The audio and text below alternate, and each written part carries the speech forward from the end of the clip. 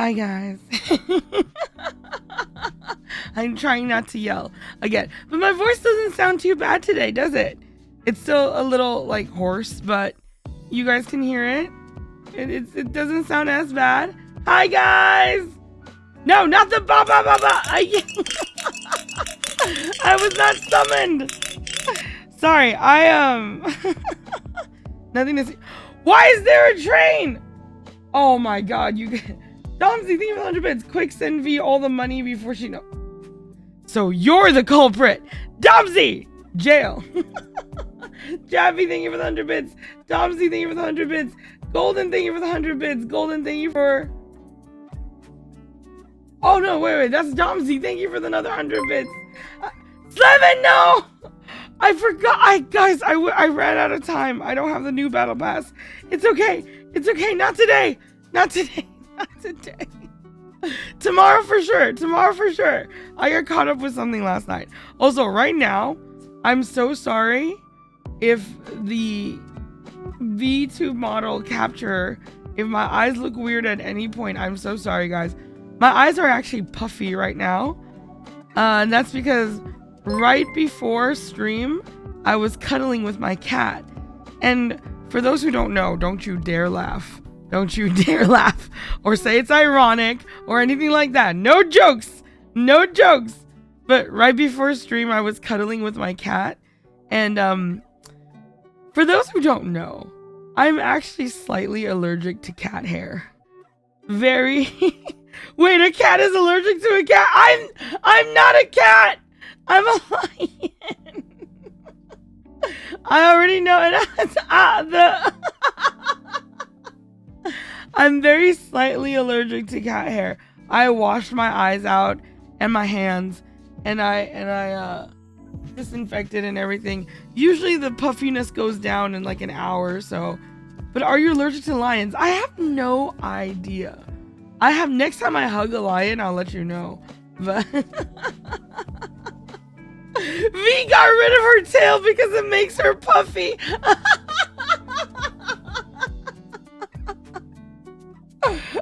How can a cat girl be allergic? I'm a lion!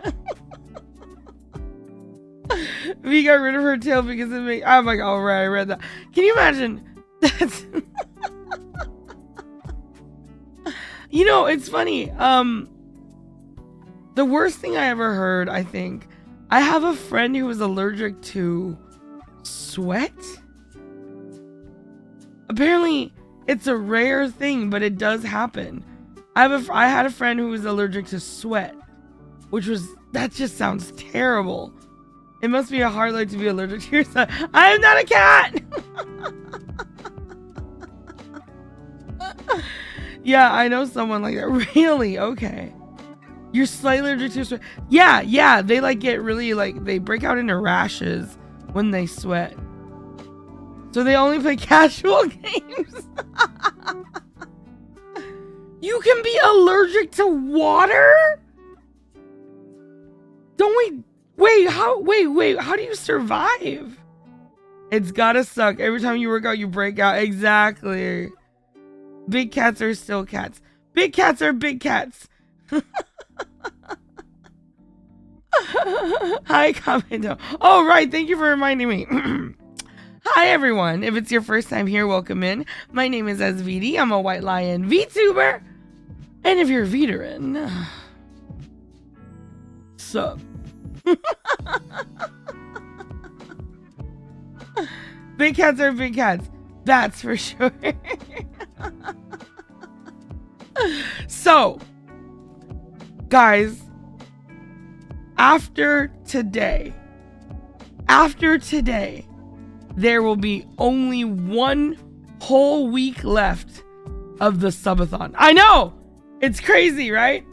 It's crazy. And that timer is still over 100 hours. How? After today, there will only be one whole week left. 7 days. Because, right? 32 days. Right. So, we can't. Inisu, don't cry. Don't cry. It's okay. How can someone be allergic to what I think about her saying you can't drink? Yeah, I know, it's crazy. It needs to be higher. No, it doesn't. Oh. You guys are so cute. 30 days have September, April, June, and Vember. What? Objection! Relevance! Wait, what? It's so over. No. What? No. Okay, no. First of all, I'm not uncapping. Second of all, no, Mr. That's so sweet. No, I appreciate it. I'm not leaving. I'm. But can I have more? God. You guys are so cute. I want to hug every single one of you. I'm not leaving. I'm not. Well, okay, I am for like 4 days, but then I'm coming back for like 10 days, and then I'm gone for 4 days again. But then I'm coming back, and then. Guys, I'm not leaving. For real though, the pace you've kept up is pretty ridiculous. Thank you.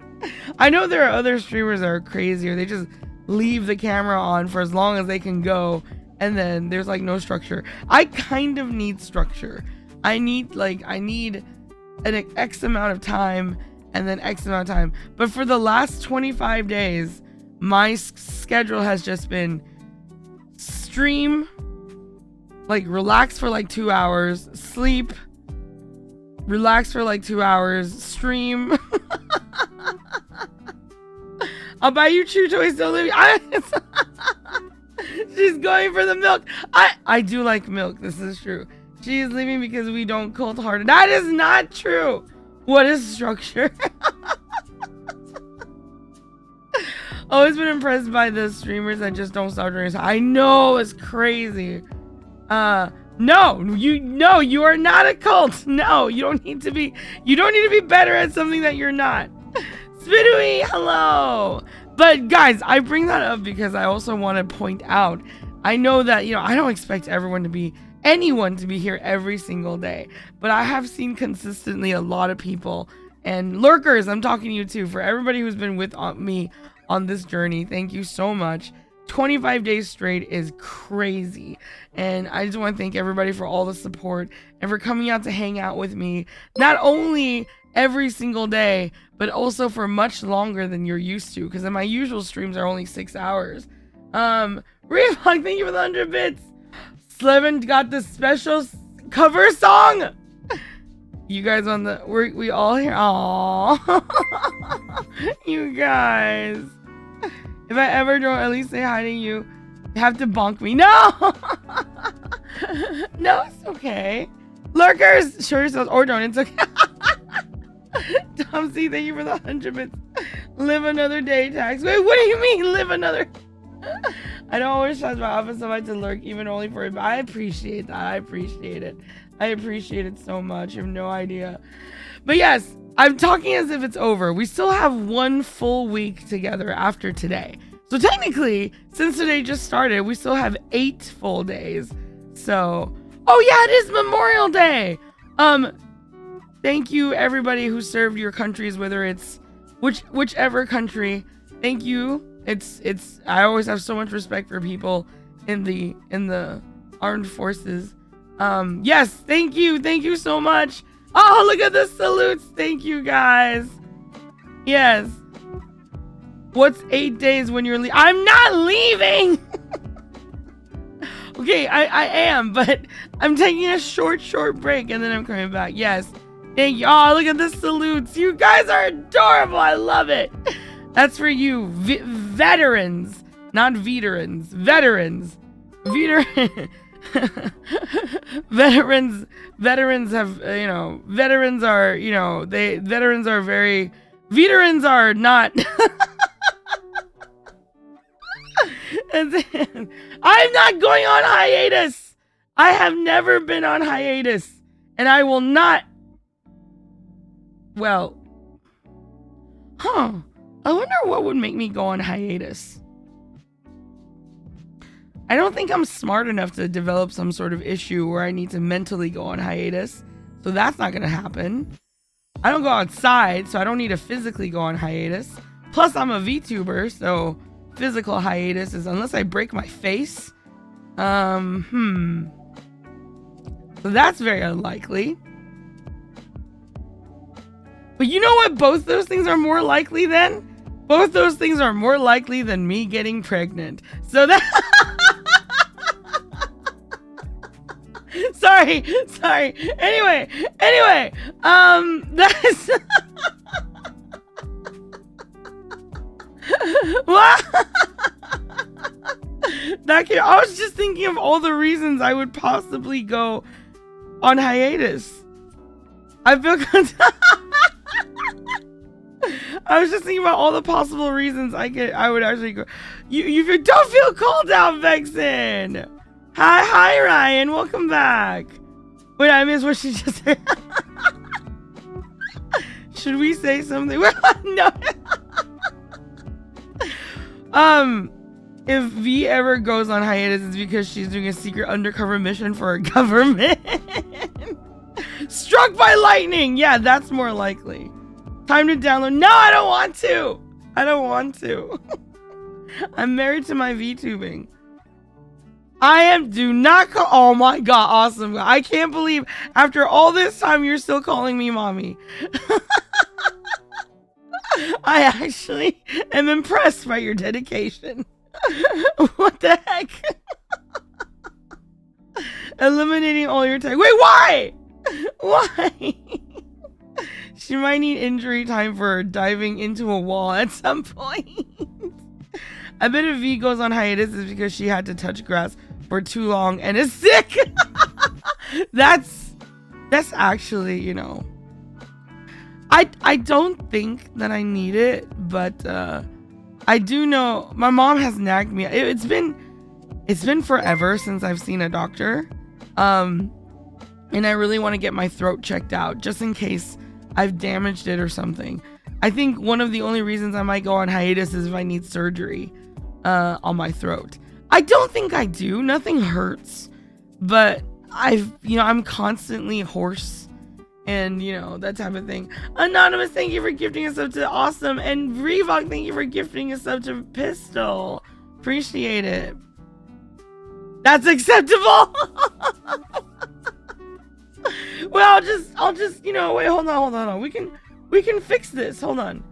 I could just, I'll just do this. Where is it? Oh, here you go.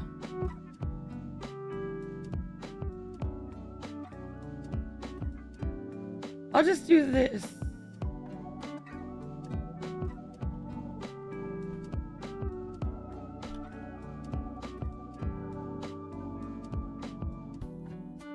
Does that work? I'll just stream like this. You'll just be, it's like watching anime but subbed. Right? I tell you can resist yelling at Veeblins. Constance or a cat. She ain't even like It works. See, watch. Hey, we can do a practice run right now.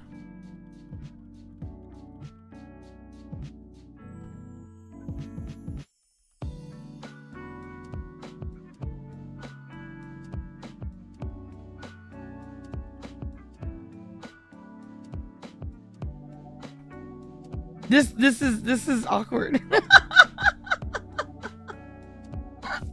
It's not working. It's not working for me. It feels awkward. A little bit awkward, yeah. Type out the B movie? What B movie? Help, I can't read. Stop calling me that! Awesome, you're about to get put in jail. You're about to get put in jail. I prefer that time I got reincarnated as a white lion VTuber, and my chat thinks we have a cult. Dubbed instead of sub. V for real, please, for the love of God, do not wreck your throat. And if you need rest, damn you. I will after the subathon. Everyone donate to get VD a new voice campaign. I don't want a new voice, I just want a healthy voice, you know? What Possum said. Aww.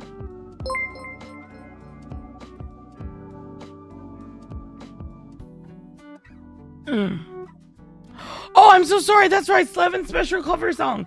Thank you for the 200 bits, Reebok. You can do this with a special cover song with the Veeblin head bouncing in the lyric. Alright, can I get my humble dumbles? I'll do this special cover song. I'm so sorry, Slevin. Here we go. Humble dumbles, let's go! Yes, thank you! Thank you! Yes! Okay, here we go. That's good. Let's go, let's go! C Sorry. C is for a community that plays games together. U is for unity. L is for love that we shoot from our guns, and T is for therapy. Oh my god. I need to drink some more. Hold on. Thank you for the med kits. Thank you for the med kits. Don't worry, my voice just needs a little bit more warm up, that's all.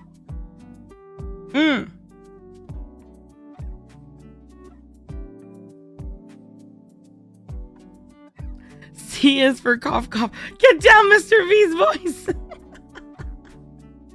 She only sings the song when people are dancing. So if we ban the dancing mode, she can't sing. Ren, thank you for the care packages to hydrate. Here's a straw.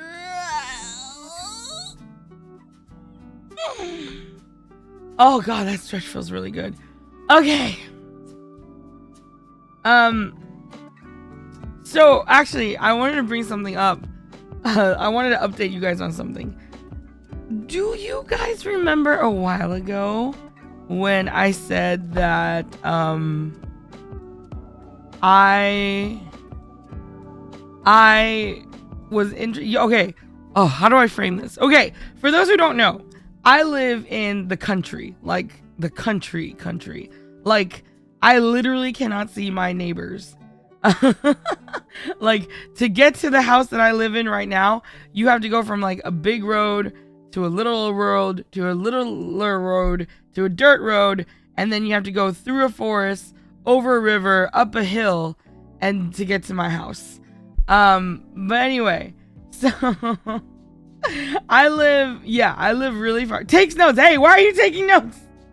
But anyway, I live in the country, and I had thought about picking up some stuff to do to take advantage of all this land. And it's not my house, okay? It's my family's house. When I made a career switch and wanted to try VTubing, they're renting it to me for a decent price, so it's really nice of them. But anyway, hell no, I'm sorry. I will never plant anything. I can't. I don't want to touch dirt. I don't want to touch. No, I won't plant anything. Yes, Wiley. I may or may not have. I did. I talked to. I think I mentioned this to Veeblins a while ago. Some veterans might remember, but I've been wanting to learn how to. I've been wanting to do archery for a while. And. Oh, you were kidding! Oh, you have 60 acres. Wow. Yeah, so I've been wanting to do archery for a while, and I was like, you know what? I'm gonna do it. So I've been actually V with a bow. I pray it goes well. It's super fun. It's so fun. It's so fun, and the sound is really nice. Yeah. And it wasn't really that expensive of a hobby. I didn't buy like a really expensive like composite bow or anything. I just went with like a just like a newbie recurve for now. And guys, there are teal bows.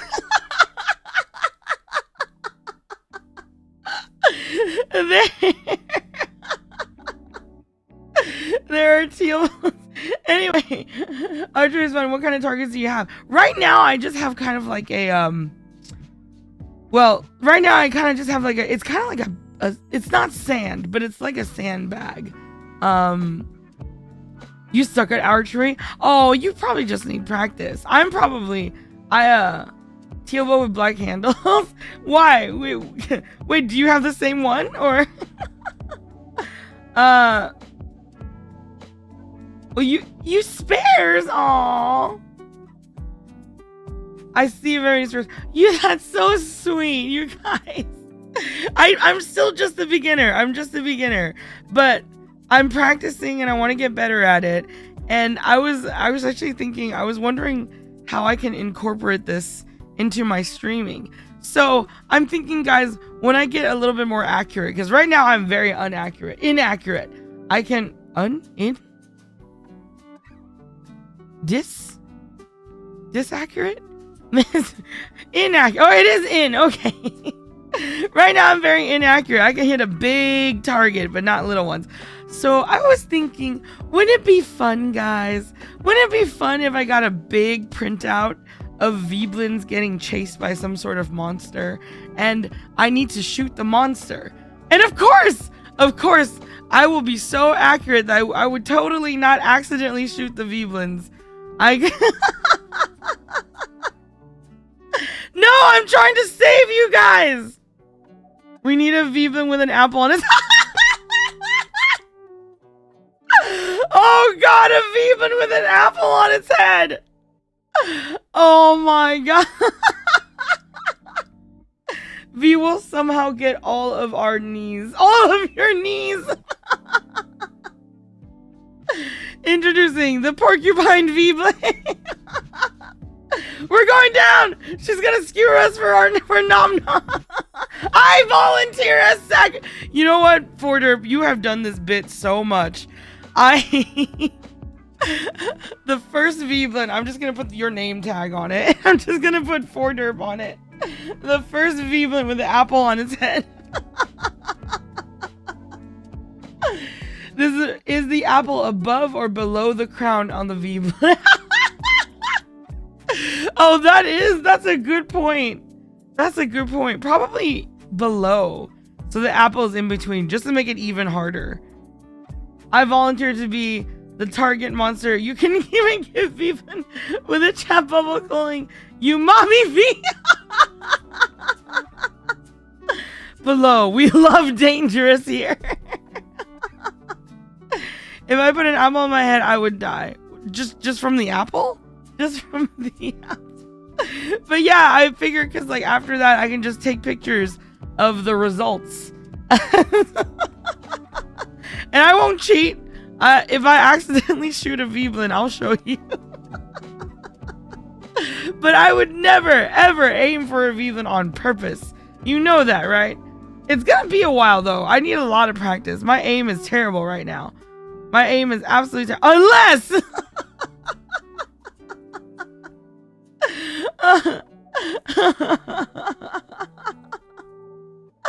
Oh my God. Sure, be sure. You still a smoke? I am not. Yeah, sure. Accidentally. Never. What if we accidentally call you a small cat? You want to be shot? What's wrong with you? Why? Why do Veeblins want to be shot? Want to be jailed? Want to be kidnapped? What is wrong with you guys? We need a therapist in here. This is why T is for therapy. Okay, there's something wrong. I think you're fun with archery. Oh, thank you. I don't want to be shot. That sounds like ow. Oh, good, Snipes. Everyone should be like Snipe. Snipes. We're a strange bunch. It's not quite masochistic. It's not quite Stockholm syndrome. It's something more sinister. Quick questions. What's your draw link and pull V? I'll see if oh, I've seen that killer. You're so sweet for that. I actually don't know. Or don't remember, but I'll check. But how are you even gonna get it to me? You're so sweet. So you do archery, Killerin? But if you ever get a trebuchet, I need to be launched. Well, that's different. I want to be launched from a trebuchet too. That sounds like a lot of fun. No therapy needed. We are already at normal capacity the way I see it. That is worrisome. If we get shot, that means we get more attention. You don't want that kind of attention. I used to be a Veeblin like you until I took an arrow to the knee. Wait! Wait a minute.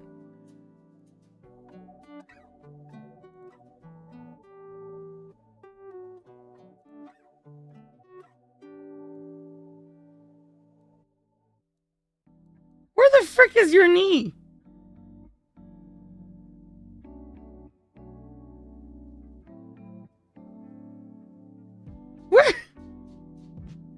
Where the frick?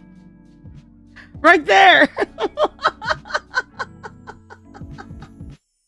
Where? Google penguin knees. I don't know. I'm not a doctor. You can see it in the spinning Veebathon, really? Oh, because it's where the bend is, so it's more like, wait, then where's your hip? Knees. How inefficient. Do not tell her, spoilers. They're not very good knees. We have evolved above those. What hip? We are fluffy. Veebathon's hips don't lie, mainly because we don't have any. Who do you think we are, biologists? V, our legs are all kinds of... I can't breathe. I can't read right now. Hold on.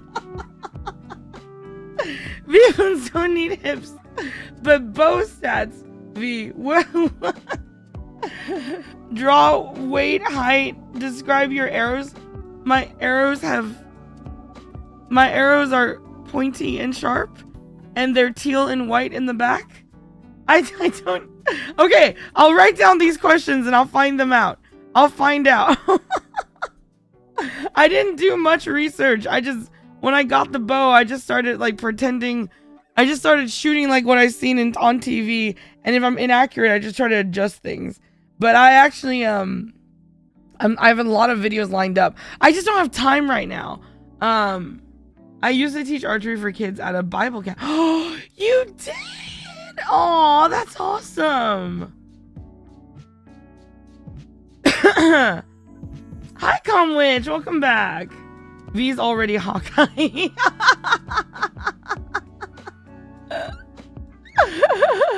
Comic book Hawkeye or movie Hawkeye?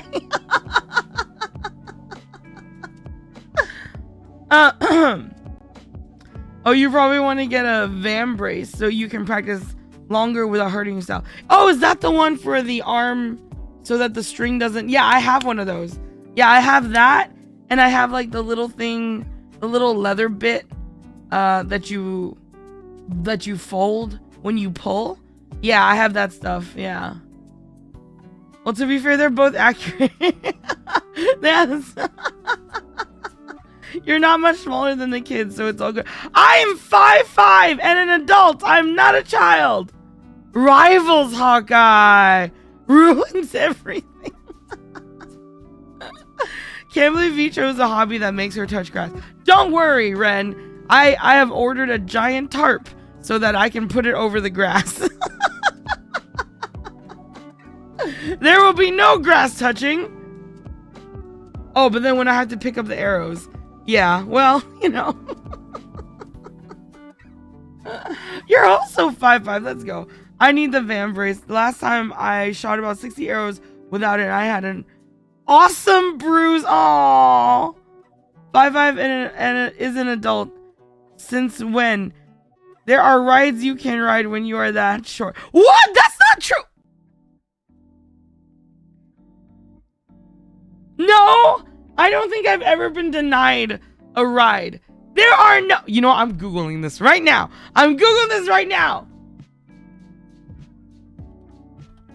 Is 5'5" too short to ride a motorcycle? What? That's what it populates. No. To ride roller coasters. Ha ha ha ha ha ha! 5'5" is generally tall enough to ride most roller coasters. In your face! At least generally. Don't just focus on those words. Don't you nitpick. Nitpick. Ow.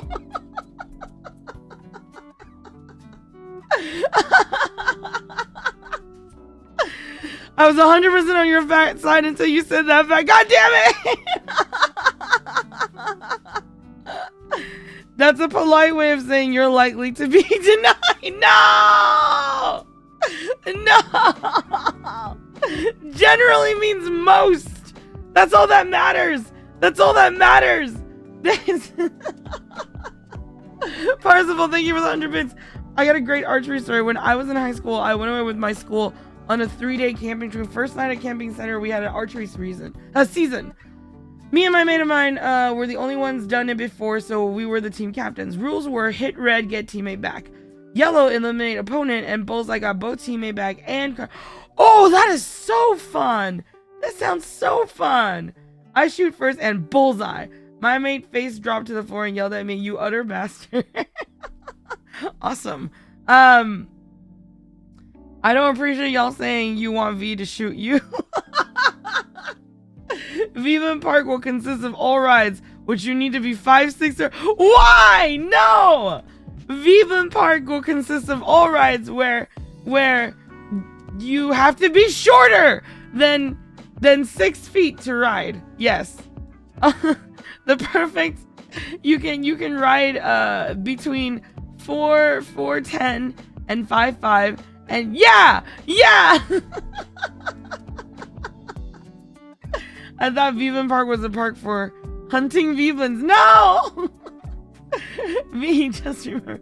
Yeah, that makes so much sense to have a height requirement on a park that's gonna be in virtual reality. That makes so much sense.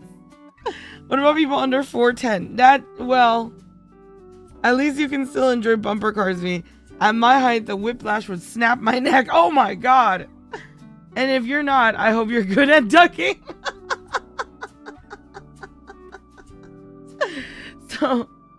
So Veebathon Park is just full of children. Children's!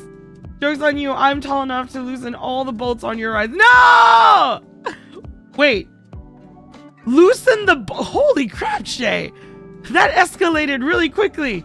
That went from not being able to get on a ride to mass murder. Are you... You're just gonna final destination all the Veeblins that are short enough to ride?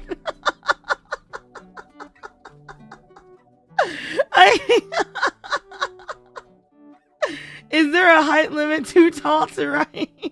Yes!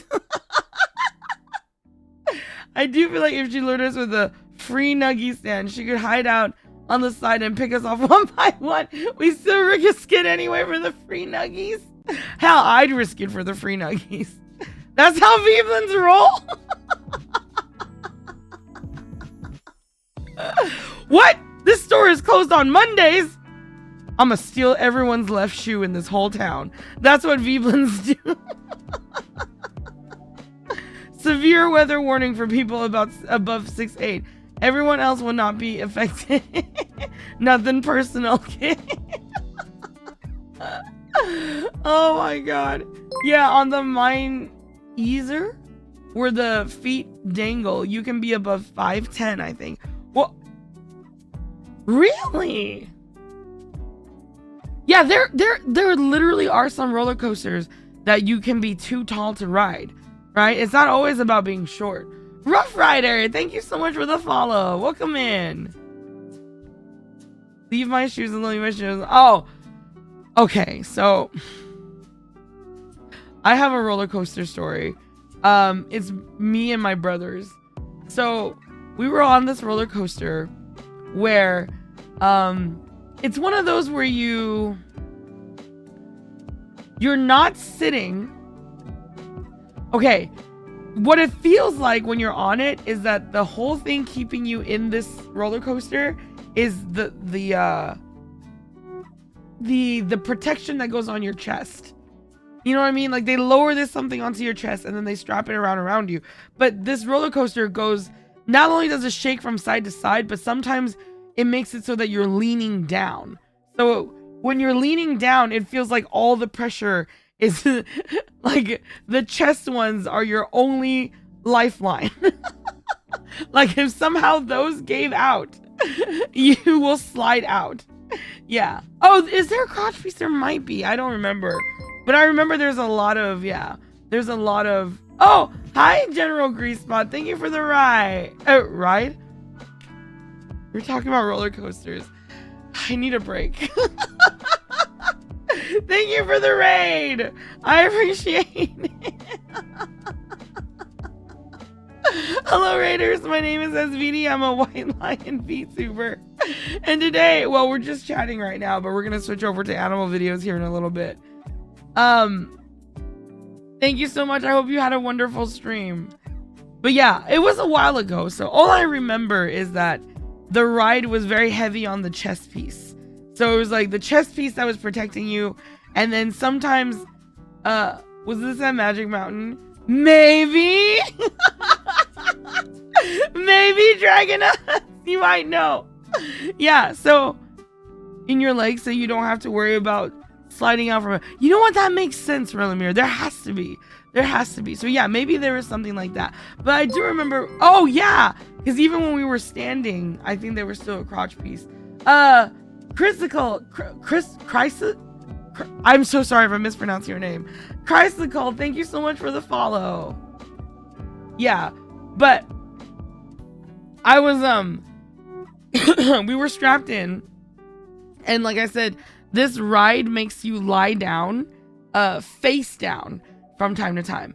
And at the very end of the ride, for some reason, they have you leaning, facing down, and so you're looking down. You're forced to look down. You're super high up. You're above trees, and you're forced to look down. And what makes it scary is when the roller coaster is moving and you're forced to look down, it's not that bad because you're going really fast, you know? You're feeling like you're going forward.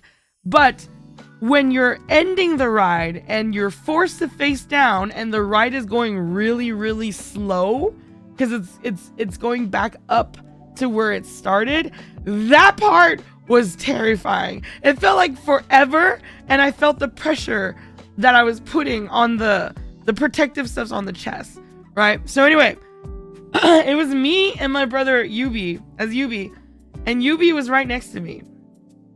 And we were leaning down, and I was telling him how this is my least favorite part of this ride. I'd rather go fast some more. And he's like, he was quiet. He didn't say anything. And I'm like, Yubi?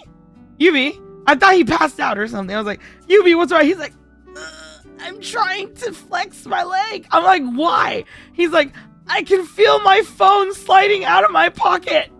I was like, what? And so he was, and then I look over.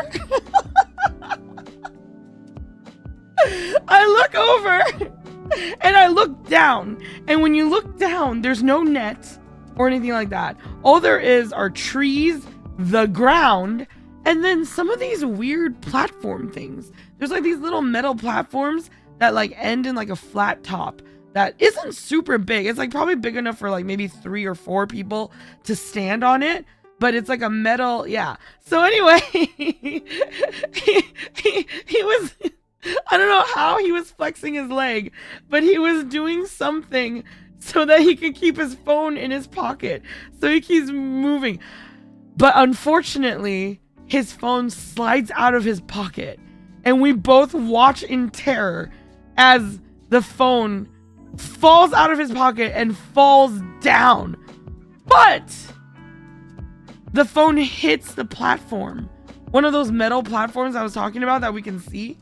It hits the platform, and then it rolls a couple times towards the edge, and it stops right before the edge. It stops right before and explodes. It stops right before the edge. Yeah. And so when we got to the end, we were like, what do we do? And we asked the people who were like working there, and they're like, you're going to have to talk to customer service. So we went to customer service, and it turns out that we were lucky because they said that tonight that ride was up for maintenance and cleaning. So they will clear up things on those platforms. They like clean them up, or like they clear stuff off of it and everything. But the downside was we would have to hang out until after the park closes and wait for them to go grab it when they're cleaning up the ride. So we were like, okay, cool. It was a long wait, and the park was actually kind of eerie at night after everybody has left. It's a little creepy. But we did wait, and we eventually got the phone back. But V, can you call my phone real quick? Oh, maintenance walkways. Yeah. I know we were in a training fight in Cessna, and I had to watch my phone slowly fall out a hole in the back of the plane, and there was nothing I could do to stop. Oh no! It was broken. It was broken. It was more like the screen was cracked, but it worked sort of. Oh, and you want to know the most egregious part too? It's not egregious. I know why they do this, but after telling that story, waiting for like an hour for them to clean up so that we can get the phone, they had the audacity. It's really not the audacity. I understand why they do this. They had the audacity to quiz my brother about what was on the phone before giving it to him. They had to be like, are you sure this is your phone? What's on the cover? He had to be like, it's blah, blah, blah. And he's like, okay, hold on. The screen's cracked, so it's hard to see. Let me just check if it's blah, blah, blah, like you said. Like, dude, just give him the phone. Who else is out here waiting for it? It's ours. But anyway, yeah, it was hilarious. I might have been 8 and I was at a fair with my dad and an evil stepmom. Oh, I need an adult to ride the ride and she volunteered. Neither of us knew it would flip upside down and... Oh, I see, on purpose. She was screaming and swearing at the top of her lungs. One of my only good memories of her. That could have ended so much worse. Yeah, it could have ended so much worse. In fact, I was actually scared I was going to hit someone. But actually, now that I think about it, I think they were smart enough so that under where we were slowly going up, there weren't people. At least I hope, because that would have been bad. Legit, I switched to screensavers and I probably wouldn't pass that test. Yeah. Hi, Yukiko. Yeah. That's but yeah, that was absolutely terrifying. With the death. Oh god, no. Nowadays, if that happened and someone asked if it was your phone, you could just say, my face opens the phone. That enough? Oh yeah, my brother's scared of that feature. My brother doesn't think that feature is safe. Did I just have a stroke? If the park wasn't staffed by people, what was staffing it? Oh, no. There were people that were working there. I meant the people that when all the customers were gone except for us. Yeah. Let me touch the fingerprint sensor. But what if your face has been compromised? Had to watch someone throw up in the pirate ship at the top. Ew! Oh god, Vex. Ugh. Oh, you know how I am with throw up. Oh god, that's so gross. That's so gross. I know veterans have heard this story like 3 times. It's not even a story, it's super quick. But,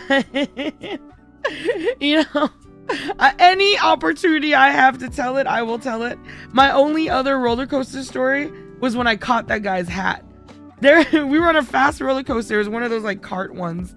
And like 3-4 carts down, there was a guy who for some reason decided, I'm going to wear my hat on this ride. Despite everyone telling them, despite everyone saying, do not wear your hats on the ride, he decided to wear his hat.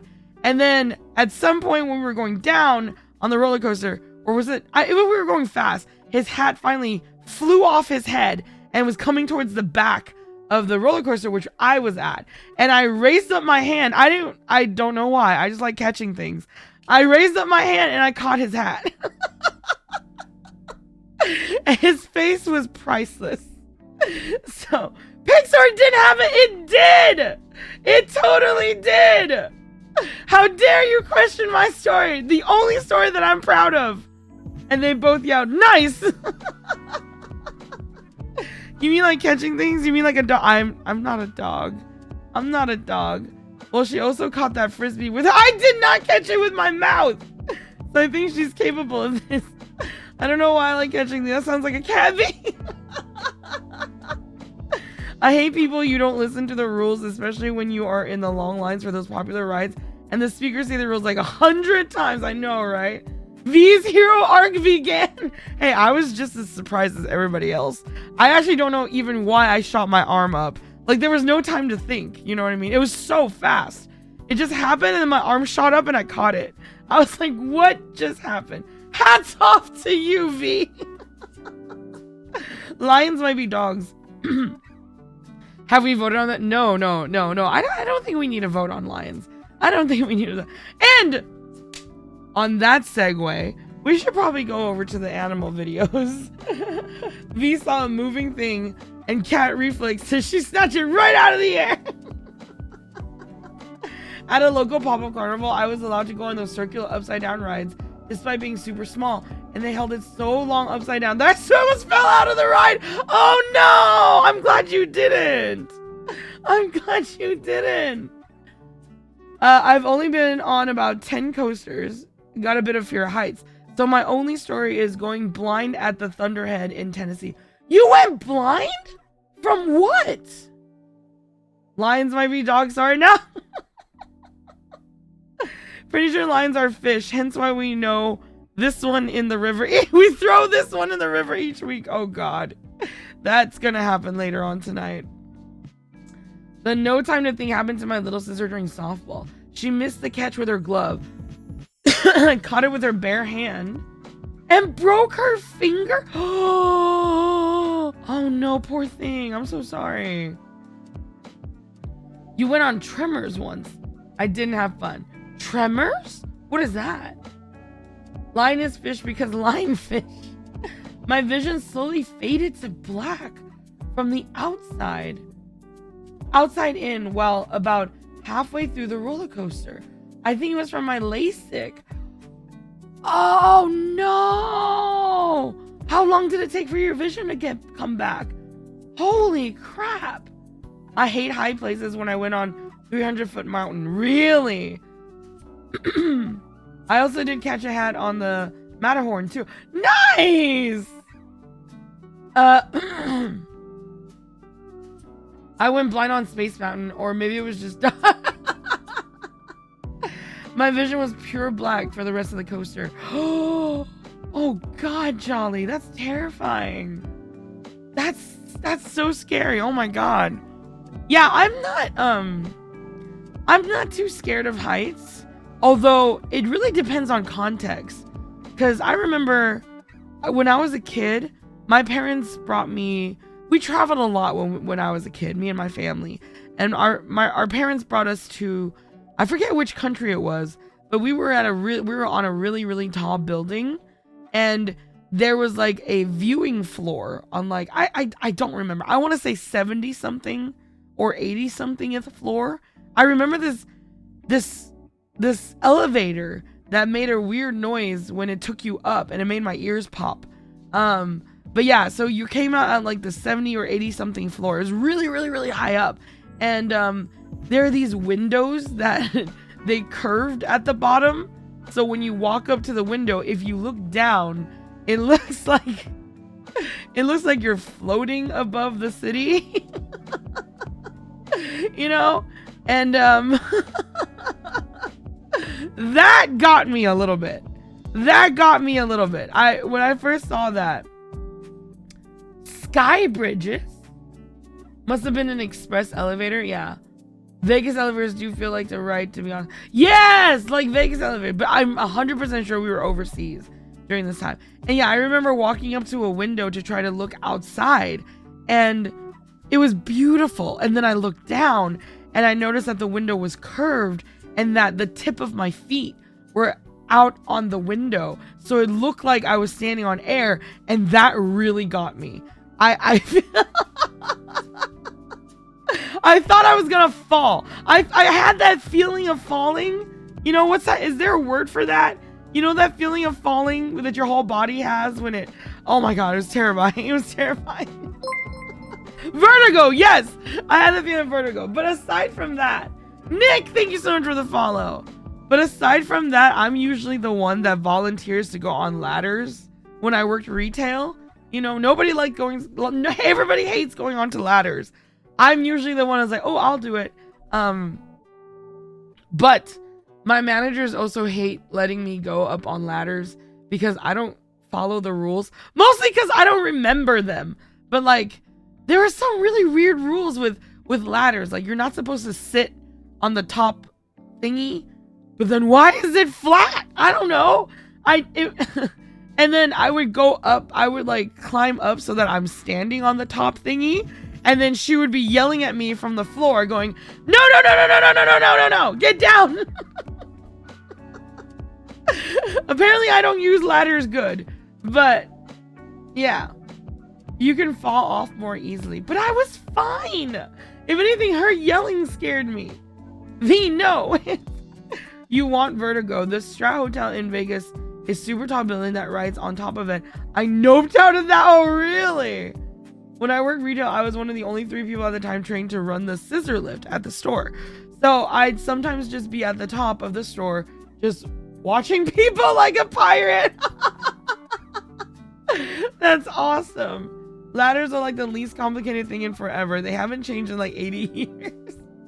2 points of contact at all times. So the top bit is not a step. It's a platform to place things on. Wait, what did you mean by 2 points of contact? Both my feet are on it. That's 2 points, right? She goes up on her hands. V, growing up, love playing only up. I mean, I think V is fine with ladders since if she falls, a cat always lands at her feet. Skull pancake. Oh, skull pancakes. Feet are 1 point of contact. Oh, both. I see. Hello, first time chatter. Welcome in.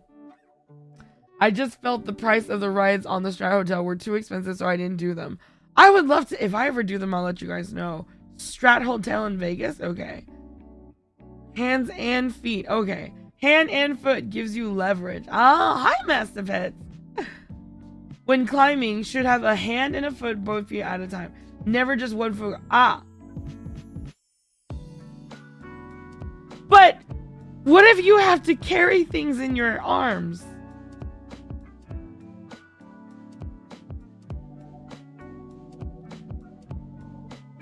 Yeah, what if you're busy? She doesn't know how to climb. Then you die, I guess.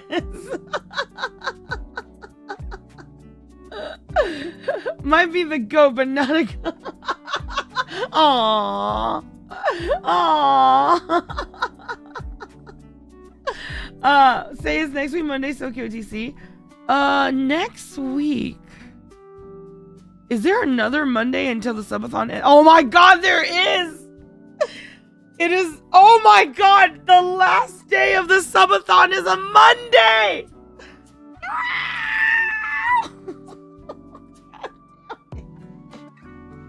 No! God damn it! Are you kidding me?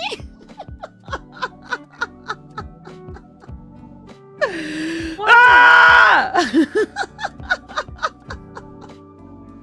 I just checked the calendar. The last day of the subathon is Monday. So yes, we will be doing KotC that day. I see evil cackling in the distance. Alright, we've been construction on theme park. Call it Veem Park. The main attraction. Okay, there's a good night now. Okay. Oh, you're looking for... Aw, thank you. Good night, Master Pets. Alright, so yes, we should probably get over to animal videos. But we do have some more time because the reason why we're doing KotC a little late is because, well, it takes... KotC for us usually takes about like 4 hours-ish. It is too long to do it twice, and plus it gets me very tired. So we're gonna watch animal videos, and then like around 8 p.m. EST, which is, oh my god, oh wait, no, 3 hours from now, we will do KotC. Yeah, it takes a while. Yeah, I'm afraid I don't understand the V angst going on with regards to Mondays. Oh, so one of the early rewards for the subathon was that I was going to play King of the Castle with chat every Monday. Now, I love King of the Castle, but it's a very tiresome game for me. Okay. I first of all, I don't like it when my Veeblins have to PvP. I don't like that. And second of all, it's a lot of reading, and a lot of, yeah. Oh, you're about done with it. What is KotC? Oh, I should probably explain this really quick so that in case anybody wants to get the game, they can. Very important. VVV. Very important. You do not have to buy the game to play with us. You absolutely do not have to buy the game to play with us. Let me just get that out really quick. They have a very cool Twitch extension so you can fully function as a noble of the court without having to buy the game. However, if you do buy the game, it has special perks. You can customize your characters. You can choose which faction you join, or else it's random. And you have a higher chance of showing up in the story if you have the game. So the game is only like $10 for regular price. Last time someone told me it was on sale for like 50% off. It was like $5 on Steam. But anyway, really quick, you do not have to own the game to play. You absolutely do not. But yeah, so anyway, King of the Castle, it basically it's kind of like a party game. I play the role of a monarch, which is also the host, and then chat is divided into 3 factions. Each of the factions are trying to seize power from me, the monarch, by putting one of their own, usually not a player. You have like a claimant, is what they're called. You're trying to put your claimant on the throne by replacing me. Now this can happen many different ways. So yeah, you guys have to, you just vote. Okay, but do we have to buy the game? No, you do not have to. I see what you're doing. Okay.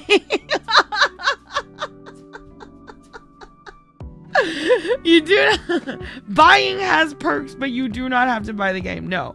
Yes. I do feel that's probably murder on your voice and throat since you have to narrate literally everything. Yeah. Yeah, but oh, it's okay. Don't feel bad about that. Yeah. Oh, I'm sure we'd finalize the choice later on, but are we continuing the last lineage? Starting a new one? We will vote on that later on. Yeah. But do we need to buy the game? I swear to God! Do I have to make all my nobles old since you called me? I didn't call you old. I said you reminded me of my grandpa. That's different. My grandpa was a great man, I'll have you know. I meant that as a compliment. If you bought KotC because V, make sure you have a positive review on Steam. Mention V so the devs. Aw, Jimmy. What is this game? Name of this game I need to buy? You do not need to buy the game to play with us, but if you do, Jaffe, are you happy about this? Jaffe, this is your fault. God damn it. No, seriously, they have a new game coming out. We can get her a sponsorship. Aw, Jimmy. Well, okay, that's very sweet. And if you guys don't mind, that would be fantastic. But listen, if you guys don't mind doing that, that'd be fantastic. Revog, thank you for the 10 gifted. the $10. Sorry. Voice, throat care, tax. Also, seriously, do we have to buy the game then? I mean, if you guys leave a review for King of the Castle that mentions me, and they have a new game coming out, we might consider it, maybe. Totally optional, of course. Totally optional, of course. But, you know, it would be kind of cool. Didn't your grandpa get possessed by a demon? That's a different grandpa. That grandpa is still around. This is the grandpa where... This was the grandpa where... Did I tell that story on this stream? I did. It was during my birthday. Because I cried talking about it. This grandpa's no longer with us. He had a really hard childhood. So he was never very warm. Like, he wasn't abusive, but he was definitely distant. I wouldn't even say he was cold. He was just distant. I don't think he knew how to... Yeah, he was stoic. I don't think he knew how to be soft. But I remember one of my fondest memories of him was when I was a kid. We were over at his house and we were doing homework on his kitchen table. And we've done this a lot. He doesn't really interact with us. And when I say we, I mean me and my brothers. And we were in his kitchen table. We were doing homework. And he was usually in his study or just watching TV in the living room. He doesn't really talk to us. And then I was doing my homework. And then suddenly he just shows up at the door frame, like to the kitchen. So then he's just there. And then he goes, V, come here. And I'm like, oh crap. What did I do? What did I do? What did I do? I must have messed up. What did I do? This is how I die. So I get up meekly looking at the floor and I walk up to him at the door frame. And then he pulls out a doll from behind his back. He pulls out a doll and he gives it to me. And I was so shocked. I took it from him and I was looking at it for a really long time. And when I raised my head finally to say thank you, I walked away. So he was that kind of grandpa. I regret he died. I lost him to cancer and I was still young. It's been a few years. It's been quite a while. He died kind of young for, and so I never got to break that wall. You know what I mean? I always told myself that grandpa's not cold. He doesn't know how to, I never got to break that wall. And so that's kind of one of my regrets. If I could do it again, I would try harder, Oh, thank you, Revoc. The silent ones care. It's just different how they show it. Yeah. But I wish I could have told him that I get it, and I really didn't want him to. I actually, tears, I'm so sorry. Me too. I really didn't want him to leave without knowing. I just hope that he didn't pass away thinking that I didn't think he loved us, because I got it. I know. I wish I told him though. That's all. But yeah, my grandpa's sort of the same way. Yeah, I guess it was just a different, I don't want to blame it on a generation. There are lots of grandpas his age. My other grandpa is really different from him, but I knew he had a hard life. That's what my dad always said, Old man syndrome. Just from a different generation where it wasn't normal for men to show emotion. I'm sure he knew. Thank you. Yeah. But yeah, that always like chokes me up. Like, if I ever get an acting job and I need to cry, I think about my grandpa. It's working right now. Sorry. I just don't cry. I feel family members know if you love them a lot. Good.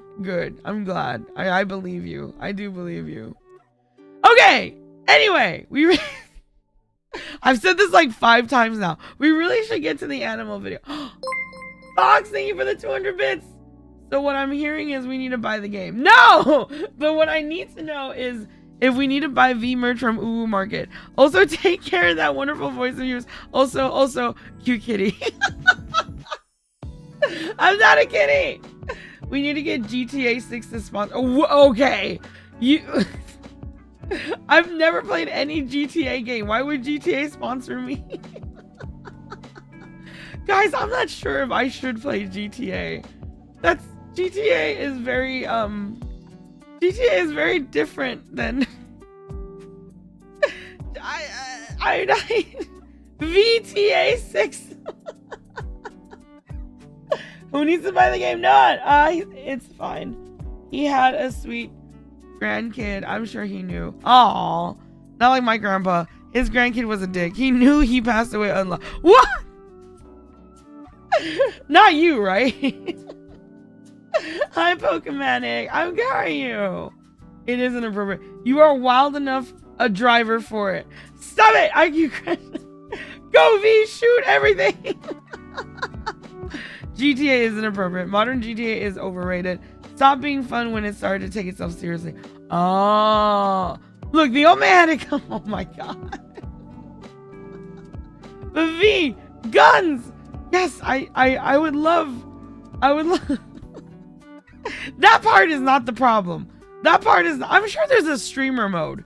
I'm sure it'll be fine when GTA 6 comes out. I'm sure there's a streamer mode where they'll bleep everything. God, I wonder if they can even talk then. Also driving. Yes! I can finally prove I'm a good driver. How many times do we need to teach you this lesson, old man? What? Okay! Animal videos! Animal videos! Let me get set up. Okay, God. And I can't help but notice that there's even more animal videos submitted now. Thank you so much. Insane. And thank you, mods. I've noticed you've vetted more of them too. Appreciate it, you guys. Thank you for working so hard during the subathon. I appreciate it. Okay. Of course it's another cat video. Okay. Hold on. Oh, it's only 22 seconds. Halton! How's it going? What was that? Submit more animal videos? Okay, we'll do. I mean, we can keep doing this even after the Veebathon. I have a lot of fun watching these animal videos with you, so why not? My grandfather and I argued a lot, and I said some things that I regretted. And when he passed away in 2019, I regretted everything I said to him. And I felt like an asshole, so 4 years later, my grandmother passed away after him, and I never got to say goodbye. And last week I got closure because my grandfather visited me in my dream and said he forgave me. I woke up crying because I finally got my closure. Wow, 6 years later? I'm glad you got that, Erosive. I'm glad you got that. Oh, you guys are sweet.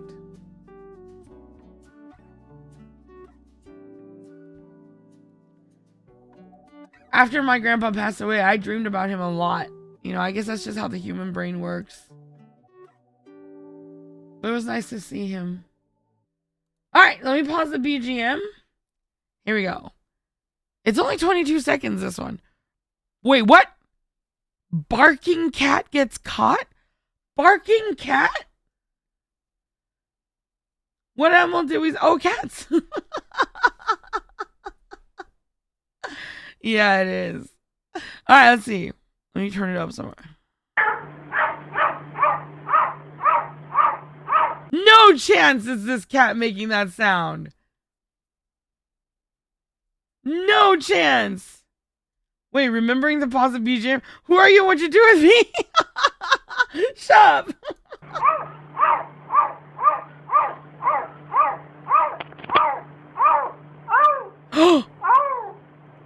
Wait, is the cat okay? That sounds like a really distressed... Looks like a really distressed cat. Stop the crying and start the laughing. Yeah! V is a cat, wants to be a lion. This cat wants to be a dog. Everything is relative. I am a lion! I think this poor kitty is stressed out. It's meowing. But that beginning though. Wait.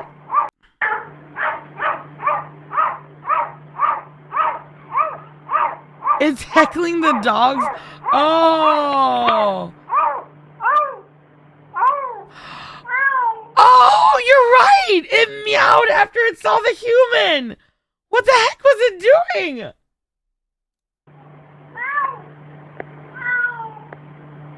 Almost lost its cover. That change. That change.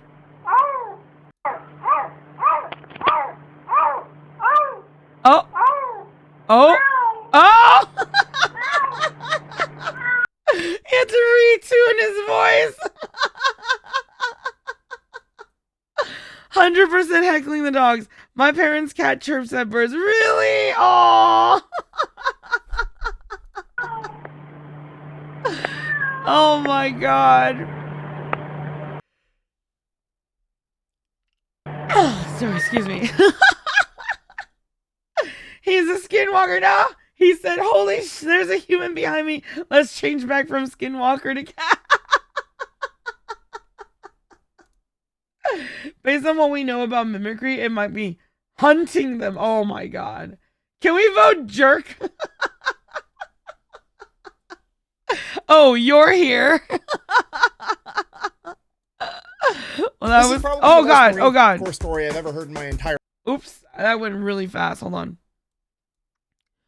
All right, this one's called "When Marines Took a Duck into Battle." World War II. The devil duck. We've seen something similar to this, but this was a bear. A duck? Okay. I can see how a bear can be in the war, but a duck? This is probably the most Marine Corps story I've ever heard in my entire life, and there's absolutely no way that it's been embellished. Like a lot. Ladies and gentlemen, we've already talked about the Marine Corps' most famous animal hero, Sergeant Reckless, the horse that was adopted by the Marines during the Korean War that would go on to become the hero of Outpost Vegas and the first horse to ever partake in a Marine Corps amphibious landing. But before Sergeant Reckless, the Marine Corps had another hero from the animal kingdom that partook in multiple amphibious landings in the Pacific theater of World War II. Today we're talking about Sergeant Seawash, aka the Devil Duck. But first, a word from our sponsor. This video is brought to you by Delete Me. Delete Me is an online subscription service. It's a very straightforward, simple business. You give them money, they get rid of your personal information off the internet. Okay, look, here's the deal. Somehow, some way, your personal information is on the internet. Your name, your spouse's name, your parents' name, your address, your last 5 addresses, your phone numbers, and all of your emails are all sitting in some data broker's bank, and they're selling that information for money. But the good news is that these data brokers are legally required to delete your information if you submit an opt-out request. And that's where Delete Me comes in. They will go to all the big data brokers and automatically submit opt-out requests on your behalf, and you don't have to do anything. And I know what you're thinking, because I thought the same thing. I don't want to give all my personal information to Delete Me either, because that just seems counterproductive. Okay, here's the thing with that. You don't have to give them all your private information. You can literally give them your name and your email address. You can give them more information if you want, but really all they need is your name and email, and then you come back a few days later and they just start asking you a bunch of yes or no questions. By using just your name and email, they'll search through all the data banks and figure out who you are, and they'll ask you a bunch of weird questions. Like, is this your dad? Is this your mom? Is that a relative? Is this your address? Did you used to live here? Did you grow up at this address? Is this your phone number? Oh my god. As a VTuber that really values their anonymity, what's the code again? Let me write that down. Is this your email? They know all of this information just by you giving them your name and email, using all the information that these data brokers have. And then you just let them know, yes, that's me, and then they will delete all that information for you. A couple days after that, they're gonna send you a report. Here was mine. Over 70 data brokers had my information, and there were 489 listings. What? I wonder if those are average numbers. I wonder what the average... Is this accurate? Is that okay? That's all the credit bureau needs to get your stuff. That's insane. Oh, that's a little bit high. Okay. You can send these requests yourself, keep in mind. That's true. That's true. This is really for like people who, yes, that's very true. I know. My mom has been asking me to do it for years. Pretty accurate. That is actually kind of scary. Okay. Things where that information was for sale, and Delete Me submitted opt-out requests for all of them. Now, those data brokers are probably going to be able to get my information again, but Delete Me is constantly going to be searching for my info and automatically submitting the requests as soon as those listings pop up. Go check out Delete Me. I'll have a link and a discount code down below. Let's get back to the video. Our story begins in 1942 as the 2nd Marine Division is currently in New Zealand, gearing up to go into combat against the Japanese in World War II. And like all great military stories, it totally happened. It begins in a bar with a bunch of Marines drinking. And as is tradition with the military. Wait. Is he being sarcastic when he says totally happened? I can't tell, guys. Sometimes sarcasm just flies by my head. Oh, okay. Drinking at a bar, there are conflicting reports as to what actually happened. According to the Marine Corps, the Marines went out to a local bar in New Zealand. They then started drinking with the locals, and they all had a great, very professional, cordial time where they all drank a very appropriate amount of alcohol, potentially even a Surgeon General recommended amount. You see why I think he's sarcastic? A little bit, but not really. Oh, okay. ADHD and D-time. I love first time chatter. Actually, I think I remember when you followed. Thank you. Welcome back. Now he's being sarcastic. Okay. And then none of the Marines went out and hooked up with any of the local women. And if they As someone who's bad at sarcasm, this guy's talking might be a little difficult for me. Honestly surprised Delete Me have target VTubers for sponsorship spot. Seems like a good demographic too. That's a really good point, Foxtren. That is a very good point. Yes. Do we need to get via sarcasm sign? You watched my last stream at work. Aw. I got roasted by my friends and called a simp. What? What? Hello there. Where do you work? Where my army at? Where's my army? That's mean. How could they call you that?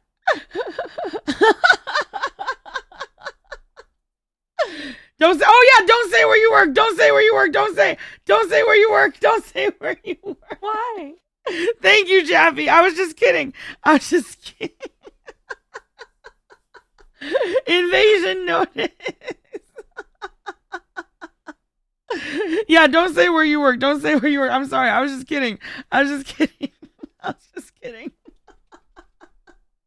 Just give us names and your favorites. We just had an ad for data breaches, and V is like, where do you work? V out here trying to dox people. Thank God Jaffy said something.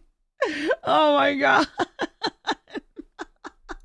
they did, hypothetically, which they didn't, but if they did, it would have been strictly in the missionary position, and the Marines would have used protection. Now, while they were at the bar, there was also a raffle, and apparently a bunch of the Marines bought these tickets for this raffle, and one of the Marines by the name of Sergeant Francis Fagan ended up winning the raffle. Now, the grand prize for this raffle at a bar in New Zealand was apparently a duck.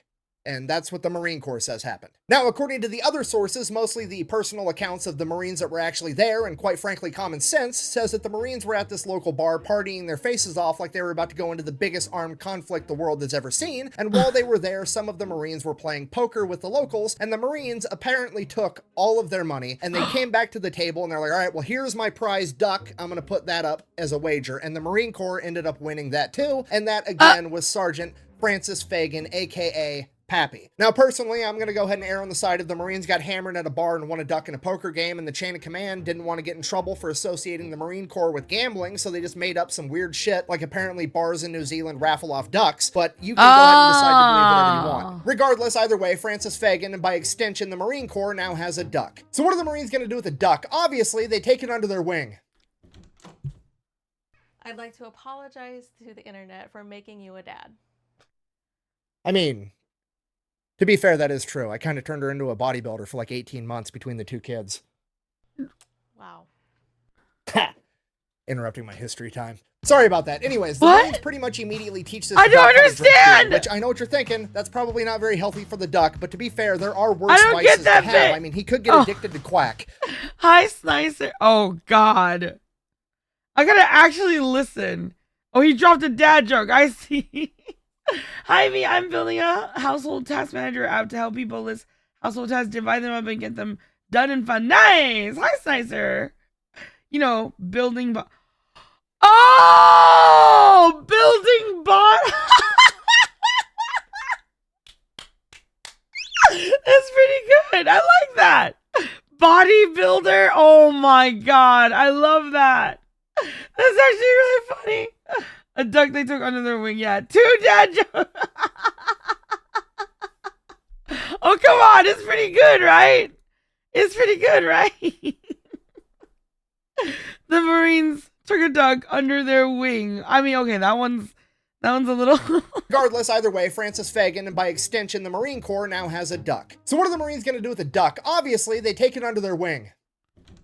Oh! I'd like to apologize to the internet for making you a dad. I mean, to be fair, that is true. I kind of turned her into a bodybuilder for like 18 months between the two kids. Wow. Ha! Interrupting my history time. Sorry about that. Anyways, the Marines pretty much immediately teach this duck how to drink beer, which I know what you're thinking, that's probably not very healthy for the duck, but to be fair, there are worse vices to have. I mean, he could get addicted to quack. Oh my God! Okay, I'm done with the dad jokes. That joke was foul.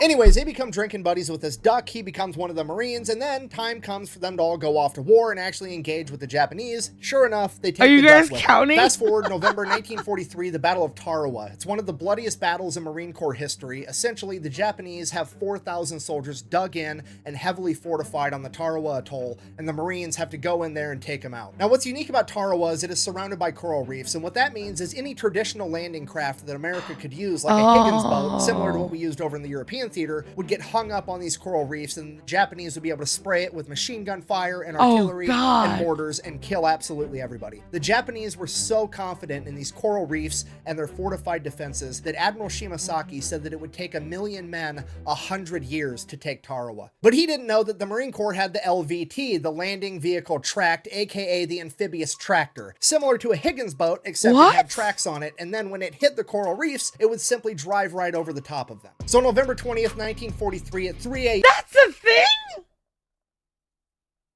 Wait. Hold up. Wait, so this thing floats in water, and then when it hits the coral reef, it just rides like a tank. Necessity breeds invention. Oh, I love that. Amphibious vehicles, commonly called duck boats. Oh, the treads are also extended, so it gets good motor speed in the water. Oh my God, that's brilliant. So that's them on land.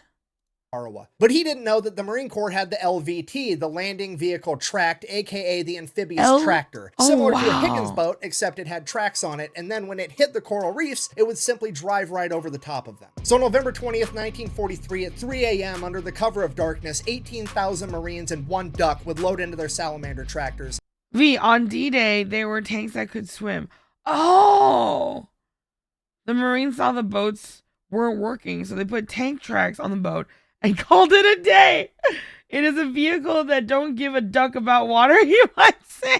As they prepared to launch their amphibious landing at the quack of dawn. As dawn broke, the Japanese soldiers watched in horror. He did it again! He did it again! He said he wouldn't! He did it again! To the comment section! To the comment section! No, please don't do that. Don't actually do that.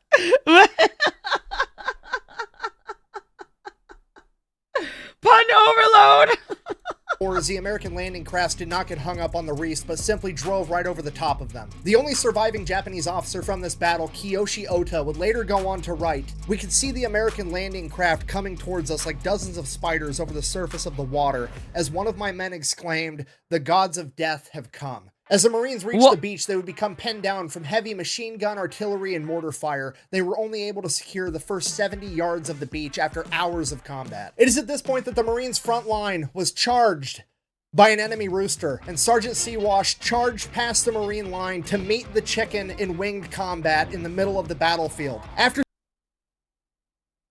No. No. No. No. No. What the fuck did I just hear? Okay. I'm really sorry for doing this, because I know this is going to get stuck in your heads immediately, because it happens to me all the time. In fact, it's happening right now. But given that this is conflict with Japanese, and that on the Japanese side, a chicken came out, I cannot get chicken attack out of my head. Does anyone know what I'm talking about?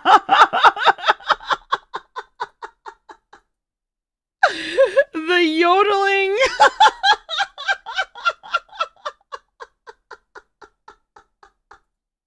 Chicken attack. I did that one.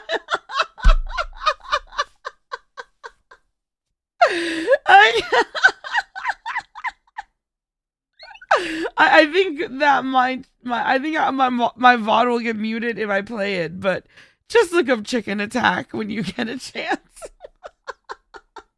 It is worth It is worth watching. Good song. The first time I heard it, I don't know why it brought tears. It's beautiful. The dude is so talented. Yeah. Can we watch it after this? I think my VOD will get muted.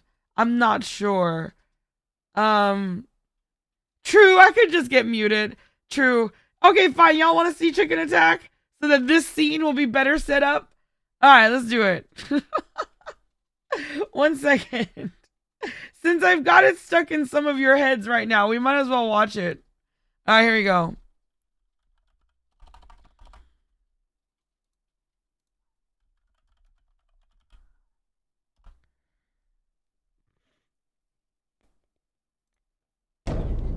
Okay. I'm so sorry. For the people who've not seen this, I'm sorry. This will get stuck in your head.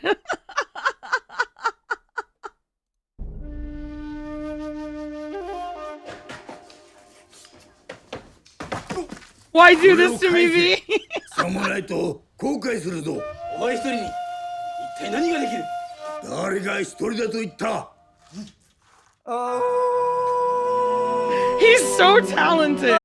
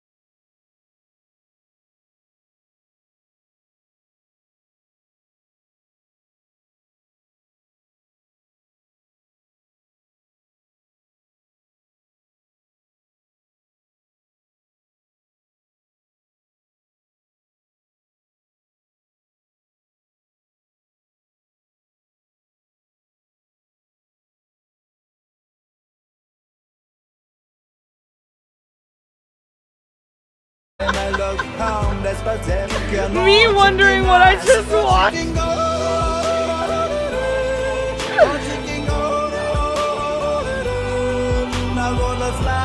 Ain't no shot there's any lurkers right now. We're all acting. Honestly, I never cared about yodeling until this video. I was like, what? V, there's, I know, but we're probably gonna go back to the yeah. we probably we're gonna go back to animal. I know there's more. If you guys want to watch, I gave you a taste. If you want the whole chicken attack saga, go watch it yourselves. It's amazing. And but we're probably gonna go back to animal videos. Yeah. I hate how catchy it was. Yes, I know. That's the thing. Finally, a worthy successor to Zelda music. Yeah, thank you so much. Yeah, thank you for posting on the music channel. But yeah, so guys, we didn't watch this randomly. For people who just got here and they're like, what the frick did I just watch? We didn't do this randomly, okay? It's because we're watching a animal thing about a duck that fought in the war. And it... and apparently, just watch this part again. And you'll know why I played that video. Hold on. Just watch this part again. Surface of the water, as one of my men exclaimed, "The gods of death have come." As the Marines reached the beach, they would become pinned down from heavy machine gun, artillery, and mortar fire. They were only able to secure the first 70 yards of the beach after hours of combat. It is at this point that the Marines' front line was charged by an enemy rooster, and Sergeant Chicken attack! Huh? Literally, Americans on the beach invading and Japanese on defense, and then they were stuck there for an hour with no one gaining an inch, and then a Japanese rooster charges the American front line, and then on the American side, Seawash charged past the Marine line to meet the chicken in winged combat in the middle of the battlefield. After sustaining several pecks to the head, Seawash was able to repel the enemy ambush and save his fellow Marines. And the we Marines had would a then duck. go on in the following days to completely take over the island. The Japanese believed that it would take 1 million men 100 years. In reality, it took 18,000 Marines and 1 devil duck 72 hours. For sustaining multiple peck wounds on the battlefield, the Marines tried to get Seawash the Purple Heart. Unfortunately, that wasn't going to work out, but the chain of command still cited Seawash for bravery on the battlefield. That citation, written by Lieutenant Colonel Presley M. Brexley, is as follows: "For courageous action and wounds received on Tarawa and the Gilbert..." Oh my god! Oh my god! Look at that! That's awesome! That's so cool! Islands, November 1943. With utter disregard for his own personal safety, Seawash, upon reaching the beach without hesitation, engaged the enemy in fierce combat. So here's the thing, right? Like, he was talking about how, you know, maybe some parts of the story was embellished or whatever. I wonder if on the Japanese side, they ever documented the rooster. Or they were just like, it's a rooster. It's a confused rooster. Like, it's not a big deal. I know, the little hat. Namely, one rooster of Japanese ancestry, and though wounded on the head by repeated pecks, he soon routed his opposition. He then refused medical aid until all wounded members of his section had been taken care of first. Seawash.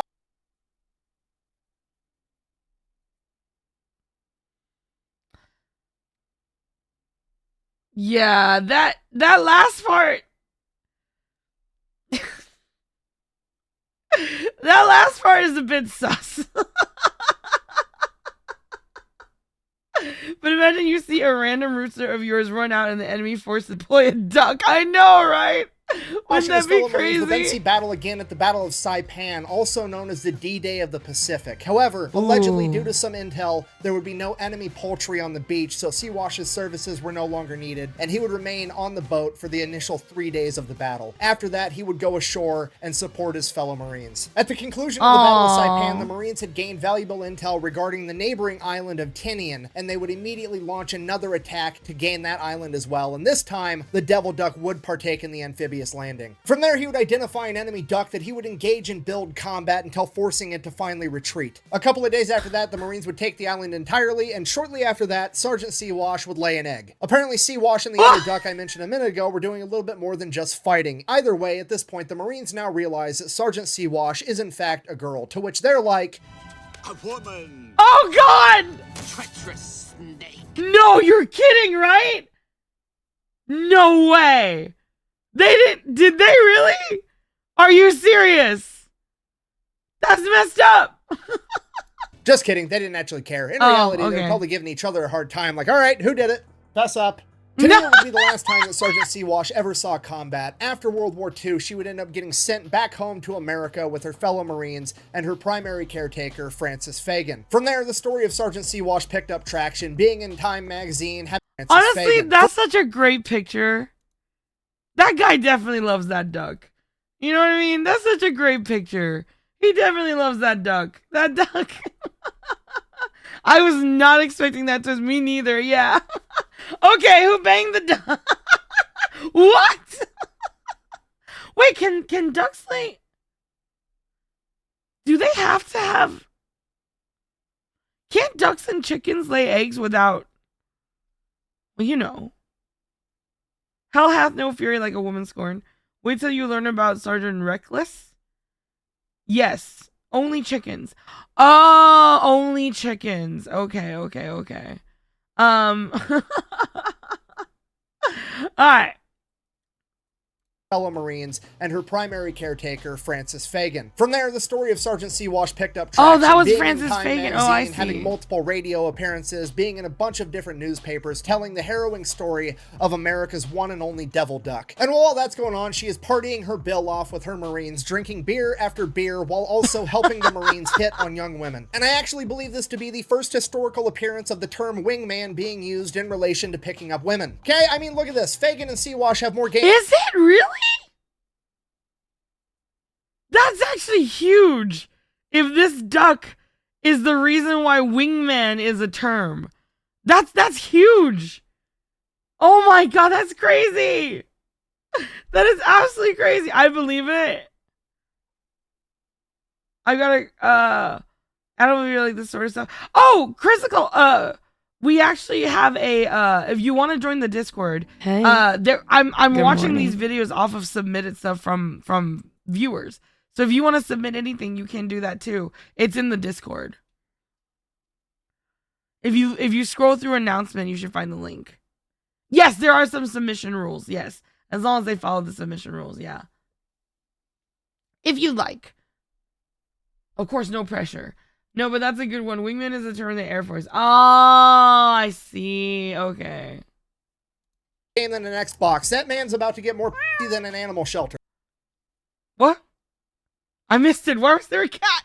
Over the next couple months, the publicity would die down and Francis Fagan would go on to become an electrician. And his great-grandson would also go on to become an electrician that had a pretty decent-sized YouTube channel. No, I'm just kidding. No way! Oh, come on!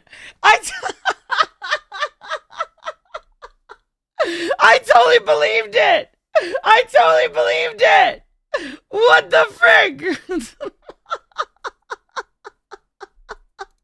This guy. Anyways, Sergeant Seawash would also then go to live on a farm for an extended period of time until being called back into duty during the Korean War, where she helped with recruiting efforts. After that, she would finally retire to live out the rest of her days in the Lincoln Park Zoo in Chicago before passing away in 1953 due to liver complications, which prompted the Marines to release a statement saying that there was no reason to believe that her liver complications were due to her excessive amount of drinking during her time in service. According to multiple newspapers, her funeral service was then held in a taxidermy shop where she was then stuffed and currently resides in the National Museum of the Marine Corps in Triangle, Virginia. So in conclusion, this has been the totally real, 100% not embellished whatsoever story of Sergeant Seawash, aka America's Devil Duck. That time the Marine Corps won a duck in a poker game, taught it how to drink beer, then took it to multiple amphibious landings in the deadliest battles of World War II, kept it alive the entire time to bring it back home so they could use it to hit on women, and I think it is the most Marine Corps thing that has ever happened, and if I'm wrong, you can tell me down below, and if your story's better, I'll do a video on that too.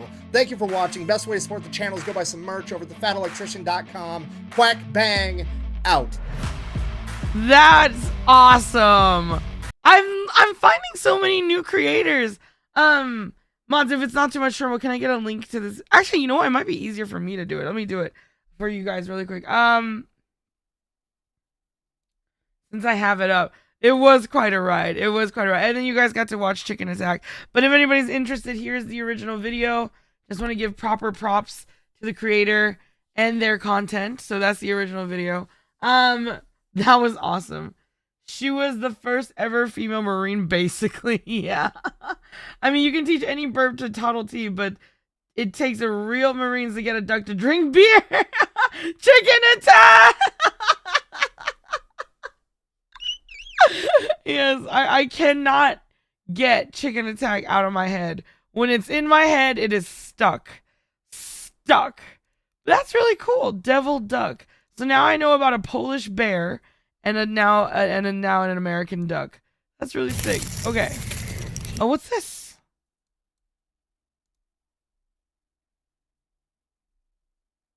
It's only a little over a minute. Excuse me. It's gonna be with you for the rest of your life. How do you dodge something thrown at you? You dodge. We need to get a shot of Nyang Cat now. Nyang Cat, what? Duck, duck, goose. Yes. There's also strong history of Navy cats. Really? All right. Dixie Doe Fox runs away with my phone. Tries to bury it. I want a correction. Almost all birds lay unfertilized eggs, especially ducks. Source, me. I raised ducks for 6 years. Wait, so is it just like on a timer? Possum? Do they just like they get to a part in their like life cycle and oh, okay. Okay. Yeah, they have a little watch. I would like to bring your attention to those messages right there.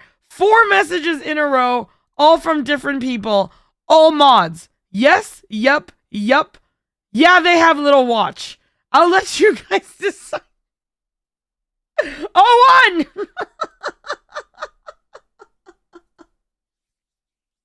Okay.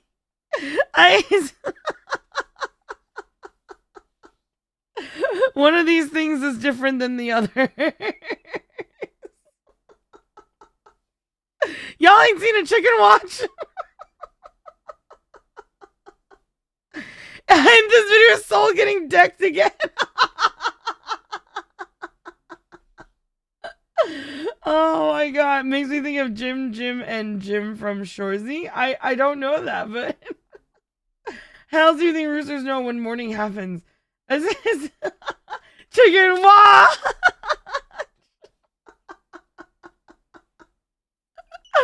Oh my god. Okay, let's watch this. Let's watch this. By chance, are all your mods ducks in disguise? We gotta ban this guy now. No. All right, let's see here. It's recording. Don't you Aww. do anything to my phone. Dixie, don't hit my phone. Dixie. Oh no. Stop it. I love the little whines. You guys hear the little whines? Oh.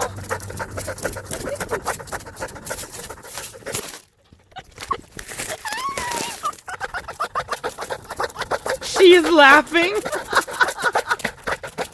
You can see the shadow.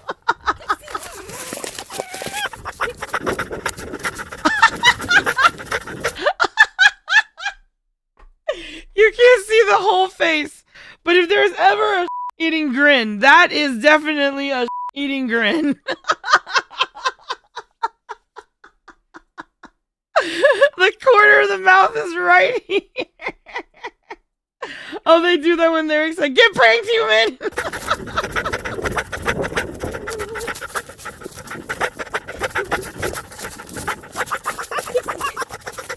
She's keeping up pretty well.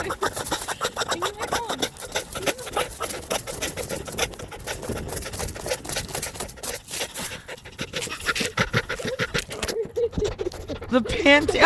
Oh! I'd like me to understand the gyms, but where would one put a video request? If it's not an animal, you might want to just put it in show and tell, maybe, or watch along. There's like a watch party channel. I'm impressed she chose to upload it. Yeah, and then she laid it. Oh. It's so cute. It's so cute. Hold on, did I miss that part? It lit on. Oh, she laid on it. Look at the paws. Look at the paws. FYI, Michaela, the woman in the video, runs a fox sanctuary. Those are all either fur farm foxes. These are all either fur farm foxes that have been rescued or pet foxes that have been surrendered. Oh, well, nice of her to do that. You try to bury it.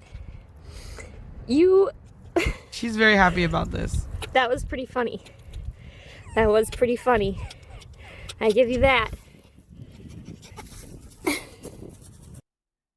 That is adorable. Oh my god, that is so cute. Guys, the video recommendation channel is locked during stream. Oh, it's locked during stream.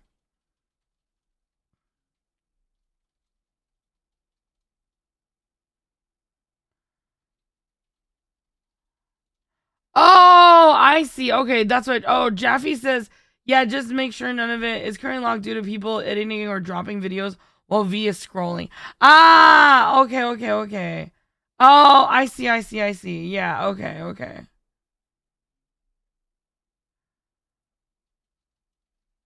Oh, okay. I wasn't seeing that.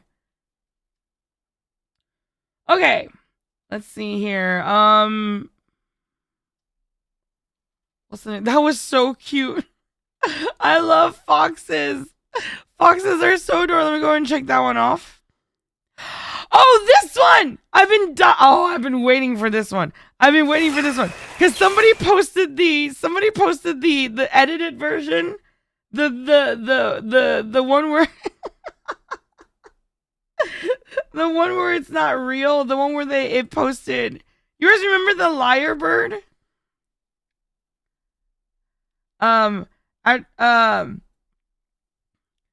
You guys remember the liar bird? Someone posted a video where it's like the edited version where it wasn't really making all those sounds. Oh, it was Pars who posted both vids. Ah, okay, so this apparently is the real one. Okay.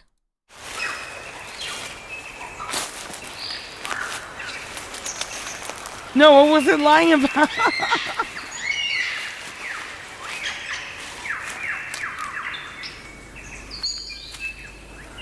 What bird? Oh, it's kind of bigger than I thought. The most elaborate, the most complex, the most beautiful song in the world. Well, I guess there are lots of contenders, but this bird must be one of them. Ooh, it's the really pretty. Lyrebird of Southern Australia. Australia, of course.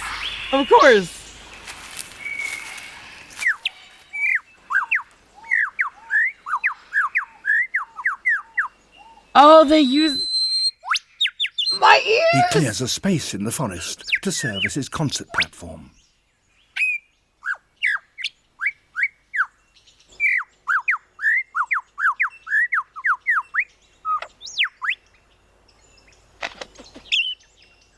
To persuade females to come close and admire his plumes, he sings the most complex song he can manage, and he does that by copying the songs of all the other birds he hears around him, such as the cuckoo. Oh.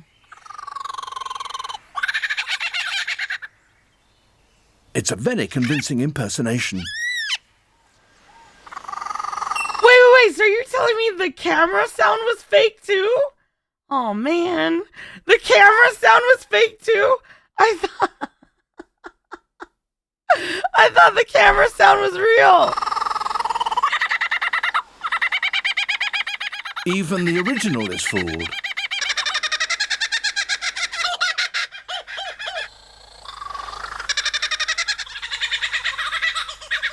He can imitate the calls of at least 20 different species.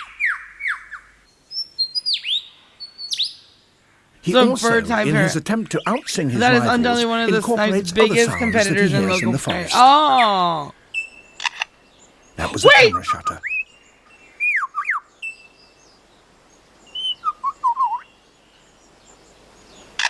And again.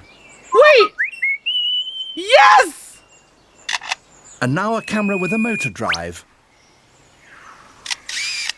What? Oh my god, it is real! It is real! Yes! Yes! Yes! And that's a car alarm. Don't shoot the bird, don't shoot the bird, don't shoot the bird, don't shoot the bird. That sound is so grating. That sound, the car alarm sound is so grating.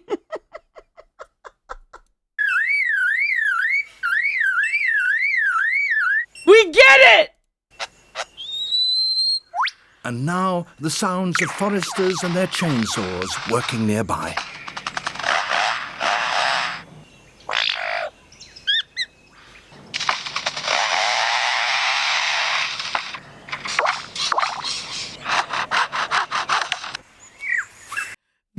Are you sure this video is real? This one is really the real one? For real? That's crazy. That's crazy.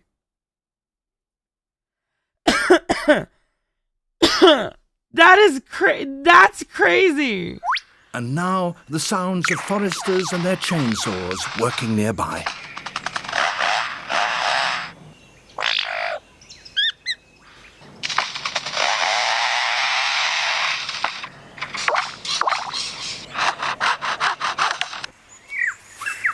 Please introduce that bird to R2-D2 sounds.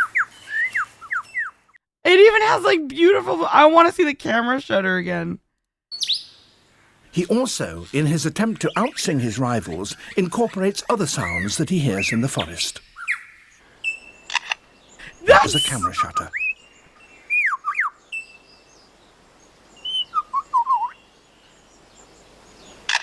And again. Oh my god. And now a camera with a motor drive.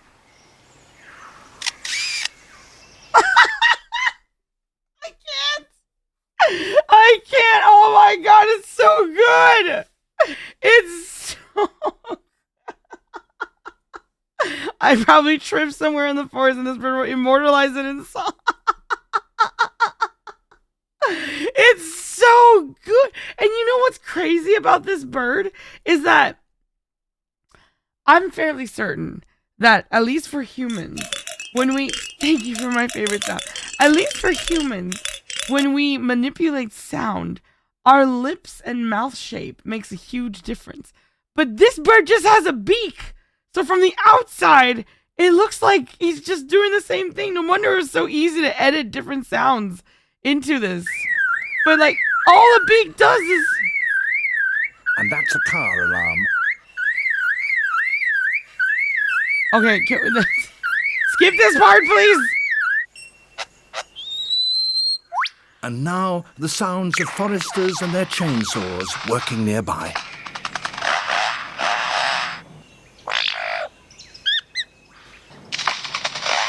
So crazy.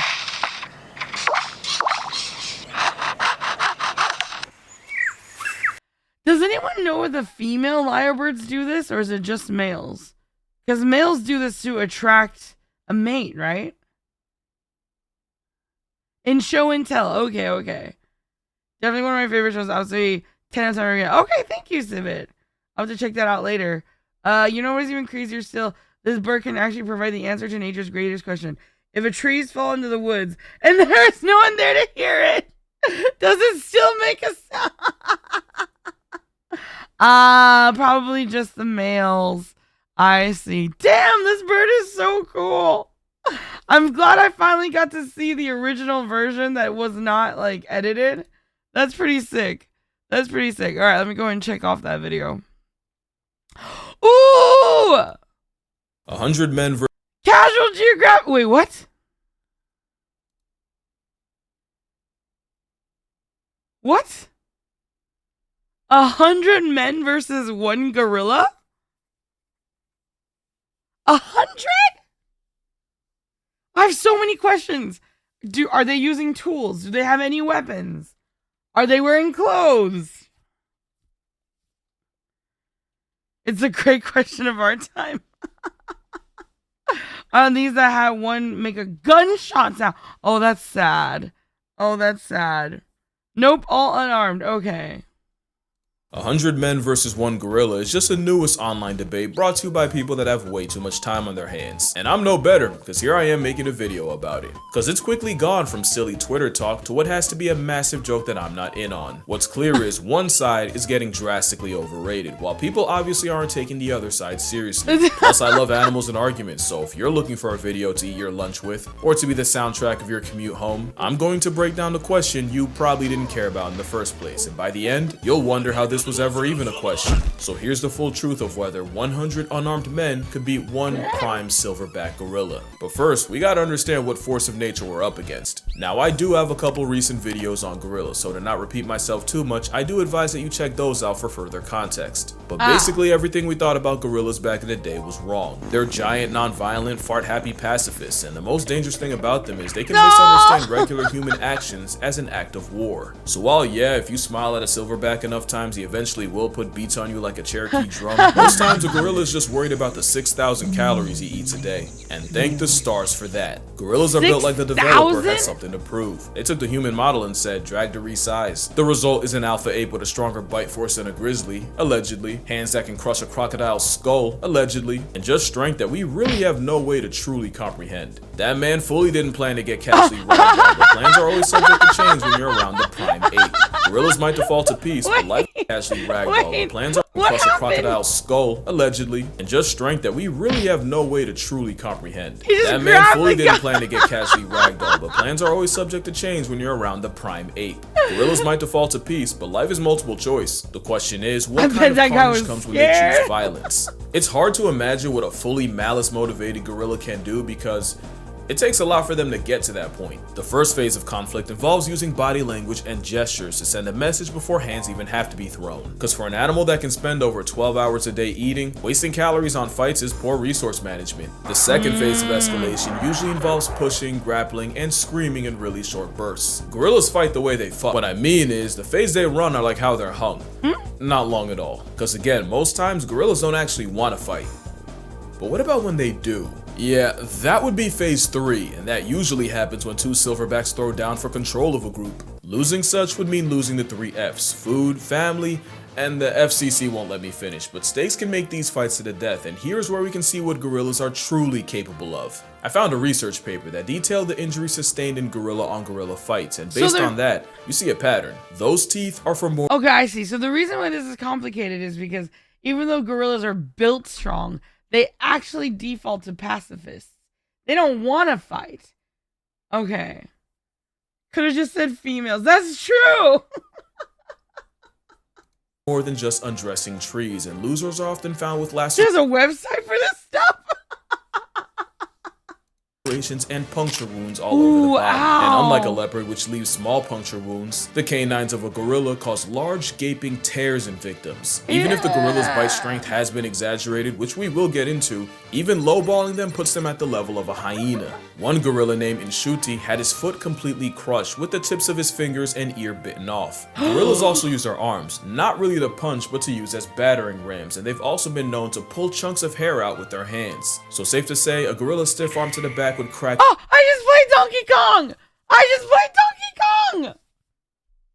your constitution like a glow stick and could dislocate or break human bones by accident. And with many victims also recorded with bite wounds to the face, you'd probably be able to unlock your iPhone from 20 feet away after a gorilla puts jaws on you. So what chance would an army of humans have against a 500-pound berserker? Well, hot take, gorillas have been drastically overrated in many ways. First, as fighters. Gorillas aren't efficient fighters, they're more physical brawlers and grapplers, and with everything I've said, most fights last anywhere from a couple seconds to 1 to 2 minutes at the most. Also, as strong as gorillas are, their strength has been overrated. There are some animals that just get more and more OP the more people talk about them. Chimps have been said to have the strength of 8 men when really it's closer to 1.5. It's just that they're stronger in all the ways that can kill you. And grizzly bears are already big enough, but then you got people claiming they can decapitate a full-grown moose with one slap. What idiot would say that? And this debate has people swearing a gorilla would rip a whole man in half. The thing that me gets distracted by. I knew the gorilla propaganda peaked when this was an actual debate. Dr. Strange could conjure up 14 million reality realities, you won't find one where a plus-size protein-packing primate can do anything to a full-strength grizzly bear taking him seriously. Reebok, thank you for gifting a sub to Marley. Wait, did people really think that a gorilla could take a grizzly bear? I mean, I'm not very smart, but I always thought grizzlies were like, you know, you don't mess, nobody messes with that. Really? That's crazy. Some do, yeah. They get talked up a lot. Interesting. You don't mess with a grizzly. The grizzly's just there. Grizzly bear wins versus a gorilla, 100%. I thought gorillas have the strength and brains. Oh, I guess if you factor in brains, who knows? But grizzly bears are fluffy tanks. I see. Thank you again, Reebok. I told Hose a month ago that it would only take like 15 regular guys to take a gorilla. Maybe 8 bodybuilders. Oh, wow. Probably gorillas are highly exaggerated in their power. Interesting. Yeah, grizzly bears are tanks with legs. Right. Kong disagrees. A grizzly bear is just there. You fight smart. Is the threat you fight smart against. Okay. Monkey and apes just fight smarter, not harder, and they fight dirty. I see. Yeah, I imagine a gorilla would be smart enough to not bother with a grizzly. Yeah. Gorilla's only advantage is speed. Needs to be 100 men versus polar bear. Oh my god. Especially since there's a much smaller predator known to give gorillas problems. Gorillas have been documented getting preyed on to a full-strength grizzly bear taking him seriously. Especially since there's a much smaller. Where?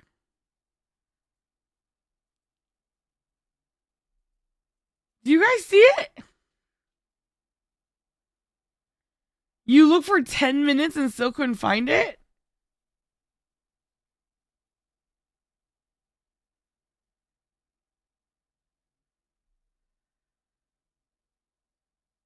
The dangerous. Yes, me.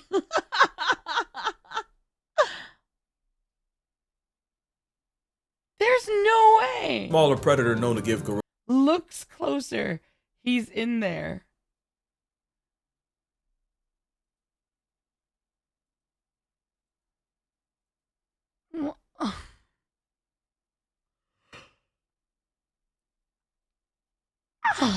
I don't want to give up, but at the same time, I really don't see anything. The leopard between the branch and the tree? This branch? You see a leopard?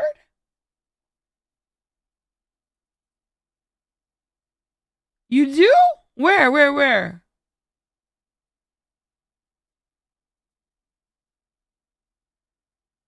Gray blob. What? You're kidding. Near the bottom of the dark patch.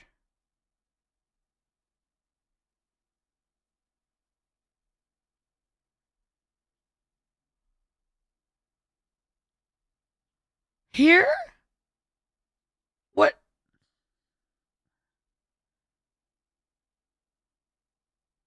Just above the sunline? Like here?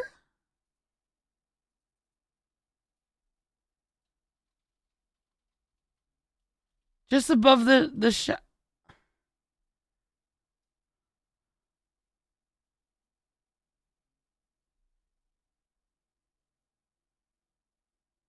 between branch and tree in the middle.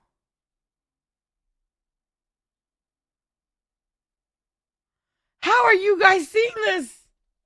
You see it too? I almost had it. What? Okay, hold on. What? I'm squinting now. What is, where? Near the bottom in the middle of the screen.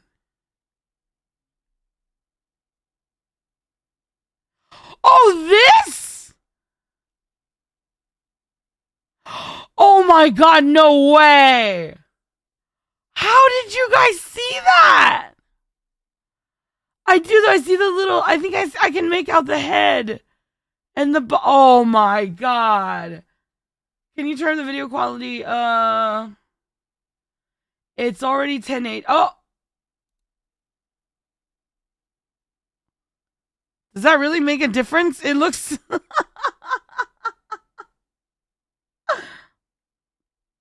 It's right here. Not really on our end. Oh no!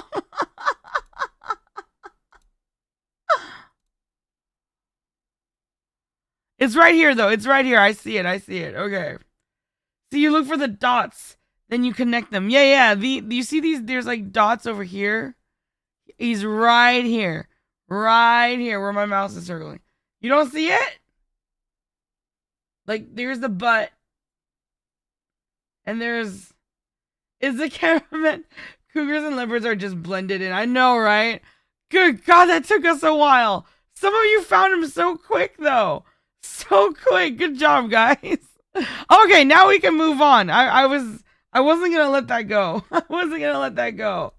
Gorillas' problems. Gorillas have been documented getting preyed on by African leopards. Even with jungle leopards being bulkier due to less competition, that's still an at most 180-pound cat past tensing Optimus Prime. Oh now, my let me God. be fair, these are rare and leopards usually go for hoofed animals, wild pigs, and monkeys. Gorillas are actually too big and too social to be a regular on the grocery list, so it sounds like my whole point is trash. But that same paper listing gorilla on gorilla violence also showed the aftermath of leopard attacks. In those reports, all leopard victims took bite wounds to the head and Locations of wounds on victim by the type of attack from leopards. Wait, locations of wounds on victims by the type of attack from. So leopards when they attack humans is like here. Western gorillas here. And mountain gorillas, oh really, up there? Okay. most of the arms, with lacerations localized about the neck and claw marks on the trunk. So even though it is rare and a one-on-one between a silverback and a leopard might murk both, if a gorilla can struggle with less than 200 pounds of predator, a 900-pound duratio would give Harambe a bunkmate. Yeah. Also, against 100 men, there are some very real issues that could be game over for the gorilla. The big one is endurance. Gorillas are dangerously close to being hot girl fit. They're best using explosive bursts of energy, not sustained strain over a long period of time, and a fight against 100 humans would likely last hours. Which is really bad considering compared to us, gorillas have poor temperature control. Gorillas don't have as many sweat glands as humans, and if we're talking about mountain gorillas, thick fur would make it a 1-on-1 versus 1. The men and the risk of heat stroke. I'd always be thinking, how did leopards revolve their spots? Surely they can't blend with that. And who boy was I wrong? Yeah, it does seem like big cats or panthers do always go for the neck. I did watch a video about this though. It turns out lions and I want to say tigers are really good. Most of them have developed a really good way to, like, I know lions for sure. They strangle their prey. Like the way they place their fangs, they can strangle their prey. Just like one bite to the neck. Basically, they strangle their prey. But leopards, wasn't it also Casual Geographic that said leopards will straight up, like, bite through your skull? They embed their fangs into your skull. They pierce your brain. I think. Oh, and humans are loud creatures. Imagine how scary that is. Yeah. Even dogs and wolves know to go for the neck. Yeah, okay. That is if the ape doesn't just have a heart attack. Cardiovascular disease is the leading cause of death in gorillas in zoos, and 70% of male gorillas in zoos suffer from heart disease that'll past tense them prematurely. Now that might just apply to zoo gorillas, but it's still a factor. Another is the very temperament of the gorilla is highly non-confrontational. They're more likely to run away than run a fade. But most importantly, the brawling, grappling build is not a good combat style against multiple enemies. We know that cause there's another African predator that's been giving gorillas hell, and you may not have even realized it. And it's weird because for a while, gorillas and chimpanzees seem like they were on good terms. They've been recorded foraging together, and they'll even have their version of primate playdates. That all changed when the chimps started chimping. A couple years ago in Liongirl National Park, scientists witnessed a gang of 18 chimps. Oh, I just remember what video it is next. Yeah, if you're wearing headphones, you should take them off. Really? For the next video? And again, humans are loud creatures. Imagine the sheer attacks of 100 men storm. That's true, yeah. The only qualm I have about the argument is morale. If the first couple people go down in bad enough ways, the remaining 98 might not hold up the attack. That's interesting, yeah. Put a highlight of the leopard in art. Yeah, nice, thank you. Yes, if you still couldn't find the leopard and you want to see where it is, you can go to art channel in the Discord to see. Chimps are humans without the metal restraint. Oh, I see. The Russians were to fight or die. Oh my god. Jumbo gorilla family of 5. That's 3 females, 1 baby, and a silverback. The turf war lasted an hour, and even with the silverback apparently testing ragdoll physics, throwing chimps in the air, and even managing to injure 3, eventually he was surrounded and chased off by 9 chimps. The adults got away, but the chimps managed to snatch the baby gorilla of the group, which was promptly eaten. The second attack involved 27 chimpanzees and 7 gorillas, and this time, the silverback made a business decision and immediately climbed out of the trees and fled the scene. Yes, comparing chimps to humans is comparing durians to jackfruit. The moral here is the one gorilla can not only be overwhelmed, but neutralized by numbers. Because if there's one thing that's being dangerously underrated, it's the power of friendship. Don't laugh, I'm serious. If you remember this picture, then you know this was the 100 men, 1 gorilla of 20. Pick 2. They will defend you. The rest is coming to kill you.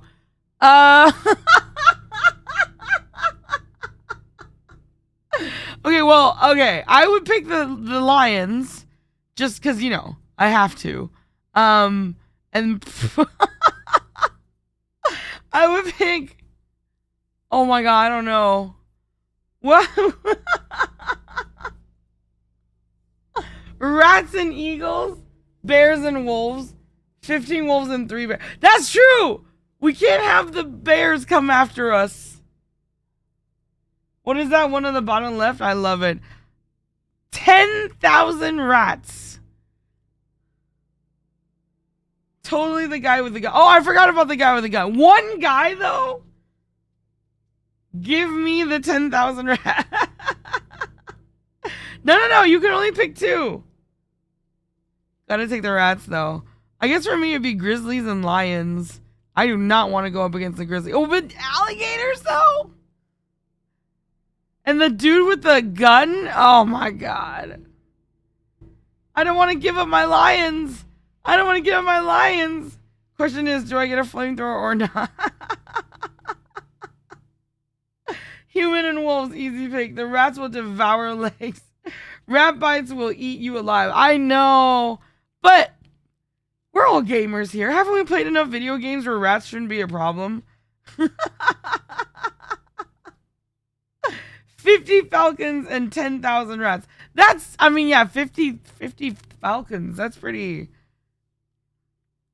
10,000 rats are a good scare tactic.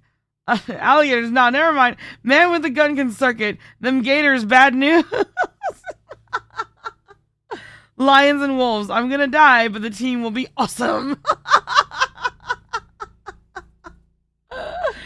The rats beat everything else combined. Really? The human will run out of ammo. Oh, true. I've played Dishonored. Rats can be horrifying.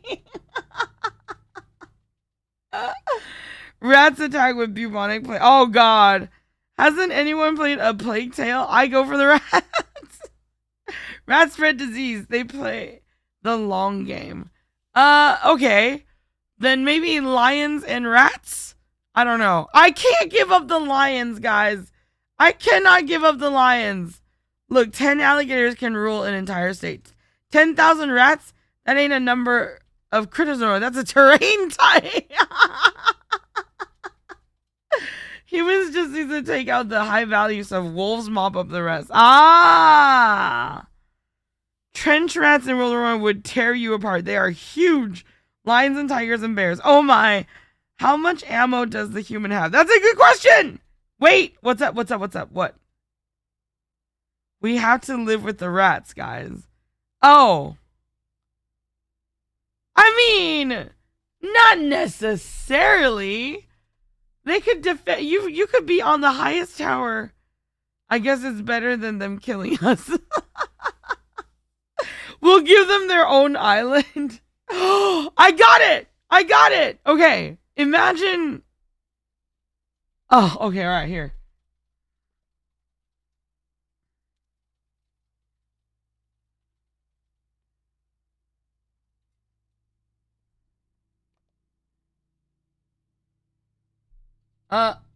Eh?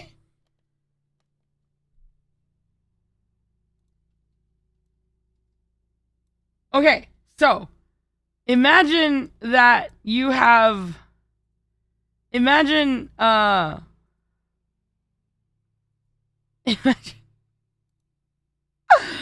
imagine okay, so you have a castle, right? You have a castle, right? So 01, you'll be fine because you'll be up here, right? You are the one being defended, right? And then you have a moat, right? But instead of water, your moats would just be rats. 10,000 rats in your moat. All right? So then did the rats build me a castle? Maybe. Who knows? Just don't question it. But the gators could usually it's not water though. It's filled with rats. They only have to defend you. They're not on attack. The eagles can fly. Oh. Wait, can't lions jump like 20 feet in the air? So if I go for lions and rats, right? Then, well, even if I'm on, okay, say you don't have a castle. Say you're on an island. Say you don't have a castle. Say this is just an island, right? Say this is just an island.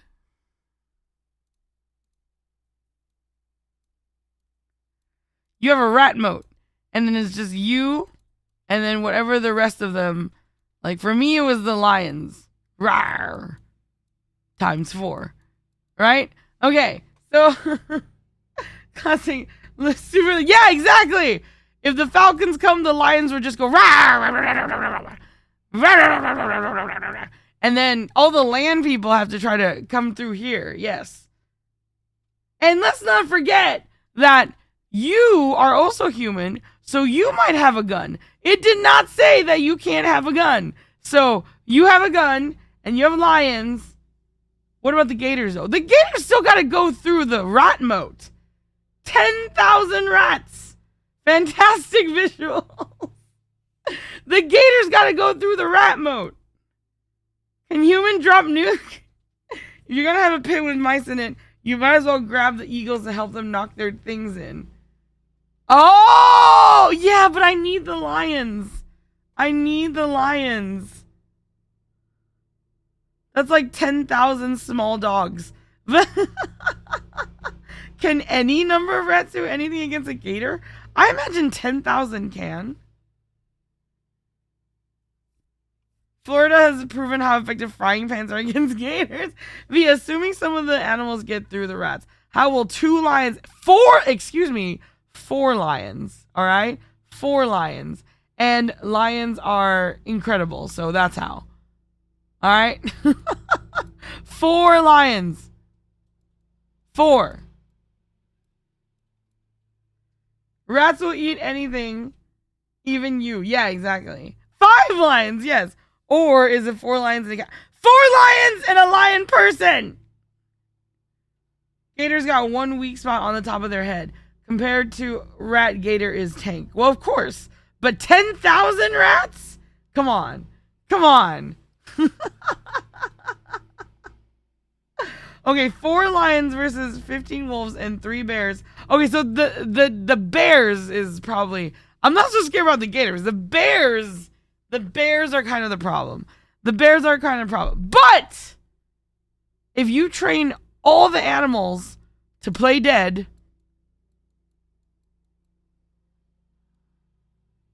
then the bears will leave you alone. So, you... Bears versus lions. Pretty sure the bears win. Yeah, I know. But it's okay, because they're dumb. We just train them all to play dead. And then the bears will walk away. Because, you know, that's how you survive bear attacks. And then, wait, that doesn't look like a bear. You know what? That's whatever. So then the bears go away. And so... I would say it depends on the human. Like, only thing I think lions actually beat is the cattle. What? What about wolves? 4 lions against 15. 15. Wolves are bigger than hyenas, huh?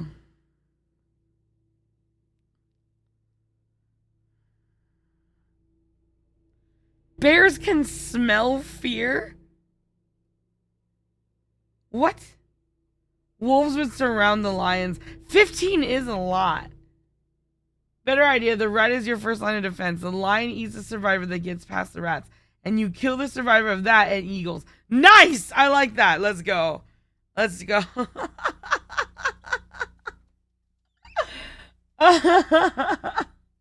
Lions get bullied by hyenas. Yeah, they do. That's why I was like, I think wolves are bigger than hyenas. But I don't care. I'm keeping the lions. I'm not going to let an opportunity slide by where I don't keep the lions. Absolutely not. Absolutely not. Also, it's unfair. How come these numbers? Like, freaking, in my opinion, if you're going to do 3 bears, these should be like at least semi-equal, right? If you're going to do 3 bears, how come you only got 4 lions? How strong does this person either hates lions or don't know anything about lions? 3 bears does not equal 4 lions. All right, that's like, that's just, no. No, and 50 falcons. Even 1 extra lion still won't do it. And 15 wolves? How many lions to take on 3 bears? God, if I know. I would say 3 different prides. I think a whole pride probably can't take down 1 grizzly. I don't know. 7. Look, them lions ain't the play. I don't care. I'm taking them.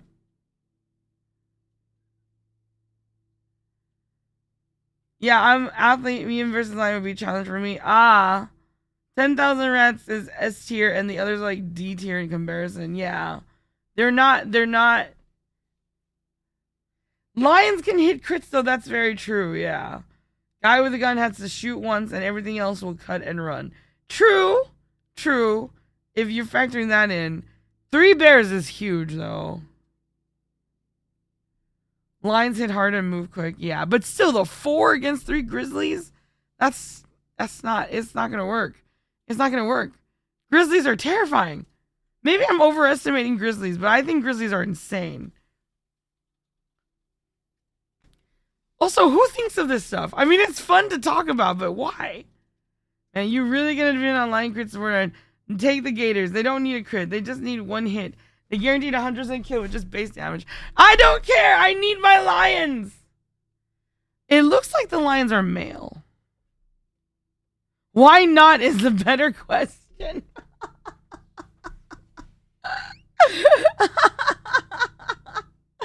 I think they're falcons. Yeah. The Gaming Toxin. Thank you so much for the follow. I appreciate it.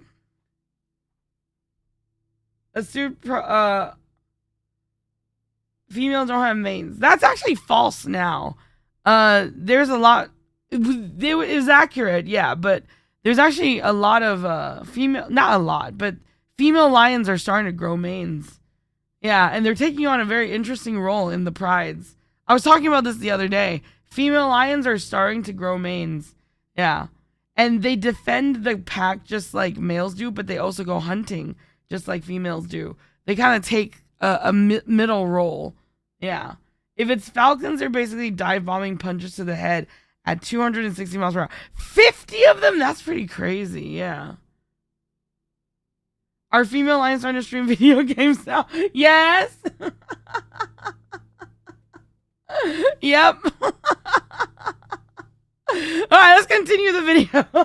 I've lost the plot, but that was fun. 18. It's pretty self-explanatory. Everything here is coming for your life except the 2 you pick to run defense for you. And I'm just gonna kill the suspense. If one of those picks isn't the 10,000 rats, you have no idea how big 10,000 is. Add eagles for aerial support and the rest of the field would have over 200 rats to deal with each. And it's cause the power of plurality is one of the most broken strategies in nature. Mobbing refers to an anti-predator behavior where is he saying the correct answer here would have been 10,000 rats and the 50 falcons? That's probably what he's saying, yeah.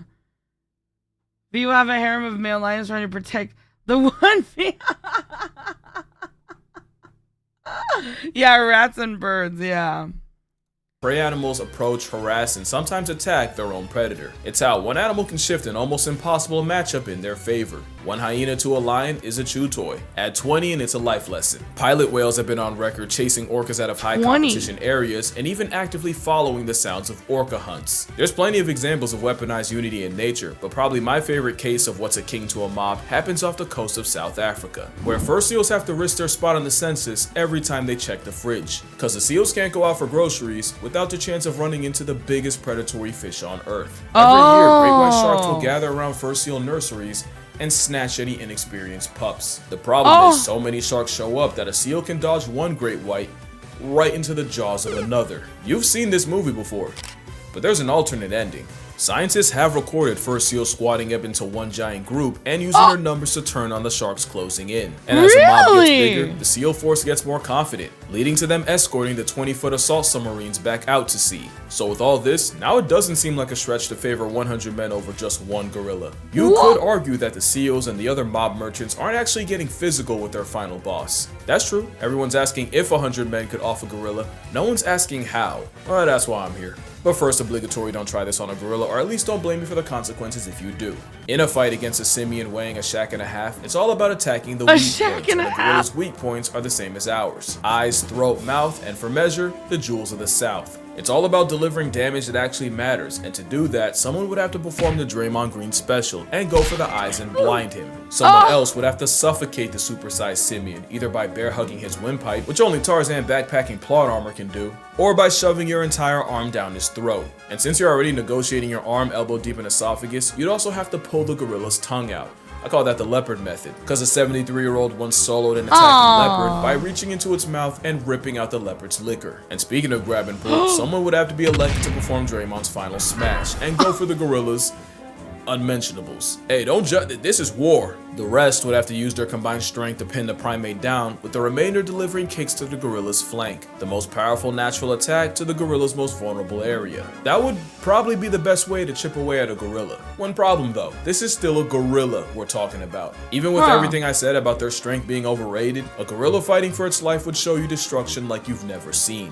It doesn't matter how many men, the method, or the facet, for those first few, their only outcome is a closed casket. Even if numbers eventually win, those first dozen or so men would be horrifically maimed, mutilated, or straight up murked. You can argue that if I can mention that 100 men running over the hill would intimidate even a gorilla, witnessing men getting mauled and disfigured would inflict psychological damage. There's an argument that witnessing the sheer carnage would weaken the resolve of the others, destabilizing the army. And you have to remember, if mobbing is natural, doing so in a way that guarantees a portion of your team sees Tupac live isn't. Even animals like hyenas will fall back if they sense they don't have enough of an advantage in a clan fight. But there's a catch. The tweet that started all this said, "Dedicated to that shit." Surely if men can watch bunkmates get blown to bits in a war, then you can find 100 willing to die about a gorilla. If they can withstand the visceral reaction of seeing jaws getting detached, limbs getting dislocated, and a field of open fractures, 100 men would definitely beat a gorilla. And moral of the story, we have strayed so far from the halo of Harambe. Yeah, this is the part where I do the annoying thing and turn a tweet made by someone who definitely wouldn't pass a P-test into a lecture. But like I said in the other video, gorillas have already been getting the middle finger from humanity, either in the wild or in zoos. Whether it's trophy hunting or bushmeat, habitat loss, or an unsupervised minor, humans have the highest KD ratio against our green machine cousins. Because a gorilla has never been on record life-depriving a person. Even when they may have had a reason. Yet the mountain gorilla is nearly in bed with extinction mostly because of humans.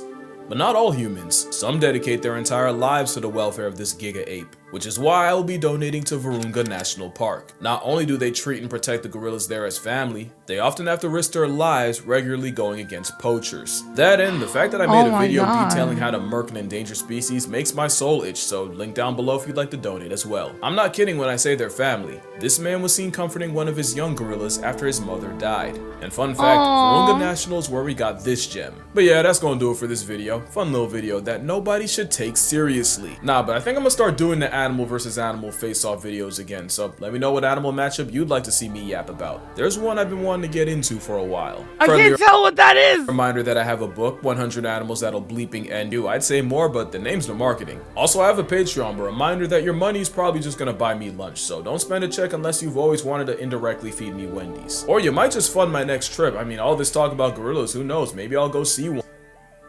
Oh, shit.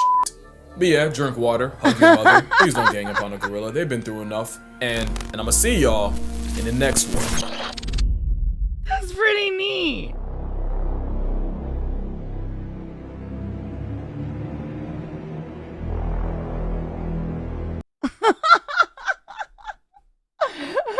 Okay, so gorillas aren't as scary as we thought. Wait, did he actually talk about... So they actually do have a pretty strong bite force, though. I mean, one-on-one, they definitely take you out. But yes, I love Casual Geographic. That's such a good video. So many great videos from him. Yeah. I haven't really had too much Wendy's. I've had a Frosty before, but that's pretty much it. Still plenty scary. Yeah, I would not. I really love the videos of gorillas being silly. Why does everyone want to fight the gorilla? They seem so chill. I'd rather just hang out with him in the jungle. So, Dragoness, that is so cool. Except for there's one thing you might want to know. Apparently their diets make them extremely gassy. So, I have an apology to make to the Congalala from Monster Hunter. I'll fit right in. Oh my god.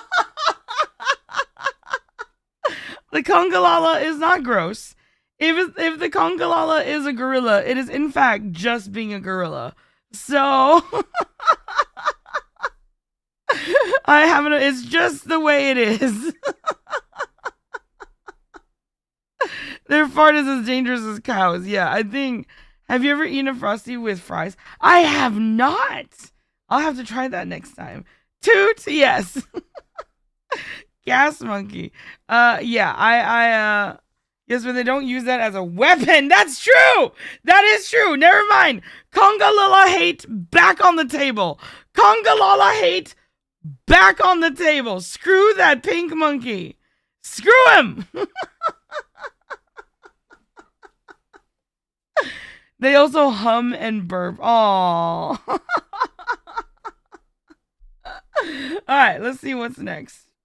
I might run to the bathroom here in just a little bit, but let me set up the next video first. Let me go and check that up. Oh, that's why you said I might want to, okay.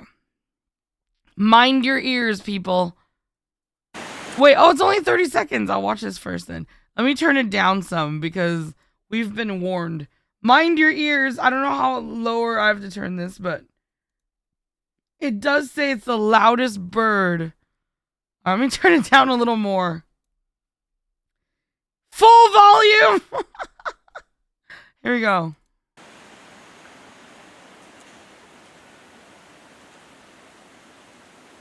I'm just going to move my headphones a little.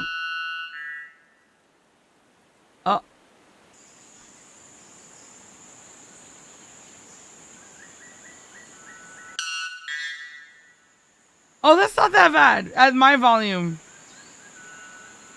Yeah, but do you hear the echo though?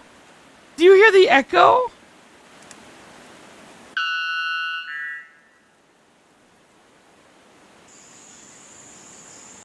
A 125 decibels. As loud as a pneumatic drill.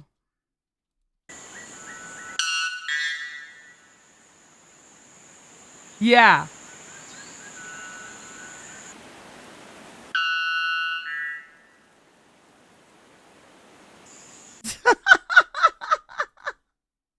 Imagine hearing that at night. I know, right? 125 decibels versus one eardrum. Oh my god. Oh, look at that tiny bird. I'm sure he's got a beautiful... What the heck was that? Since you mentioned Mod Hunt, you should see about doing the quick hunt to get the new flowing scarf. Oh, flowing... Okay. Thanks for letting me know. Jet engine is 125? Air raid siren and a firecracker. Holy crap. Yeah, that's really loud. That is very, very loud. Holy crap. There's an event quest. Oh, thanks for letting me know. Yeah. I need to hop on and do that at some point. Okay. Oh, sweet. Okay, so this video is longer. I'm gonna put this up really quick, and then I'll be right back. Give me just like a couple seconds, maybe like a minute. I just have to run to the restroom really quick, and I'm gonna get some drinks. So take this time to stretch and get some drinks if you need to. Make sure you guys are hydrated, okay? I will be right back.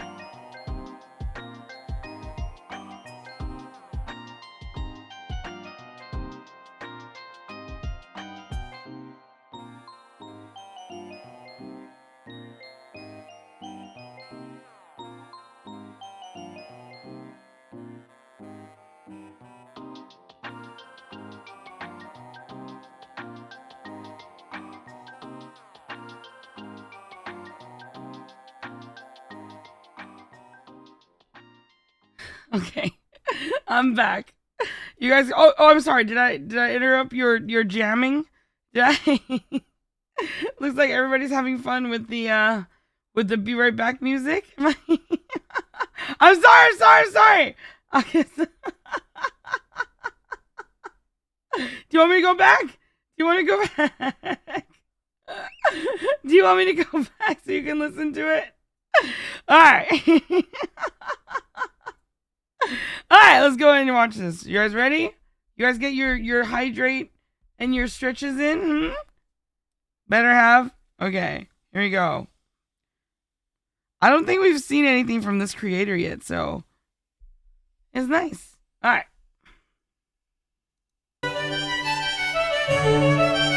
It's a little loud. Where animal scientific names come from. Oh! Hey kids, I just woke up from a nap I took in January of 2020 and boy are my arms tired. Let's see what I missed. Queen's dead, war in Ukraine, the Taliban's back. Really? Holy shit. They made a movie called Scoob. Unprecedented global pandemic, Space Jam 2, some popular guy named Brandon. Yep, that just about covers it. Anyway, we all know about the scientific names of animals, but did you ever wonder what they actually mean? To find out, we must look to taxonomists. They're the guys responsible for the systems of nomenclature we use to classify. What is this? What is this supposed to be?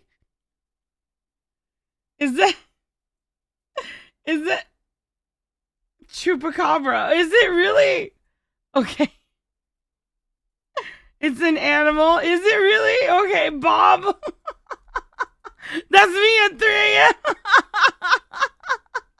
organisms, and boy are they convoluted. First you got the big 8, domain, kingdom, phylum, class, order, family, genus, species. I've seen plenty of mnemonic devices for this, but since the D just showed up in the 90s and is still disputed by some scientists, he's usually not included. So allow me to suggest a few. Dizzy kids puke cereal on fairground staff. Ew. Dumb kittens pushing cups over, feeds growing spite. Donkey Kong's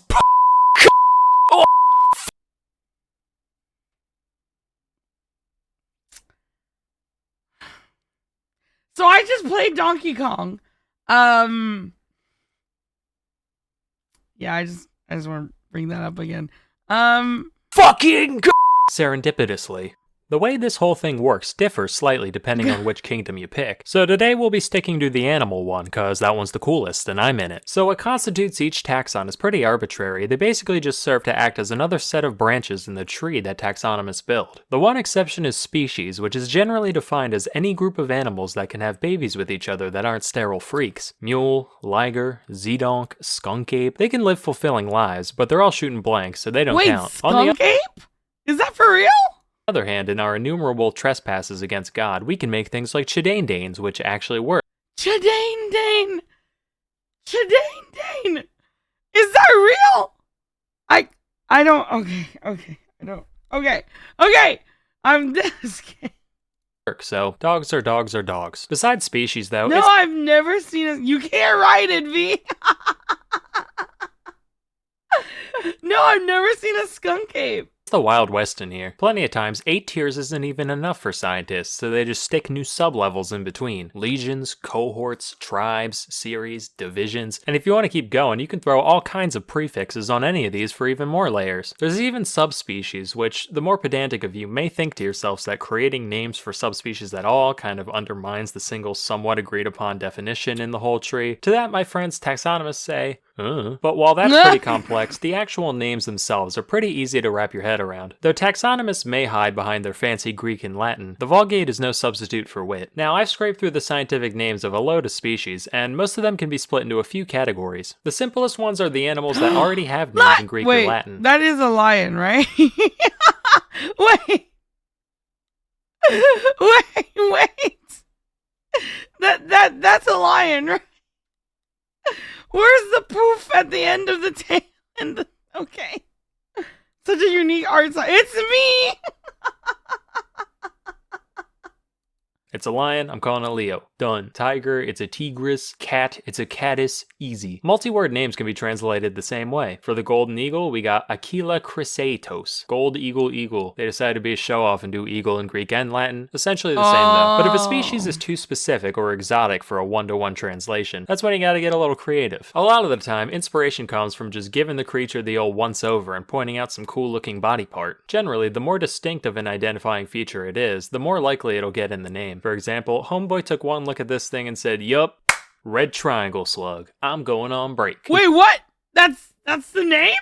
Like the same level as... Okay. Called this thing a fucking unicorn, almost like that means one horn or something. Also, some guy deadass looked at an octopus and said, well, all they got is heads and feet. I'ma call them headfoot. And now biologists everywhere say cephalopod unironically. Matter of fact, if it's got feet, chances are that's part of its name somewhere. You got 4 feet, 6 feet, 8 feet, 10 feet, 2 feet, equal feet, both feet, double feet, stomach feet, lip feet, sucker feet, wing feet, big feet, slow feet, or feet, both feet, joint feet, no feet, 10,000 feet, cow's feet, spade feet, cat feet, small feet. If it doesn't look that interesting, another thing to point out is where you found it. This doesn't look that interesting. Wait, Spade cat feet, cat feet, small cat feet? For panda? feet, or feet, both feet, joint feet, no feet, 10,000 feet, cow's feet, spade feet. Alyropoda. Really? Look over there. No, it's just, yeah, for pandas. And remember, I told you guys in Mandarin, panda is bear cat, shongmo. It's just kind of funny that how many things associate pandas with cats, and they're just not cats. Cat feet, small feet. If it doesn't look that interesting, another thing to point out is where you found it. This could be a territory like American bear or Siamese crocodile, or just a habitat like woods macaque or toilet rat. But that's boring. We need to look at the men behind the magic and what drives and motivates them. Now, if there's one thing that the scientific community loves, it's clout. And there's no better way to go down in history than plastering your own name on some shit you found. But not all fields have the same volume of things to scribble the old John Hancock over. On the one end, you got physicists just making up their own slightly different form of ionizing radiation measurement, and even then only the top dogs got away with it. Now zoology, any little goober flouncing through the underbrush can say, this one has 13 spots, but the one in the book's only got 11. I will call him Splinkus's ladybird. Alternatively, plenty of biologists have given shout-outs to their contemporaries, both other biologists and those across the academic gamut, from geologists to physicists to explorers and more. Naturally, Darwin's got a shitload, but even the background characters get immortalized one way or another. Who are Thompson, Grant, Summering, Erlanger, Speke, and Cuvier? I don't know, but they've all got gazelles, so they must be pretty cool. Of course, other times, the name checks go to people who had fuck all to do with anything except for one taxonomist being a fan of theirs. Plenty of popular celebrities have species named after them, but since all the big cute stuff was found and branded a while ago, most of these idols are commemorated through repulsive little invertebrates. You got Scaptia, Beyonce. The only similarity I can gather here is queen bee, looks like a bee, both not a real bee. There's Anomphilus gregarius, an old stone named after an old stone. In 2007, one Jason... Wait, is this for real? Is this for real? Is it? There's a Beyonce bee? Really? Honestly, I can't tell you. Oh my god, I did not know this. Professor of biology at UC Davis dubbed this little dude Myrmecia Neil-Youngie to honor his favorite musician, which caused my man Stephen Colbert to go on TV and profess his utter indignation at not having a spider named after himself. So naturally, the next year, Bond actually went on the Colbert Report to announce the naming of apostachus Stephen Colbert. So, if that gives any of you epic biologists out there any ideas, you know, I wouldn't be opposed. Please, I would do anything. For the love of God, I'll even take a like. The world of politics is by no means immune to this phenomenon. Obama alone has fucking 9, as do a load of other presidents. Wow, that's a pretty fish. I like those colors. Oh my god, that fish is like... Well, I've only had a little bit more white in it, but those are basically my colors. Spongiforma scorpancy. Really? Look how pretty that thing is. Oh my god. Ichthyostoma Obama. Ichthyostoma. Okay. Trump's got a moth with funny hair. Bush Really? Neopalpa Donald Trumpy. Really? So they just add Bush an has eye? a fungus beetle, Reagan's a wasp, Carter's got a darter, and so forth. Even Austria's most famous painter got the honor through this blind cave beetle. Mind you, it was 1933, so you can only blame the guy a tiny bit. Hitler actually wrote him a letter saying, "Oh, thank you, my little entomolomensch," and then went on to do, you know, Hitler things. Fun fact, not only was this beetle stuck with just about the worst name you could have, it's also now facing extinction solely because of its value to Nazi memorabilia collectors. Guess old habits die hard. Oop, fiction. Oh, come on, that's not the Beatles' fault. They named the moth after Trump because of fluff on his head. Oh, I see. The Carter darter. It was that really what it's called. Oh my god. So the Beatles been hunted because of that association. It's not even the Beatles. I have questions. Yes, Wiley. What is it? We need answers. Hi, Oni. Sam Onella mentioned Ra. Also, VVV. Hi. Oh, did you? I'm so sorry. Where did you read? I'm so sorry. 33 months. Oh, there it is. Okay. Hi, J Money. Thank you for the 33 months. I appreciate it. Are there any critters named after possums? Yeah, possums. We gotta discover something and name it after Asvidi. I'm okay, guys. I'm okay. I'm okay with just being the name of a VTuber. Why are there so many Nazi collectors that it threatens a species? Wait, did he say that it was just for collecting? Because they might also get killed for that. You know what I mean? 1933, so you can only blame the guy a tiny bit. Hitler actually wrote him a letter saying, "Oh, thank you, my little entomolomensch," and then went on to do, you know, Hitler things. Fun fact, not only was this beetle stuck with just about the worst name you could have, it's also now facing extinction solely because of its value to Nazi memorabilia collectors. Guess old habits die hard. Yeah, you're right. Oh, wow. Nazi memorabilia collectors. I don't know. How about a new antlion V? Oh, that would be, oh my god. But it has to have something that's similar to me, right? Is it white? Is it dumb? Is it? Yeah, guys, this is look at the line. Let's not cross it. Okay. Ooh, fictional characters have their fair share of species under their belt. On the topic of evil beetles, this one's named after Darth Vader.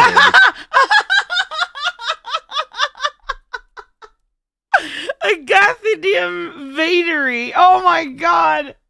That's awesome. That's awesome.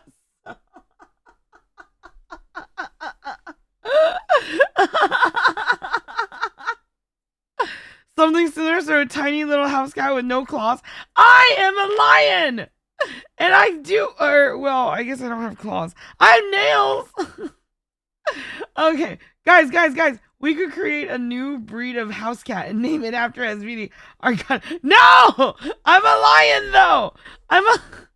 Well, then again, Darth Vader's not a beetle, so I guess. I find your lack of carapace disturbing. I'm assuming that's a line from Star Wars. Slightly edited. I am not a shaman. Because he kind of looks like his helmet, I guess. This was actually named by the same guy who did the Bush one and belongs to the same genus. There's also this mite, genus Darth Vaderum, which is a lot more accurate and frightening. In 2012, a single bone from above the eye socket of a hitherto unidentified theropod dinosaur was being studied. And suddenly, under the light of the full moon, the guy working with the specimen had his neck covered with hair and his lips clench into a pog and his endocrine system filled with soy, and he said, "It's just like the eye of Sauron." And then he started chewing on Funko Pops and sweating cream of meme and snorting G Fuel and shitting D20s everywhere until the prostate stimulation made him. The dino's genus is now Sauroniops, from Eye of Sauron. This spider was named after Godric Gryffindor because it looks like the Sorting Hat. SpongeBob has not a sponge, but a fungus. The legendary birds from Pokemon. Wait, is that what that looks like Jimmy the was Sorting talking Hat. about? SpongeBob has not a sponge, but a fungus. Yeah, Spongiforma squarpancy. It's a fungus, apparently. Again, a dinosaur was named Thanos. Oh, really? Wait, but after the Marvel character or after the god? If I'm going to go in the farming and grow a brand new type of veggie and name it after you, we'll have the Asvidi beet. A spongy fungus. Ah. What a cursed SpongeBob dry. Hello, Coda. The legendary birds from Pokemon each have their own, you guessed it, beetle, and the list goes on. No way. What? What? Okay. Bimburum Moltres, Bimburum Zapdos, Bimburum Articuno. Song. Scientists are nerds. Who knew? Anyway, while this all seems kind of chaotic, there is some method to the madness. One rule is the principle of priority. This states that once somebody publishes their chosen name for a species for the first time, that's the name, and other taxonomists typically can't change it. This has led to plenty of misnomers coined by whoever got their foot in the door first, particularly in the case of the guys doing this stuff before we had the luxury of genetic analysis. Here's one. Red panda? Nah. Shining cat, coined in 18...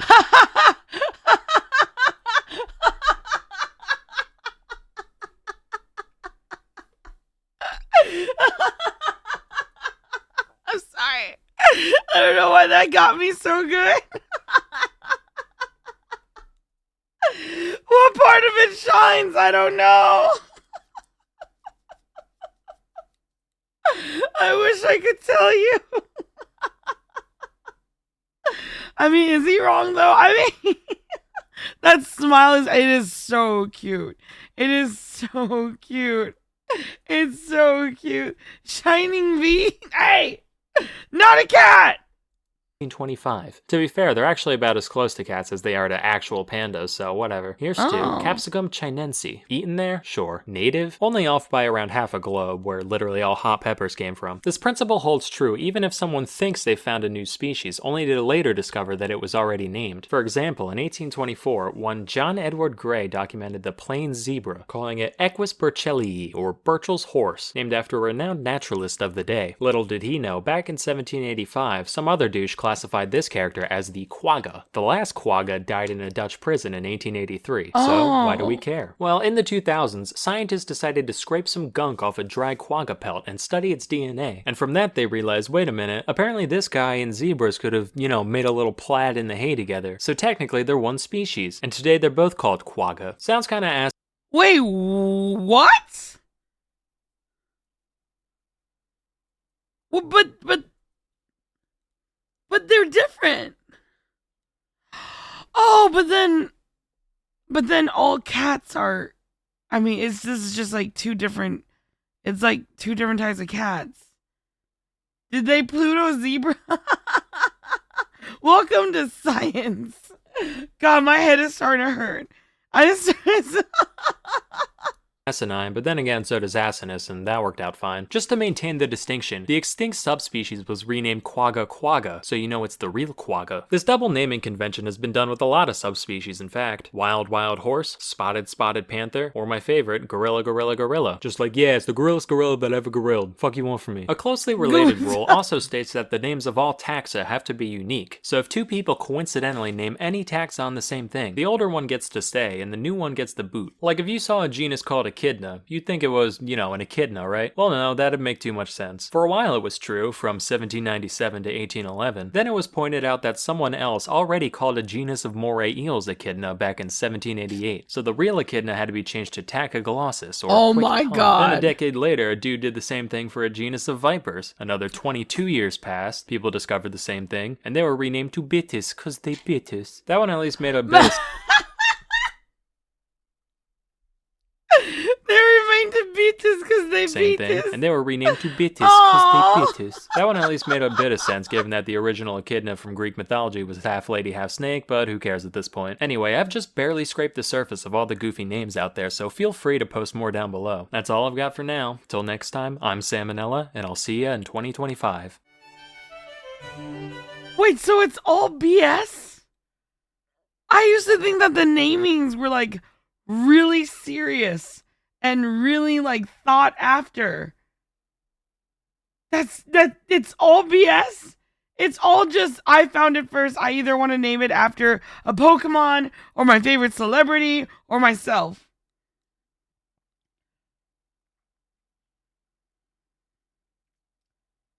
People take their BS seriously.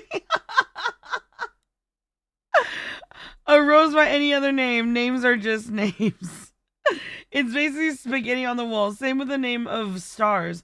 Oh, I see. I see. Oh my god. That's terrible. That's terrible. I mean, at least try. Pokemon celebrity or war criminal is an interesting premise for a game show. Armage?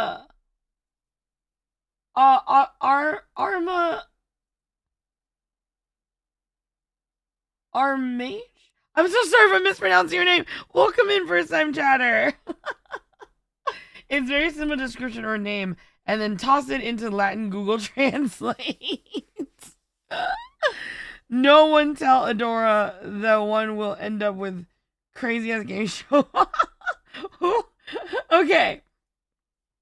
That was really interesting though. You guys were kind of telling me about that before when I was getting confused by some animal names, but I didn't know that it was this bad.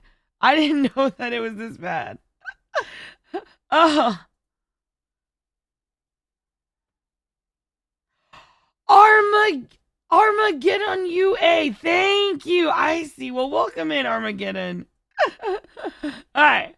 I come bearing homemade ribs. Oh my god, that sounds so good. Enjoy those ribs. Let's see. Okay. When a team of Although, okay. Don't get too excited. It's about cats again.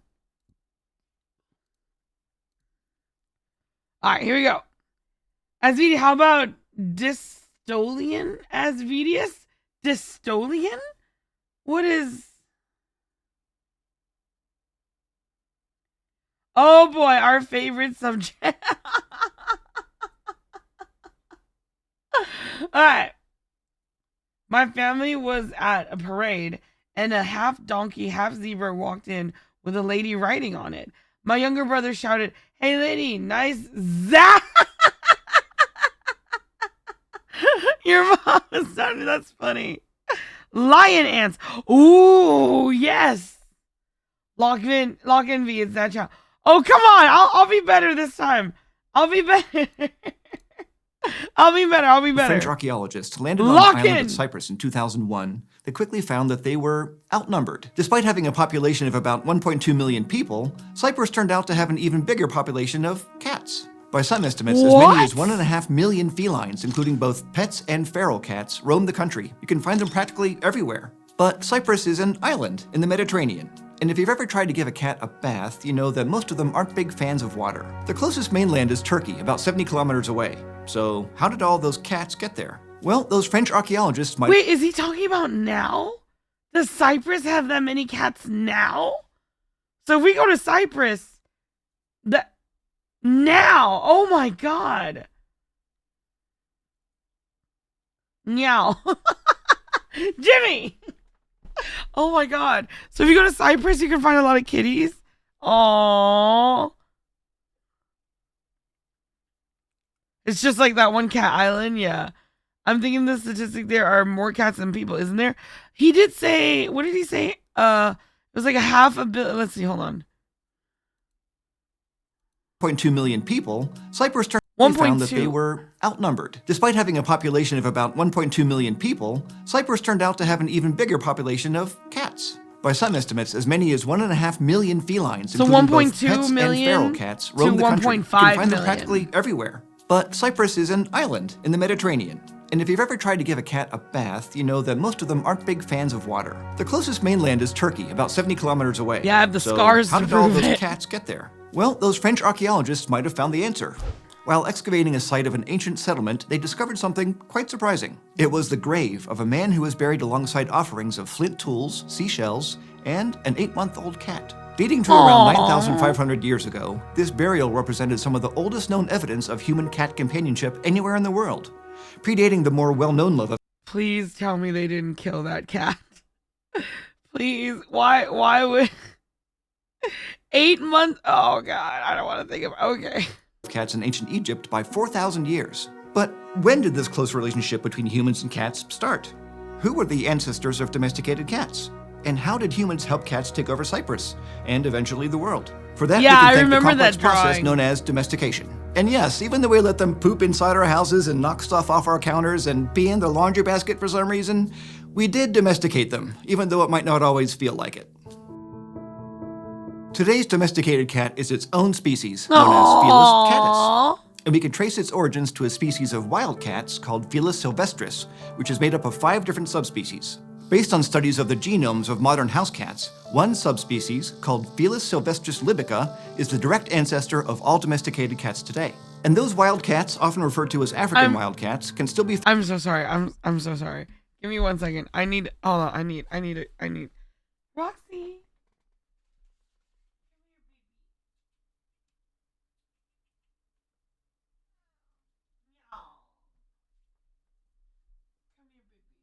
You want to watch this video with me? Huh? You want to watch this video with me? This is about your ancestors. It's about your ancestors. Found across North Africa and Southwest Asia. And as you could tell, these ancestral cats don't look very different from their domesticated descendants. They're slightly larger, and they don't have the color variations in their coats that we see in house cats. Instead, they mostly have what are called mackerel tabby patterns, with stripes that run perpendicular to their spines. You can even find the same pattern in the cats depicted in ancient Egyptian artwork. Now, these wild kitties are solitary creatures. They don't have the same social structure that other animals like wolves do. So scientists think that the domestication of cats was probably a different process from the domestication of other animals.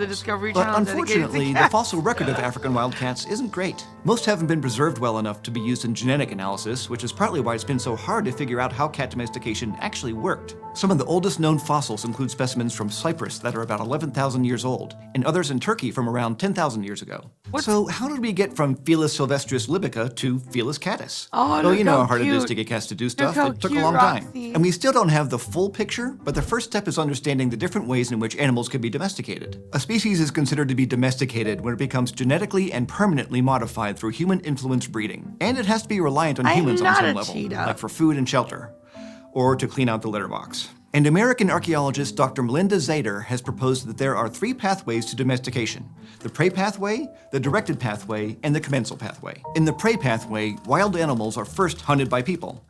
Then, in order to better control the hunts, people begin to manage herds of the animals, like goats and cattle. This leads to captive breeding and eventually domestication of the species. With the directed pathway, people use lessons they learned from previous attempts at domestication, often through the prey pathway. Horses and beasts of burden, like donkeys and camels, were most likely domesticated this way. We fast-tracked their domestication to harness their abilities to walk long distances and carry heavy loads. And finally, in the commensal pathway, wild animals are attracted to human settlements by food. They go where the people go, feeding off their scraps, or on prey that may have also been drawn to the humans, like mice or rats. And this eventually leads to domestication. This is probably how cats were domesticated. For thousands of years, they stayed close to human dwellings for food, but weren't necessarily close to the people themselves. But eventually, people noticed that cats were actually pretty good at catching the pests that were plaguing their food stores, and began to actively...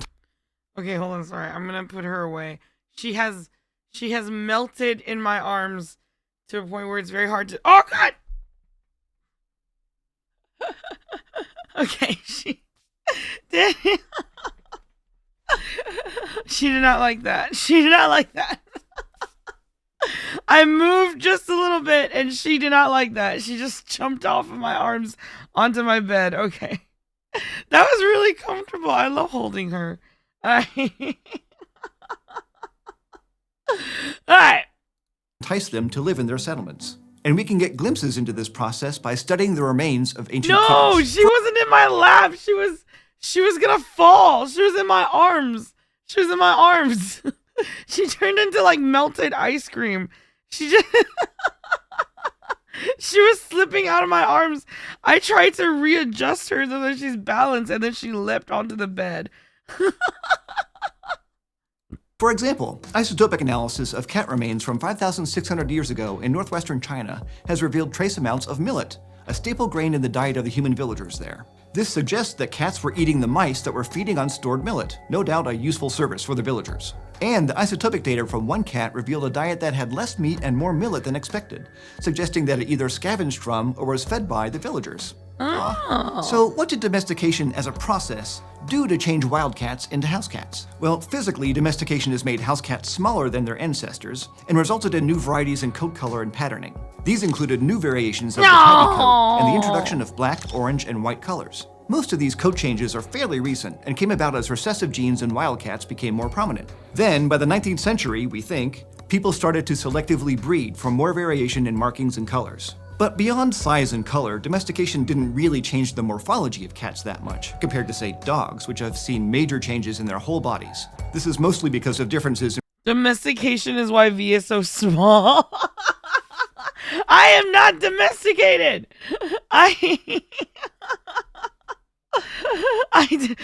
Breaking news, streamers yeeted her feeling of undutiful. No, she jumped off of me. And she landed onto the bed. Hi, Bahaj. Poor short cat got domesticated. All right.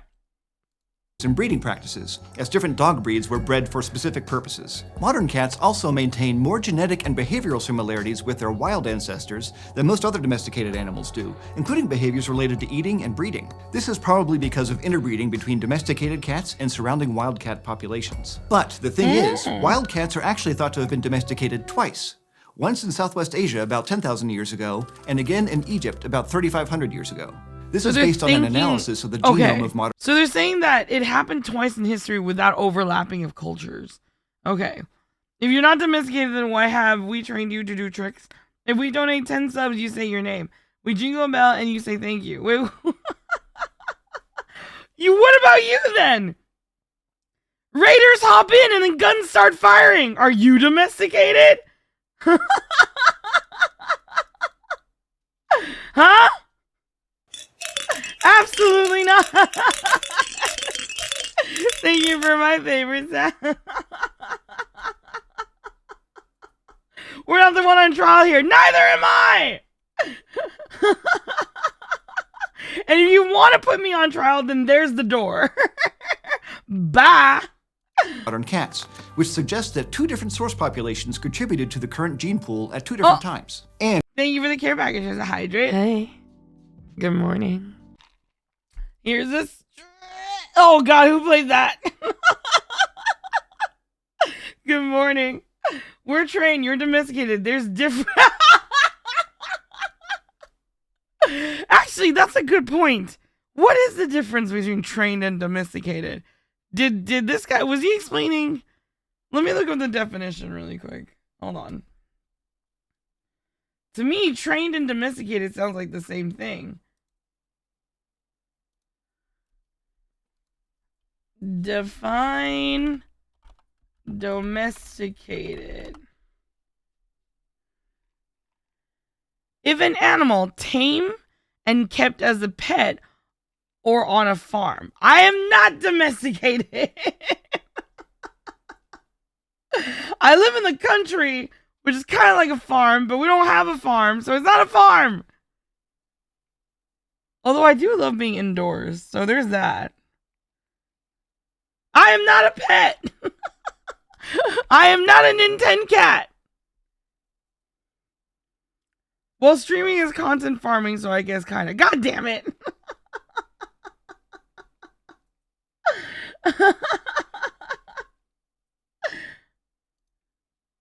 Hold up.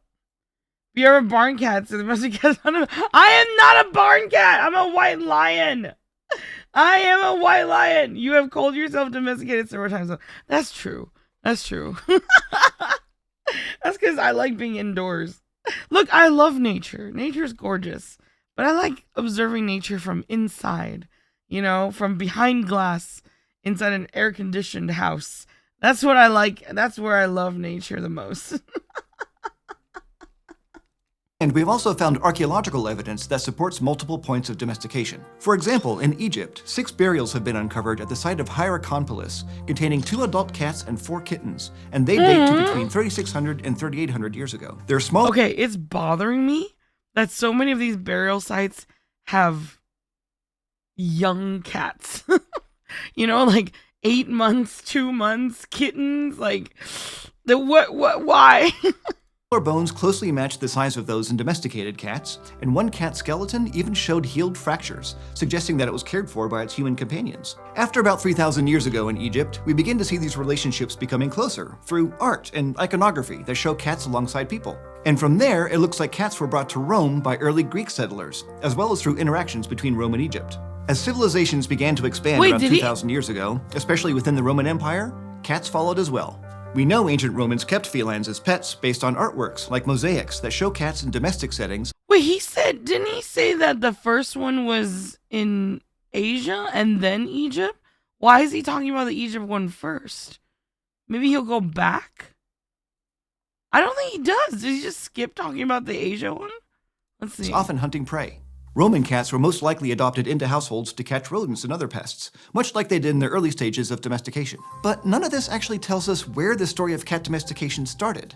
After all, if the oldest evidence of domestic cats is on the island of Cyprus, then who brought the cats to Cyprus in the first place? Well, all we know is that at some point during the early Holocene epoch, possibly 11,000 years ago, people from Southwest Asia began to migrate to Europe, including Cyprus. And they brought with them that subspecies of cat that was the ancestor of our domesticated cats. And cats being cats, we just ended up with millions of the little guys. In modern-day Cyprus, the cat population has boomed to the point of being considered an infestation. Cats are often seen as vermin, and there have been many attempts to try to get a handle on their growing population. Luckily for the feral cats, though, there are many sanctuaries run by volunteers who try to care for every stray. But it's not just on this island where cats have commanded such a presence. Our relationship has been mutually beneficial enough that domestic cats have truly taken over the world. Today, their estimated overall population is 600 million. Cats have achieved world domination. But if it wasn't for us, they might never have left Africa or Asia. We carried them to places they otherwise might never have seen. So maybe our pet cats should treat us with a little more respect? Mine could have started by not peeing on my laundry, but I loved him anyway. Aww. Big thanks and kitty snuggles to this month's eontologists: Patrick Seifert, Jake Hart, John Davison. Wait, so is there like... That was such a cute cat, by the way. There's so many cute cats in this. Is there an estimation of how many dogs there are? CV, we have taken over the world. We are not cats. We are not cats. Egypt has better records. Yeah, okay. It sounds like it was a lot longer ago. Estimated population of dogs in the world? 900 million. Estimated population of cats in the world. Okay, so Google also says cats are around 600 million, but dogs are 900 million. A whole 300 million more than cats. That's crazy. You should watch Why We Don't Write Zebra Out of Africa to learn the difference between trained and domesticated. Oh, okay. Interesting. There's a brownish orange Bengal cat that comes by to visit in the neighborhood, and he's a big sweetheart. Aww, that's so cute. It's these Egyptian roots that helped SVD establish a cult so easy. We are not a cult. That statistic was made by a dog. Don't trust it. Alright. Oh my god, that. I still, I was kind of interested to learn. I wish they had more info on the older, the West Asian, the ancient civilization that had domesticated cats. But that doesn't matter. It was still kind of interesting. These ones are always way more educational. Eons is always way more educational. Okay, let me go and check that one off.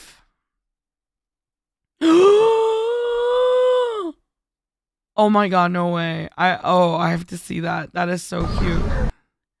It's only like 39 minutes. I mean, seconds. It's only 39 seconds. Sag, Google says only 9.4 million foxes in the world. We need to up our game. Dear VS, I've been around. I love you and everyone in chat. Aww. You don't have to apologize for that. Hi, Mythical. How are you? Good to see you. No, 39 seconds. 39 seconds. But look. It's so cute. Raccoon gets sad when his cotton candy dissolves in water. That's what this one's called. Raccoon gets sad when his cotton candy dissolves. That's cotton candy? That looks like a giant marshmallow. Alright, let's see. Oh, oh no. No! No!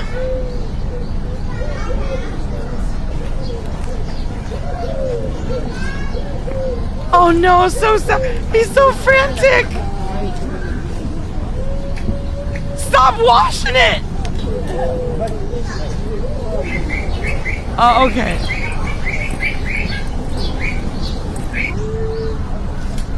This is so cruel. Stop doing it to them. Hey, there you go, little buddy. There you go. One monster keeps giving him the cotton candy next to water. He can't help it, V. Raccoons are super clean animals. They just want to wash everything. Oh, I see. No, but they must wash it. It was at this moment he decided to never wash his food. Like V, when offered to me, I yeet those. No. It's more like me and those apples. Yeah, I do have to rewash them a lot. He did figure it out. Yay! That is so cute. The panic in the raccoon was so sad. Oh! Hold on.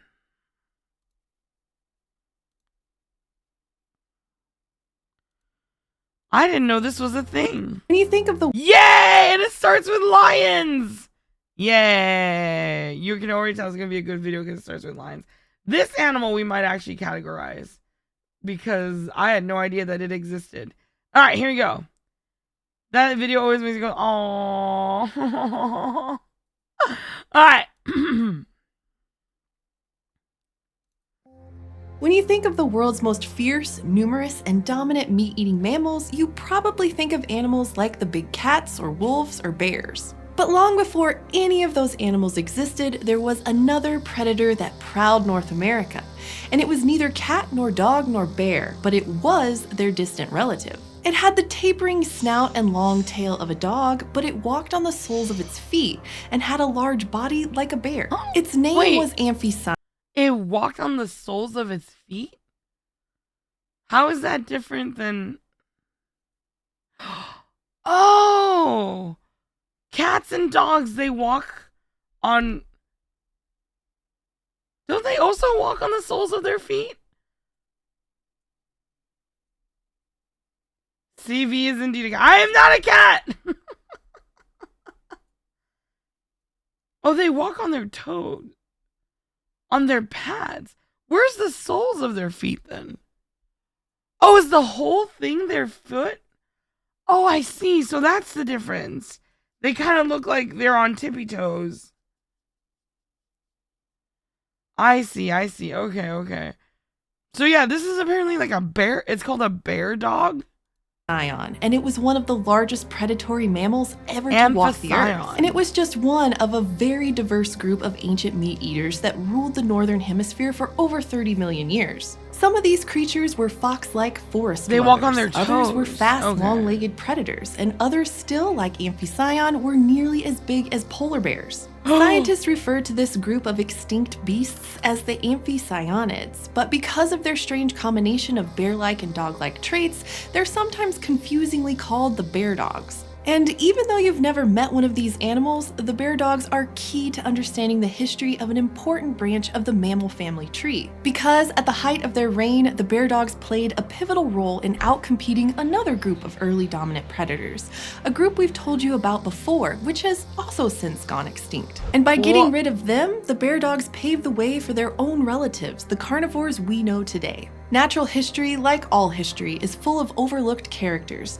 figures that quietly shape the world around them. And if you ask me, the saga of the carnivores could never be complete without the forgotten story of the bear dogs. You ever notice how cats and dogs appear to have a second backwards knee lower down? That's their ankle. Oh, I see. Now, most of the meat-eating mammals that you know today, like cats, dogs, and bears, are members of the same group, the order known as Carnivora. And it might sound like to be a member of this group, you just have to eat meat, but Carnivora isn't synonymous with carnivore. Carnivora includes animals with diverse diets, not just meat eaters. Well, that's They confusing. range from the bamboo-chomping giant pandas to more omnivorous animals like raccoons and even walruses. So a carnivore is any animal that eats other animals, but carnivorans are a specific taxonomic group of placental mammals. And some of the earliest members of this group were the bear dogs. Bear dogs first appear in the fossil record around 40 million years ago during the Eocene epoch. They probably originated in North America and spread into Europe before the two continents slowly became separated. Because of that, fossils show that two distinct lineages of bear dogs wound up evolving in isolation for millions of years. One of the oldest known species is actually a tiny creature from North America called Venus de Milo. It lived in the late Eocene from Wyoming to Saskatchewan, where it survived on a diet of plants and small animals in the dense forest. Wait, why does that sound familiar? Isn't that the name of an art piece? The Venus, yeah. Yeah, Venus de Milo, yeah. Venus de Milo? The Venus de Milo. Yeah, so I guess they just made a pun. God damn it, Taxonomist. Taxonomist, we just covered animal names. I know, right? Scientists are nerds. That covered the continent. And I love how she's gonna just move past that name like that isn't a pun. She just says the name and just moves past. Doesn't even mention it at all. Just it doesn't matter. It, like all bear dogs, belong to a group of mammals known as the Caeniformia, the same group that includes today's bears and dogs, along with other familiar mammals like seals and skunks. Scientists think that bear dogs diverged from other caeniforms early on, forming their own branch of the mammal family tree. Both bears and dogs evolved later, but today they are the bear dog's closest living relatives. And because of that, bear dogs share a lot of similarities with both animals. For example, bear dogs tended to have longer, pointier snouts like dogs and bears do. And many bear dogs were large-bodied and walked with their feet flat on the ground like bears, but also had a long dog-like tail. Now, after the North American bear dogs became separated from the Eurasian species, the two groups found themselves on very different evolutionary paths. In North America, bear dogs diverged into two subfamilies, each of which played a big role in shaping the predator-prey dynamics of the continent. The first group appears in the fossil record about 40 million years ago in places like Texas and Wyoming. Early species of this group were well adapted for hunting in dense forests, like our friend Venus. If biologists sought to mention every time a taxonomy pun happened, they never get anywhere. Which was probably about the size of a swift fox or maybe as big as a coyote. But when these first bear dogs came about, there were bigger dogs on the scene, though they weren't actually dogs either. The fiercest apex predators in Eocene North America were the hyenodonts, bigger, stronger carnivores, which we've talked about before. Hyenodonts had big, powerful jaws filled with blade-like teeth. Plus, we can tell from their heel bones that some of them could make powerful leaps, suggesting they probably used an ambush hunting strategy, hiding in the forest undergrowth and tackling their prey with brute force. Now, those first little bear dogs might not have seemed like much of a threat to the hyenodonts, but circumstances soon swung in their favor. As the Oligocene epoch began about 33 million years ago, North America was beginning to go through a major cooling and drying phase. And this opened up the landscape, turning forests into savannas. This new open environment spelled trouble for the specialized hunting style of the hyenodonts. And they had another problem. That was out of passion. That was tackle for a hug. Okay? I had the best intentions. The brute force was just, it was a byproduct of not thinking things through. That's all. To deal with too, their teeth. Hyenodont teeth were all adapted for ripping and tearing flesh. Rip and tear! Only eating meat, but rip and tear until it's done! Oh, sorry, I got triggered. So when your food of choice suddenly declines. Bear dogs, on the other hand, had more varied teeth. Their front teeth were used for tearing, but their molars had different shapes and sizes. Some could be adapted for crushing, puncturing, or holding prey, depending on what was selected for. And those differentiated teeth proved to be a key advantage for the bear dogs. Plus, by the start of the Oligocene, some bear dog species had gotten big enough to compete with the hyenodonts for the same food, while maintaining more of this adaptability. The combination of direct competition from bear dogs and an unforgiving new environment spelled the end for the hyenodonts. By about 30 million years ago, they had vanished from North America. Soon, bear dogs— Well, she didn't talk about this, but based on the name, I imagine the hyenodons are like ancestors for hyenas, maybe, or maybe related in some way. Are there natural hyenas in the U.S.? In North America? I don't think there are there? So you're telling me we could have had hyenas? We could have had hyenas? That would have been kind of cool. Were on the rise. By about 23 million years ago, several large bear dogs appeared with long legs that gave them a more efficient stride, perfect for chasing down prey like three-toed horses and early camelids. But the North American bear dogs were about to face much stiffer competition, and from their own kind. About 18 million years ago, a new threat crossed the Bering Land Bridge. Even larger bear dogs, the ones that had evolved separately on Eurasia. And over there, the bear dog story had played out differently than it had in North America. Wait, really? North America used to have lions? Wait, I think... Oh. We have the wolves, yes. I mean, not so much anymore. Coyotes kind of knocked off everything that weren't wolves. Oh. Of course they're not related. Have you learned nothing from these taxonomists? The Eurasian bear dogs struggled to thrive, in part because they also faced competition from the hyenodonts. But when those bigger carnivores started to decline, the bear dogs had their moment. They quickly spread across the continent and began to fill the niches that the hyenodonts had left empty. But rather than adapting to becoming sleek and long-legged like their American relatives, Eurasian bear dogs became heavier and more robust. They were also probably more opportunistic and adaptable, hunting or scavenging on large prey like hyenas do today. In fact, we have direct evidence of this. In 2006, researchers described a rhino jaw from Portugal that had bite marks matching the teeth of a Eurasian bear dog called Amphicyon giganteus. So when the large bear dogs arrived in North America, it spelled trouble for the locals. And they were just one part of a whole wave of Eurasian carnivores that came over, shaking up the dynamics of whole ecosystems. These new carnivores outcompeted the North American bear dogs, and by about 17 million years ago, they were extinct. The Eurasian bear dogs, however, thrived in their new habitat. They grew even larger, reaching sizes that put them among the biggest mammalian land predators of all time. Two species of these giants were ambush predators the size of polar bears that roamed western North America. They had powerful forelimbs, massive clawed feet, and muscular jaws that could deliver powerful predators of all time. Two species of these giants were ambush predators the size of polar bears that roamed western North America. They had powerful... They look the same to me! I'm sure scientists know something, but they look the exact same to me. Of course America had lions. How do you think V came to be? Thank you!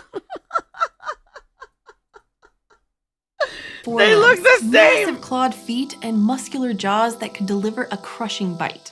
But these bear dogs were about to meet the same double threat as the hyenodonts that came before them: new competition and climate change. However, this time the situation— I guess all the bear dogs just look the same to you, huh, species? Mountain cats and bobcats. Was reversed. Bear dogs had outcompeted the hyenodonts in part by being adaptable. Wait, aren't those the same? Didn't Casual Geographic say the mountain cats and bobcats and cougars and puma, they have a bunch of names, but they're pretty much just the same species? I thought that's what he said.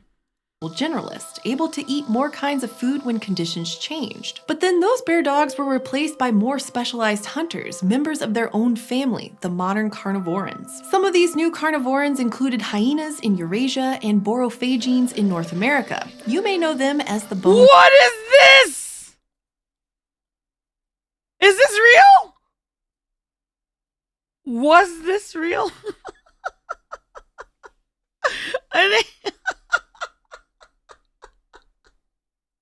It's a nightmare, an extinct deer, but it was real. It's I don't know. Maybe it's a beetle. That's what I thought too. Chad, it was real. Yeah. I did you not read patch notes? No, I didn't. Look at the muscles on that Doge.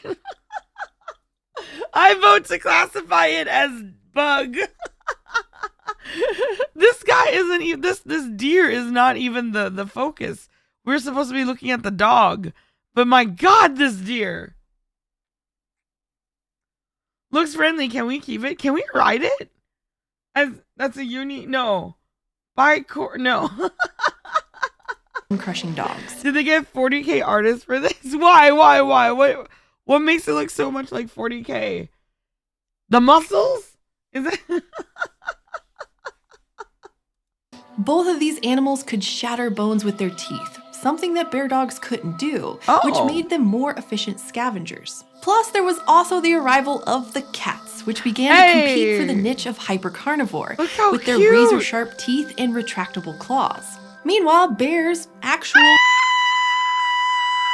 If I wasn't so scared, I would give every bear a hug. I mean, look at this thing. I just want to wrap my arms around its neck and give it a big hug. That'd be the last thing I do, but you know. They all love hugs me. Do not hug bears. I know, but if not friend, why friend shaped? Go pet the danger hamster. Okay. You'd give them a bear hug, yeah. Do not hug or feed the bears. If not friends, why friendship? Exactly. Hugs is great for bears. It means the prey comes to them, so they save energy. Real bears had diverged and spread with Look at that snoot.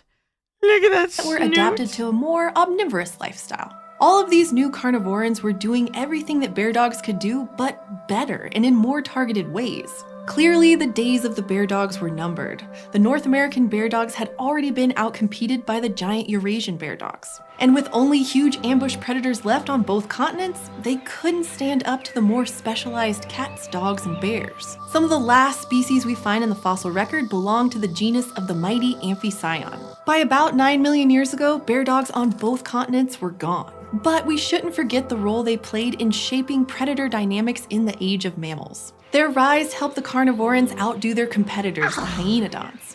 And their fall was accompanied by the rise of the modern cats, dogs, and bears we know today. When the last of them vanished, the bear dogs had formed a kind of bridge between old and new. A missing puzzle piece in the 45-ish million-year saga of the meat-eating mammals. Hey, big thanks to this month's eontologist Patrick Seifert, Jake Hart, John Davison-Ing, and Steve. That's really cool. I like it. So bear dogs were a thing. Wait, I thought you guys said bear cats were a thing too. Are bear cats a thing too, or are they just referring to the same animal? Because, like I've said a few times before, the hi cat design. Not yet. Oh, thanks for reminding me though. I gotta disable that. Hold on. There are tons of bear cats in Cincinnati? Really?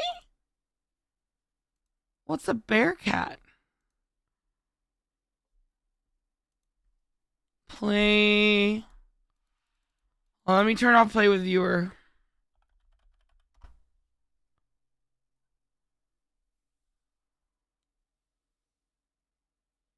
Oh, wow. They're slow right now. Okay. I got it. I turned it off. Okay. Look up Cincinnati Bearcat.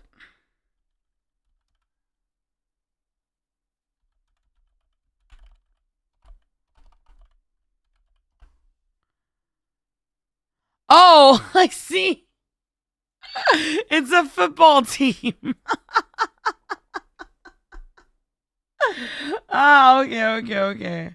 Binturong's Bearcats or the Fusa. Oh, there's a video cat of bear. Okay, got it. Okay, that's pretty cool. All right, let me go and check that one off. How to pick up a duck. How to pick up a duck. Step Only 1. 18 seconds.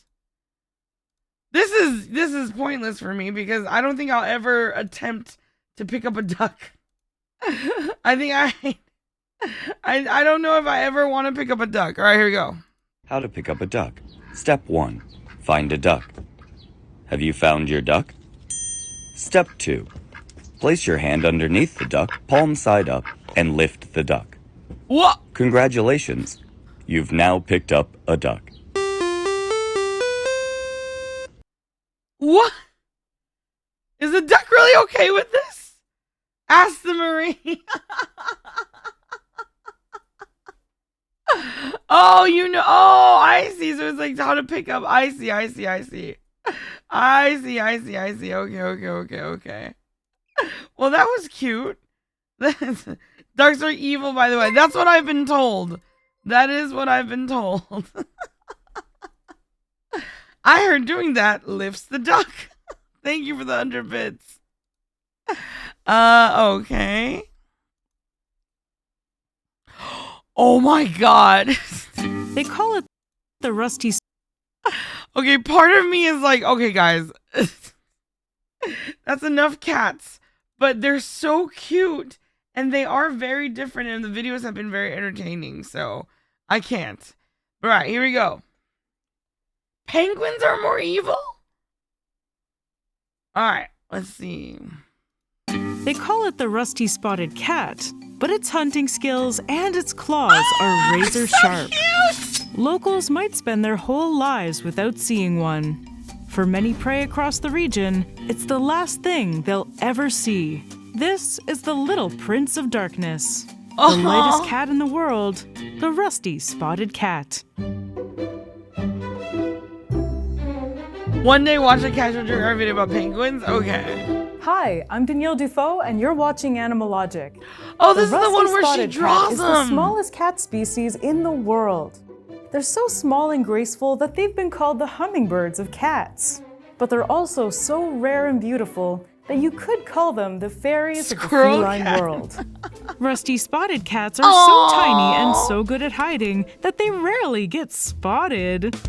Even though they have a gigantic range throughout South Asia. They live south of the Himalayas from Nepal to Sri Lanka, and the vast forests of India are home to the majority of their population. There are an estimated 10,000 of these tiny cats in the wild, but very little is known about them, and that's for a couple of reasons. First of all is their size. They're slightly shorter than an average house cat, but they're also much leaner. In fact, they're the lightest cats in the world. Adult male rusty spotted cats weigh just about 1.5 kilos, while a domestic tomcat can be 4 times heavier. Yeah, I was about to say! They're so tiny that Roxy at is like, birth, well, they weigh less than a chicken egg. Their title of world's smallest cat is somewhat in dispute, as while they are the... Honestly, looks like my cat. Down to size and pattern? Really? Will we get to see the Tasmanian tiger figurine? What? Tasmanian tiger figurine? Which one was that? Why does that sound so familiar? My buddy had a 20-pound Siamese. Really? Oh, look, it's the cat I use in your birthday. Yes, it is. Thank you. Small, vicious cat. It's me. It's not me. I'm not small. I'm 5'5". I'm not vicious. I'm benevolent, if anything. And I'm not a cat. I'm a lion. Remember in her video on the thylacine, kept showing that one. Oh, yeah! politest cat in the world, the Guinea of South America, and the black-footed cat of Southern Africa. So cute. So cute. I'm fighting the urge to go hug Roxy. Are both shorter than the rusty spotted cat. So it depends on how you define smallest. But despite their size, they are lethal predators with incredible speed and agility. 19th century naturalists who kept them captive commented on their climbing skills and amazing ability to catch squirrels in trees. Oh! While squirrels and birds' nests are an option, the rusty spotted cat's favorite prey are frogs, lizards, and small mammals. Oh. In the forest, it's easy to sneak up on unsuspecting prey, but in the open grassland, it requires both stealth and speed. This male uses cover of darkness to look for its next meal. It quietly makes its way into open grassland, where its prey is easier to spot. Wait, what was the name of that cat? What was the name of the cat that was like the one that was a really short video and it was like barely the size of the leaves? I forget the name of it. I thought that cat was smaller than this one. There's a video from CGP Grey called Why Some Animals Can't Be Are you still on this domestication? Are you Gudako? I appreciate it. CGP Grey, why are some animals can't be domesticated? If you want to learn the difference between trained and domesticated. Yeah, because like I had this question when we were watching about moose. Because I did not understand why we could not ride moose. Or why we could not successfully train meese to be ridden. Alright. Finally, it sees something delicious. A gerbil. The cat needs to get closer before it pounces. And luckily for him, a small ditch provides cover. Uh-oh. The gerbil senses something isn't right. Uh-oh. The cat attacks. It's a short chase. Dinner is served. Oh my god! Beside their ninja-like combination of speed and stealth, they have a level of self-confidence that I can only aspire to. Dress for the job you want. There are reports of rusties pouncing on much larger animals, like baby deer, and only letting go when being physically pulled off. They're pretty badass. They've got that lion in them. Yeah! Wow! Another reason for their success is how they've been able to adapt to several different ecosystems. They live in deciduous forests, hill slopes, and... Stop wanting to ride everything, V, but... Have you seen meese? It would be so fun to ride a moose. Yes, it would be so fun. Shrublands. And more recently, they've become neighbors with humans. They have adapted to low-density farmland, which makes sense since farms give them access to livestock and to rodents, their favorite prey. Farmland also provides good denning spots for moms who will feed and... They're so cute. I'm dying. These things are so cute. It hurts. It physically hurts how cute they are. I cannot handle it. My heart feels like it's getting squeezed every 3 seconds. Good God. Protect her kittens until they're old enough to catch meals for themselves. Rusties sometimes munch on poultry, but these attacks are far less common than those perpetrated by their cousins, the leopard cats, who are well-known chicken killers. Nebula. Unfortunately, many farmers have a blanket no-cat policy on their farms and will often shoot on site. What? Rusty spotted cats share some of their habitats with some of their closest relatives, fishing cats and leopard cats. Both of these cats are larger than the rusty spotted cat and have vast ranges. This makes it easier for them to cross swamps. They're fairly similar cats from the same genus and had a common ancestor about 8 million years ago. Rusties were the first species to diverge from the rest of the genus about 6 million years ago. And ever since then, they've established themselves as being one of the most widespread and resilient cats in South Asia. Whoa! I love the art too. And this music really picked up. So what should we talk about next? Please let me know in the comments and be sure to subscribe for new episodes every week. Thanks for watching. See ya! Wow, wow, wow. Okay, yeah, you do that. Awesome.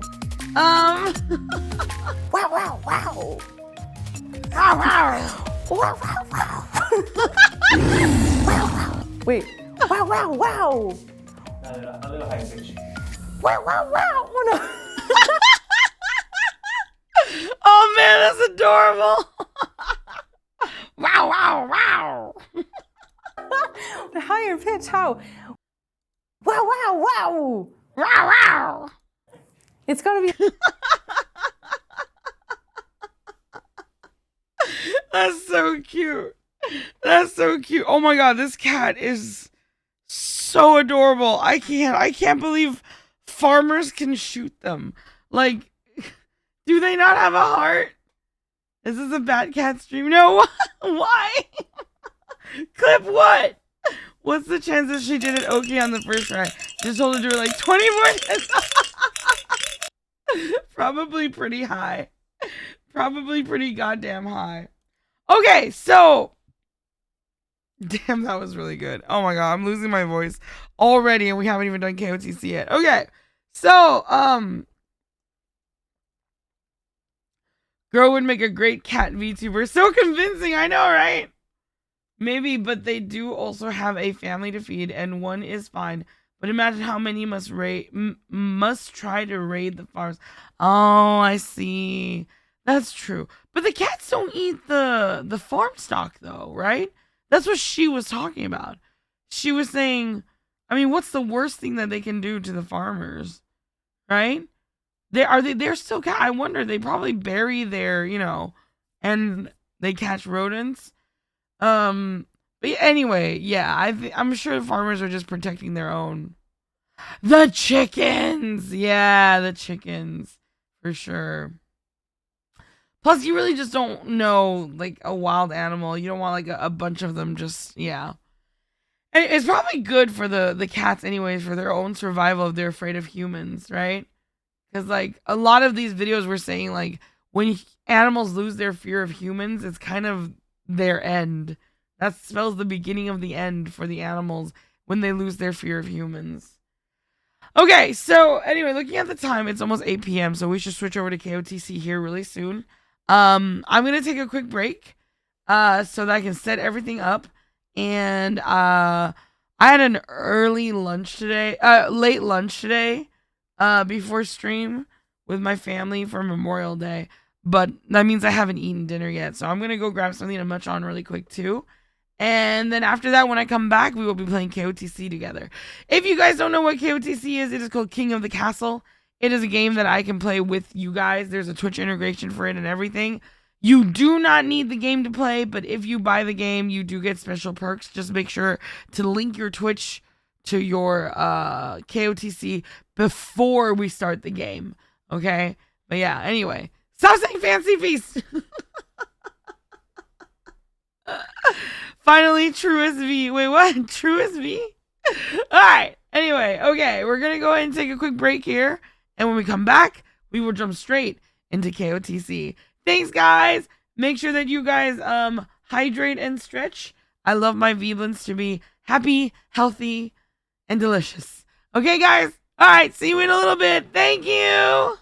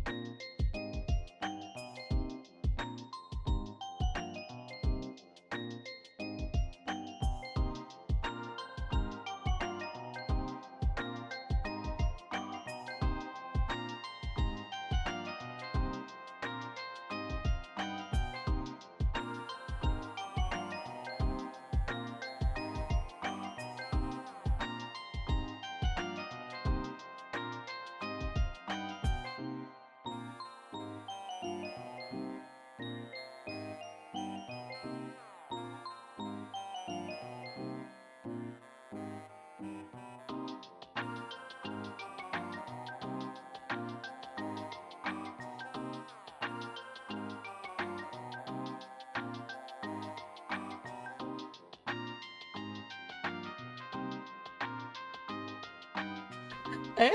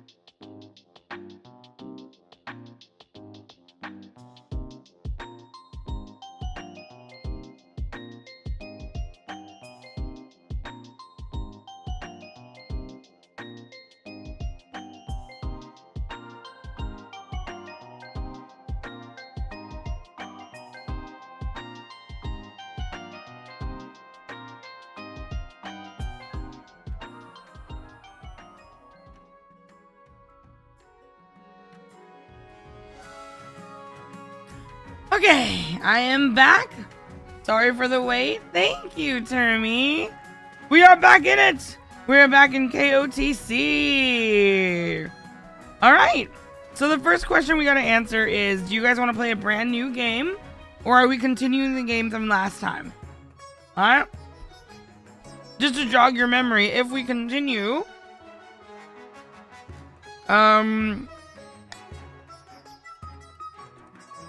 the new king is King Orel. And I believe he was a count. So these are the factions. So we can continue, or we can start a brand new one. Now, if we continue, and you were here last time, you will go back to the faction that you were in. So if you were a chief last time, you will be a chief this time. If you do brand new, though, it's, yeah. So vote for... When was last time? Last week, last Monday. We do this like Mondays, every Monday during the subathon. Next Monday is the last day of the subathon, and it's also a Monday. So after today, we'll be playing it one more time.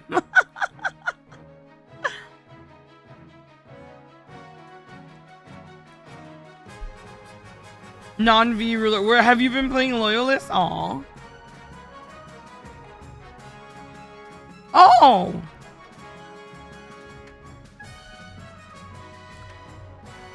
That's a really good question. Is it Oral or is it Avril? I have no idea. I think it's a U though, from what I remember in the story. So yeah, please vote to continue or to start a brand new one.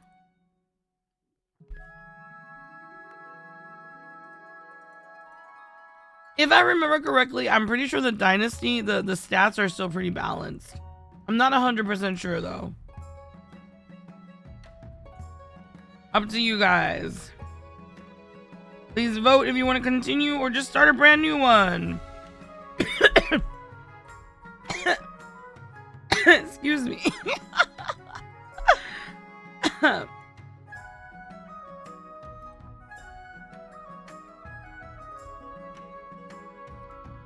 Oh, you're right. Wow, that's very observant, Jolly. I'm okay. I'm okay. I don't know what state I'm gonna be in by the end of the subathon, but right now I'm okay. Thank you. Thanks, guys.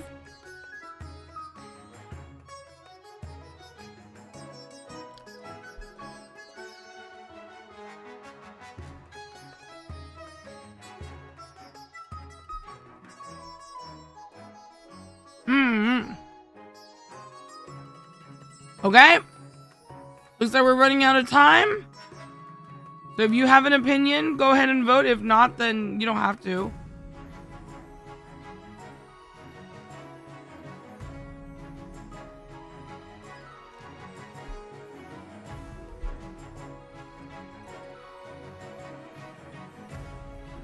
Don't die, Vina, till we choose your successor.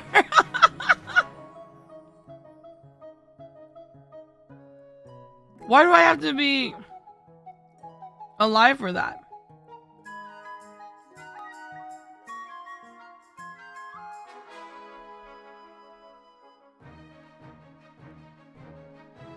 Okay, looks like we're continuing the dynasty.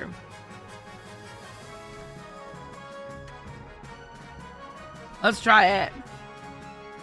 Whatever happens, remember to vote Steve. For new Veeblins, you will know when the time comes.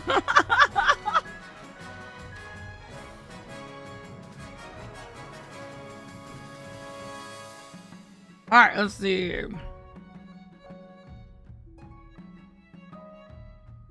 Alright.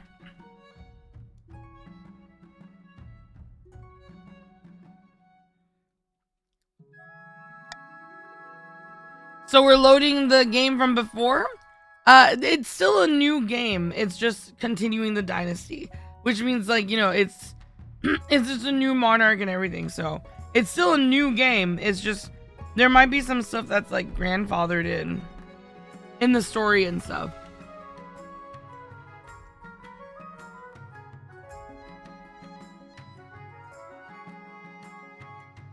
Oh.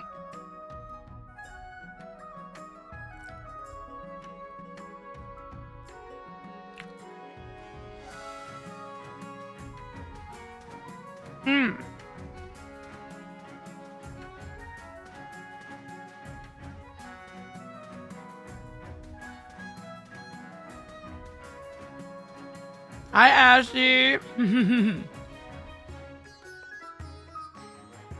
Yes, if you have not played King of the Castle before and you'd like to join us, just use !join space your pronoun and you'll be able to join in. Again, you do not need the game. That just gives you some extra perks. So...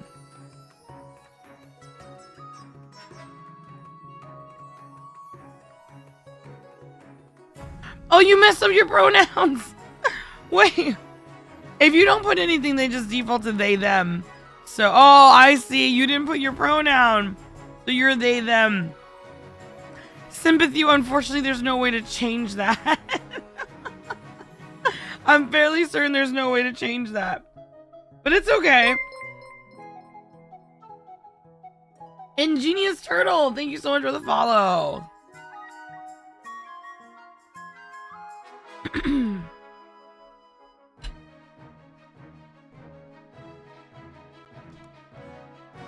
Yes, thank you, O1.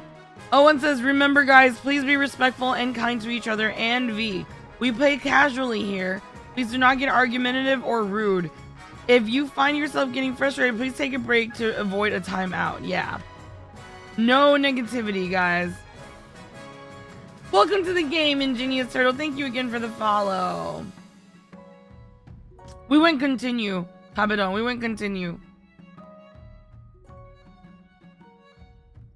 Alright. What am I making to myself? No, not allowed. The only negative allowed is V's Riz. Exactly. I'm glad you understand. I'm gonna yell at myself for my choices. Please don't. You make good choices. You make good choices.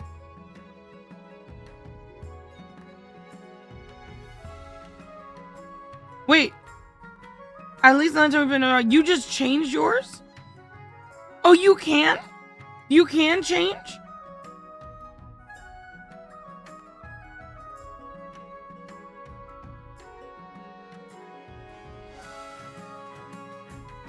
BVC makes crazy choices, can't trust the guy. How dare you say that BVC can't be trusted, BVC? You get a timeout. Yeah. Wait, Syfan, did you say you were able to change your pronouns? Because I think Sympathy needs to do... Oh. I don't think I can remove you. I've never done that before.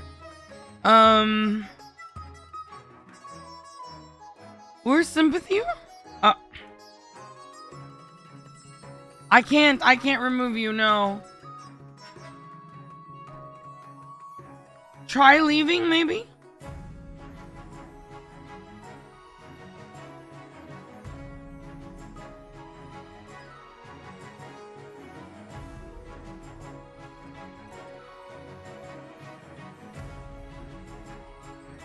Yeah, maybe try to type join again or try to type !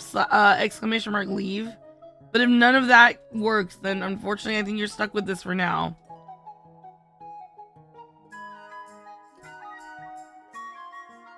Oh, it changed on its own.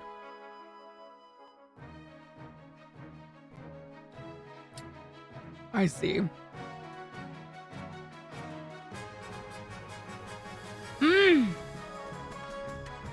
Sorry, I'm enjoying a yogurt. Okay.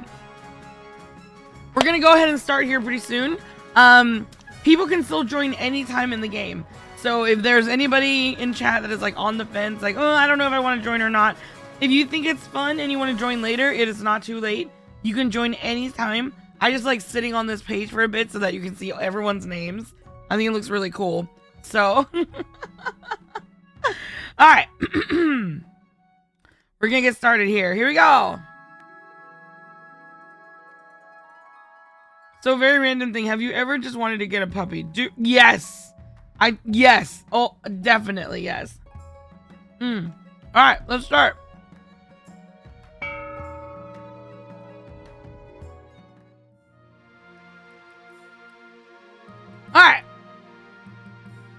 council introduction. Here we go. Wait, what? Oh, right, because I'm a count. Species! Events have proceeded exactly according to plan. The throne is ours. Now, just remember our argument. I can't read! Now, just remember our agreement. In all matters of state, you shall favor the East. What if I govern for the good of the whole kingdom? Please, put these delusions of benevolence out of your head. It's embarrassing. We put that crown on your head. Don't make us take it away. Now, introduce yourself to the rest of the council, but don't forget what I told you today.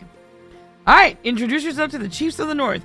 And representing the north, we have Cat Design.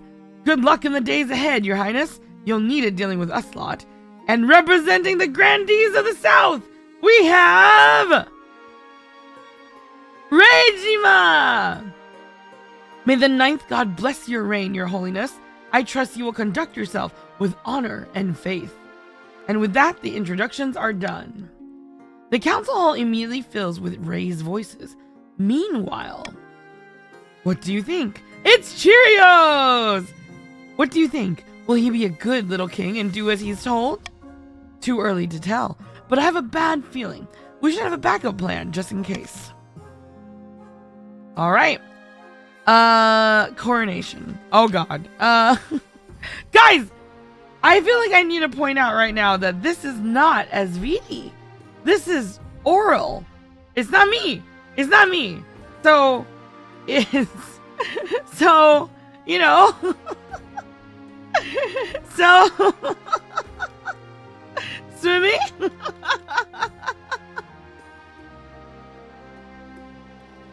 Imposter. Why are you pointing it out? Because, you know, don't you just, you only throw SVD in the river, right? You So, blood ritual? No. Close enough for government? Your Majesty, you may have won the throne from Queen SVD II, but you must still answer to the council. As is tradition, they will decide what happens at your coronation. Let's get this over with. Shall we call the nobles in? Oh my God, require everyone wear black and listen to dreary Eastern music. That one's just bad. Invite for dinner, throw the king in the river. Unless was a vast banquet for the king.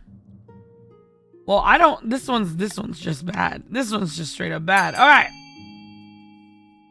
Hell no.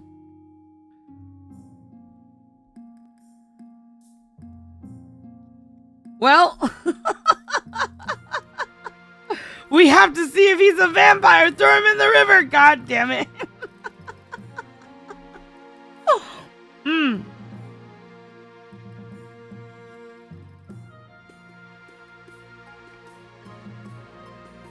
You did force our hand. Yeah, because it was going to make a difference.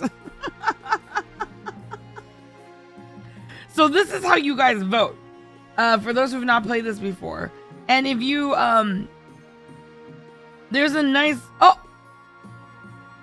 Let's go, Queen Pantheria Leos Blanc. Thank you, Kudako. For those who've never played before, this is how you vote. So this is how we make decisions. There's a lot of things that needs decisions, and then you get your individual vote. You can vote once. And even after the timer is up, you can still vote. You just do ! vote and then space the letter that you want to vote for. But see, I can do little things like I can veto an entire choice. So now no one can vote A. And that's how you, later on you'll get your goals so that you can manipulate votes to try to reach your own goals. Yeah. Oh, the long hair is like, yes! I always wear this when I play KotC. Alright. Voting has closed. It is decided. The king will be thrown into the river. Yeah, throw him in the river! And so it begins. The nobles pick you up and carry you out to the Treadwater River, hurling you into the shallow water with a cheer. When you climb up the banks, soaking wet. Ah! I seriously can't read right now. The chancellor steps forward and places the crown upon your head. I am ready for this, so here's the crown. There you go. Is it your imagination or are some of the noble stifling giggles? All right. Huzzah! Reading is overrated. The crown is cute. You like it. Thank you so much. Hi, Nerithians. Welcome back. All right. Path to victory. Your Majesty, the history books do not look kindly upon usurpers, unless, of course, they prove themselves worthy of the throne they have stolen.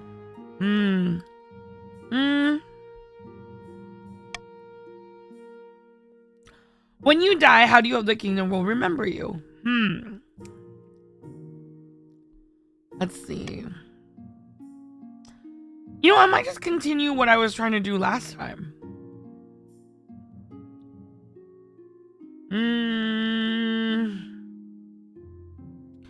Yeah, I might just continue what I tried to do last time.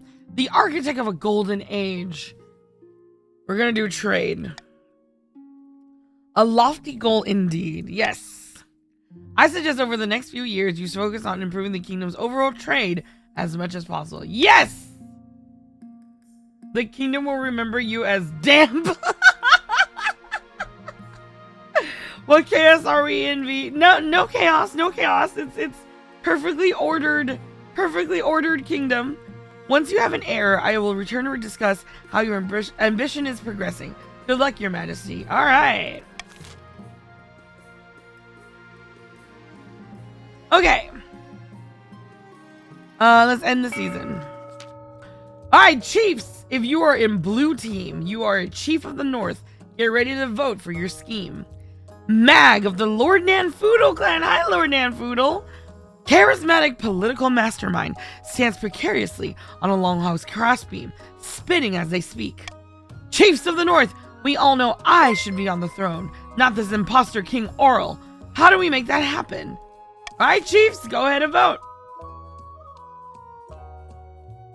Domsy, thank you for the 100 bits. I forgot to mention, in honor of the Veebathon, I have made 4 sacrifices to the god. Wait, what? What? What are you talking about? Traitor! Can't see cat on lap. Oh no! You guys are gonna go for Ragnarok a 3rd time?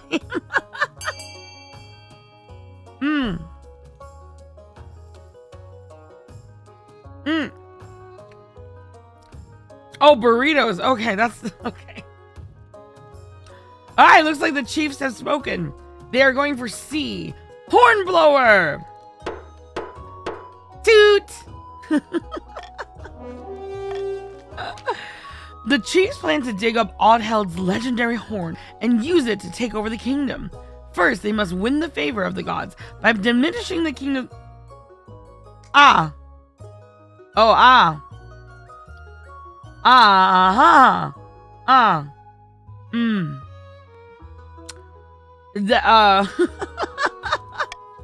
To advance their scheme, the chiefs must lower their combined. Oh, that's actually okay. So all of the regions together has to be 12 or less. Well, religion is only at 11, so it's still already done. All right, Mara of the Slevin dynasty. Slevin! Eccentric former hermit leans delicately on a podium, whispering carefully. Most excellent. Oral now sits the throne, and the counts are in charge, as they should be. But the other regions will already be scheming to depose him. Do we stay loyal to the new king, or cut our losses and put me on the throne instead? So this is a unique thing for the counts. Because the counts won the last game, they are the only faction that can choose to be loyalists. Which means if I win, they win. They are the only faction that has this. And this only happens when a faction just won. So if I win again this time, the next time there will be no loyalist scheme. It doesn't continue on like that. As far as I know. Yeah. B or C means you try to overthrow me. There are still ways for you to overthrow me later on. Like rebellion and stuff like that. But yeah. I do think that loyalist is a little OP in my opinion, but alright. Looks like all the counts want to be loyalists. Alright. That settles it then. Long live the king. May he bring glory and honor to the east. But we can always change our minds. If Aurel ever gets out of line, we can take up arms and get rid of him the old-fashioned way, even if it's not our usual fare. The Count's goal is to aid the king by countering other region schemes as much as they can. They will win the game if the king produces an heir and completes his ambition. However, if defiance gets too high, they can still change their minds and rise up in rebellion. Alright. Grandees, yellow team, your turn. Ophelia of the Possum lineage. Possum! Charismatic political mastermind. Stands bathed in sunshine. Charismatic political mastermind. Possum, that's creepy. That's actually... that actually does sound like someone related to you. That would be related to you. That's creepy. What? No. Oh, come on. Don't be coy. Stands bathed in sunshine, speaking softly. A false pretender occupies the throne, while my claim is ignored. Grandees of the South, this is a stain on our honor. We must not allow it to go unanswered. All right, Grandees, go ahead and vote. Go ahead and vote.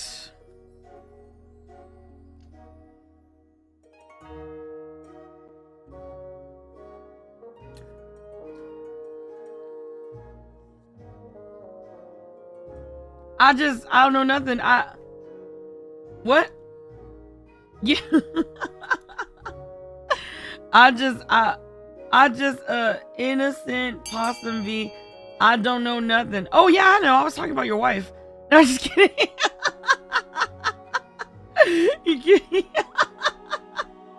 You gotta give yourself more credit, dude.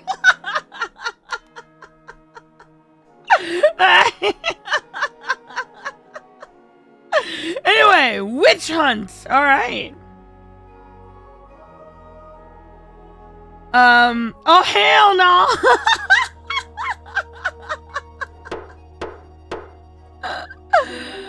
Alright. There's all sorts of heresy in the capital, and the Grandees intend to expose it. First, they must ensure the South is beyond reproach. To advance their scheme, the Grandees must be the region with the highest faith. Done! In 3 seasons. Okay. Wow. Alright, well, okay. Golden choice! Let's go! How can you beat 10 faith?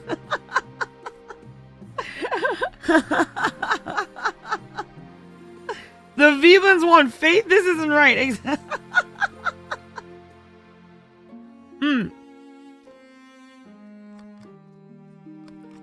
Now, hang on. To be fair, we welcome all kinds of faith. So whatever faith the Veebans want or don't want, they can have.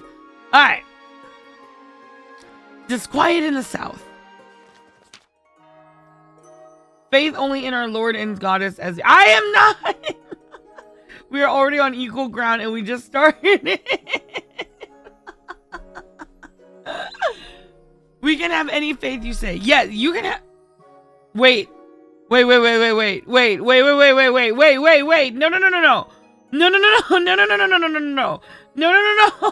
God damn it. I take it back. God damn it. I am not a... It sounds so silly to even say. You cannot work... No! God damn it. Focus on the game! I am not holy. Sing the ancient anthem. Wait, what ancient? What are you talking about? This. Okay. Grandee Toa. There, yes, there's a king. We are nautical. Settle down, all of you. Oh my god. We are not a cult. RVD who are, stop it. Oh my god. You know what? You know what? Stop it, shake. Get shaking. Get shaking. Shake all this cult talk out of you. No more cults. Shake all this cult talk out. There you go. Good. Good. Okay. Hi, Grandee Toa. Your Highness, my peasants accuse me of hoarding wealth. Me?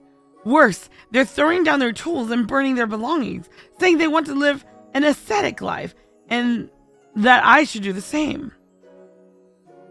You want to match their outfits with their decor? No, not aesthetic. Ascetic. They don't want to be pinned down by worldly possessions, but burning them is quite the overreaction. The ringleader of this movement is a philosopher called, oh, this is Ortega. She calls herself a voice of the ninth god, and the knaves hang on her every word. They'll be at my door any moment. Oh, God, I hate this one.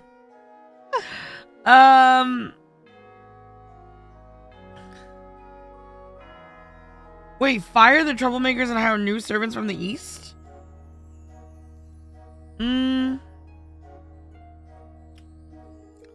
Why not? That sounds like it'll make everybody happy. Yeah, why not? But just in case, I'll just veto this one. Okay. Go ahead and vote.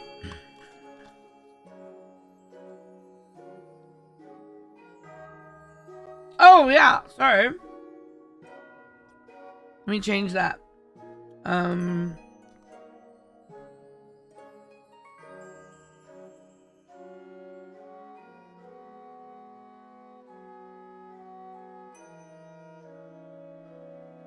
All right.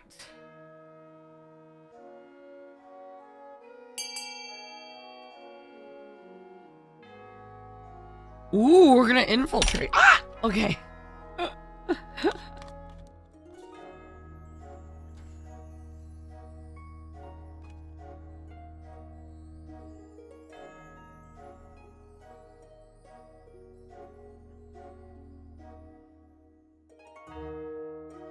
All right.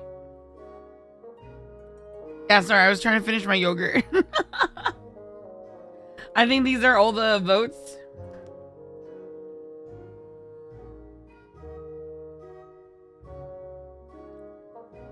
No, I voted for something that raises rate. I couldn't see the up arrows because of V's crown at the moment. Yeah, my bad, guys. I moved. I forgot that I'm supposed to stay here when I do this. All right, here we go. Voting has closed.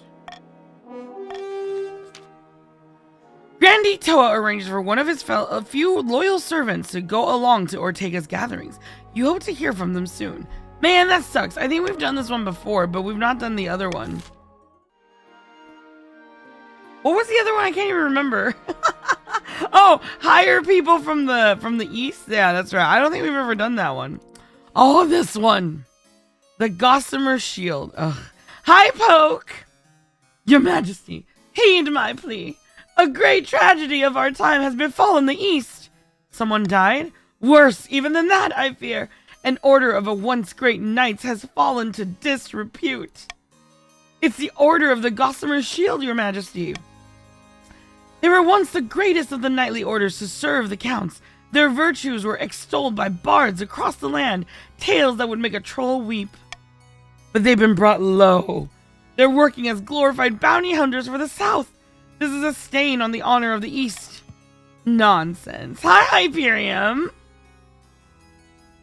Our military has suffered some setbacks recently, so we hired the Gossamer Security to keep order. For a pretty penny, I might add. Gossamer Security has been solving the problems we want solved, and kicking the buttocks we want kicked. Drakov's bones! Gossamer Security! How has it come to this? These are knights, not mercenaries. and they need reminding of a little thing called chivalry. Please, Your Grace, I beg the council to be reasonable. I never really understood this. It's so basically it's like a fan. Someone was a fan of some knights. I don't know. This is very interesting to me, but I don't really get it.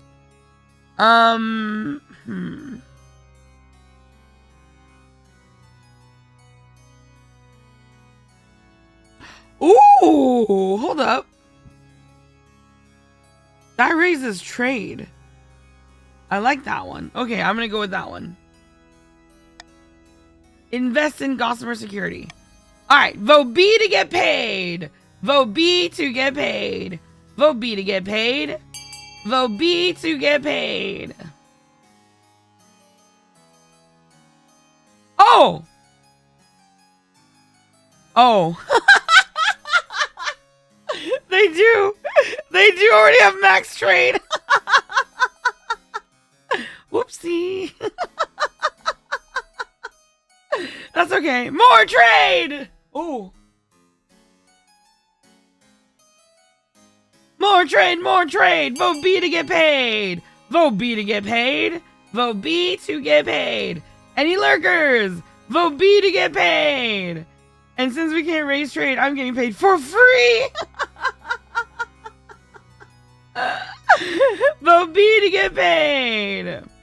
All right.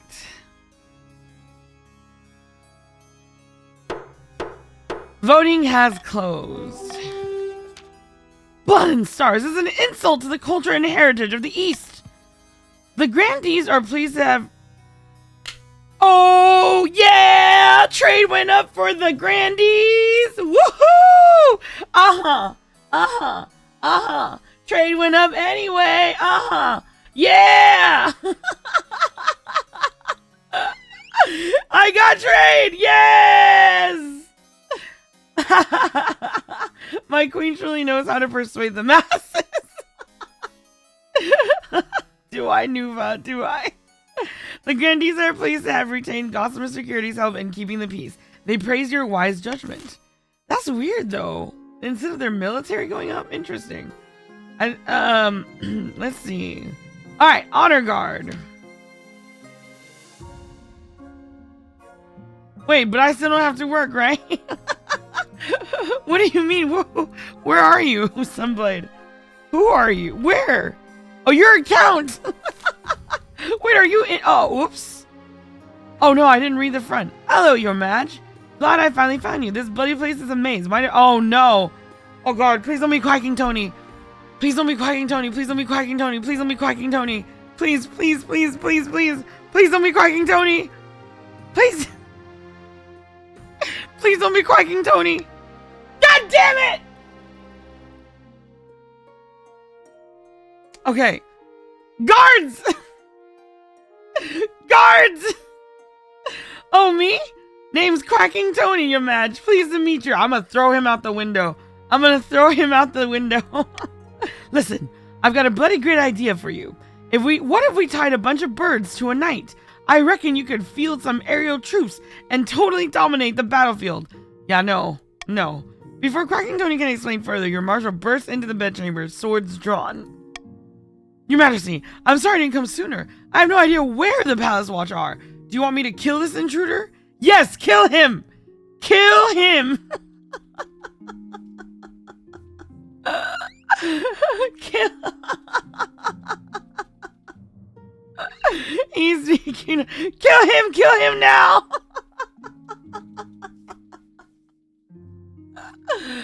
Oh my god. He is not a genius. Think of that poor soldier. On memorial. Oh. Ah! Huh. Well, that's unfortunate. 1 second. I have to clean up some yogurt. 1 second.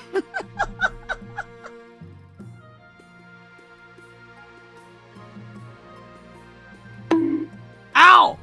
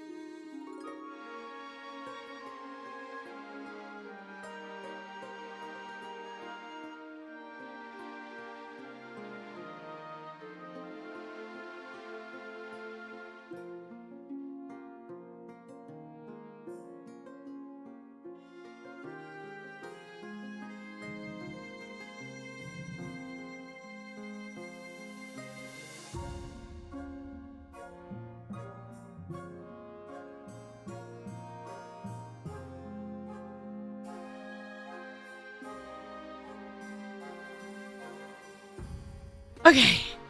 It wasn't bad because I was pretty much done, but I hit the table, which made the heavy spoon in the empty yogurt box kind of tilt, and then it knocked the box. You know, it.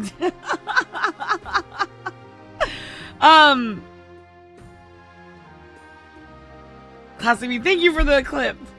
Can we please vote on this one? Oh God. Why though? Oh. Condolences. All right. All right.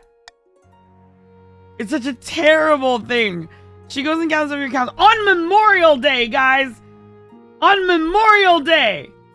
She goes and gathers up your counselor who trickle into the hall in their pajamas, rubbing sleep from their eyes. They don't look particularly pleased to be woken up.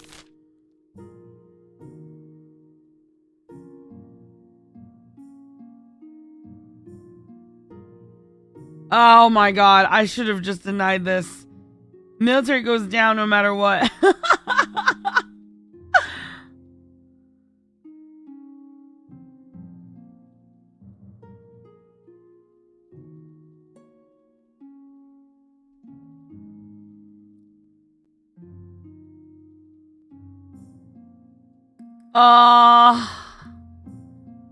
This is terrible. Why do I play this game?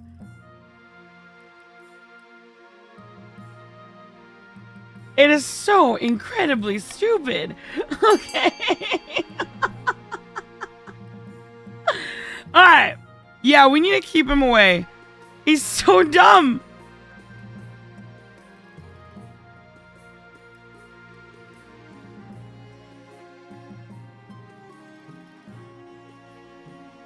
He's so dumb. Keep him away. He's incredibly stupid. Vote D. Vote D. If you don't know what to vote, vote for D. Yes. Oh my God, we have some sensible people. Thank goodness. Yes. I'm so proud of you guys. Oh my God, I'm actually so proud. I'm actually so proud. Thank you. Thank you. Oh, good job, guys. Good job. Look at those D's coming. Oh, I love you guys. Alright. Send him out. The nobles shuffle back out of the council hall, rolling their eyes and stifling yawns. Sorry. Your Majesty, if the peasant had been a maniac with a crossbow, I dread to think what would have happened. Yes, true. If one thing's clear from this mess, it's that you need an honor guard who can actually keep you safe, not like the pathetic Watch. Think carefully. Oh, poor Watch. Think carefully, Your Majesty. These guards' loyalties will be divided between you and their region. Of course, you could just hire foreign mercenaries. They'll be loyal to coin above all. Big Aggie! The king knows better than anyone that our knights will keep him safe. From danger and from improper grammar. Oh my God. Oh, C4, thank you for gifting us up to Toa.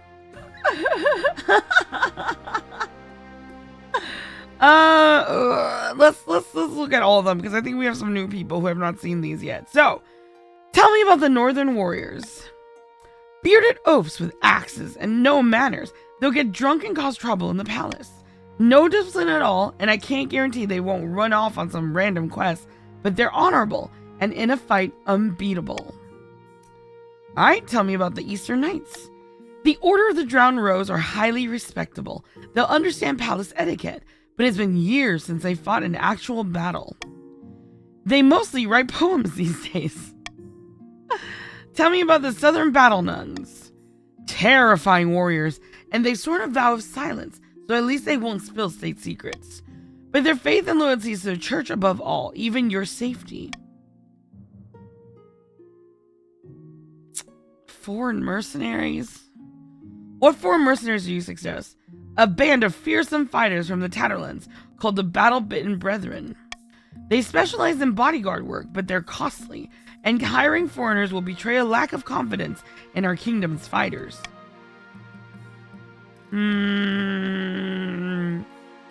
Seeing people not sub to V makes me do it. C4!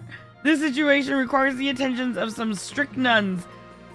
To be fair, I have not chosen the nuns in like forever. Let me see. Grandees, yeah. I await your verdict with bated breath, Your Majesty.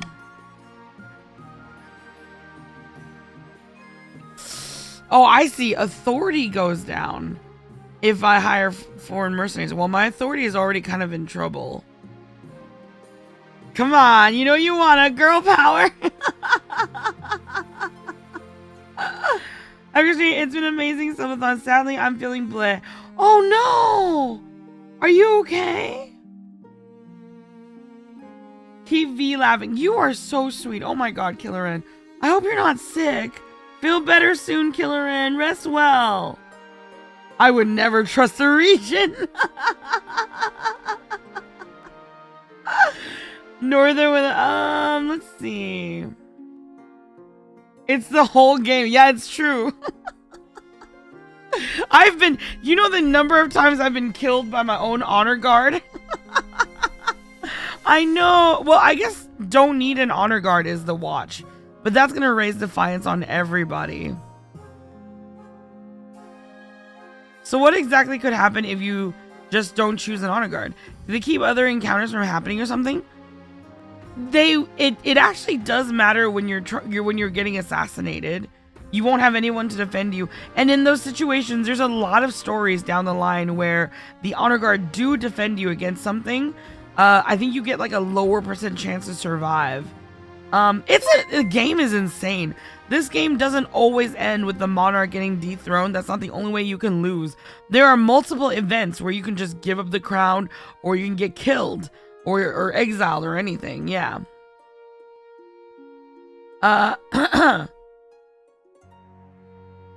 North defines for if not chosen top military. It's true. North. That is true. That is true. They have military 10 and they have the top defiance right now. That is a bit scary. Uh-oh. We haven't done mercs in as long as I can remember. It's true. Wait, Panache. I don't know if I can afford to lose my authority. And it pisses off all 3 regions though, so.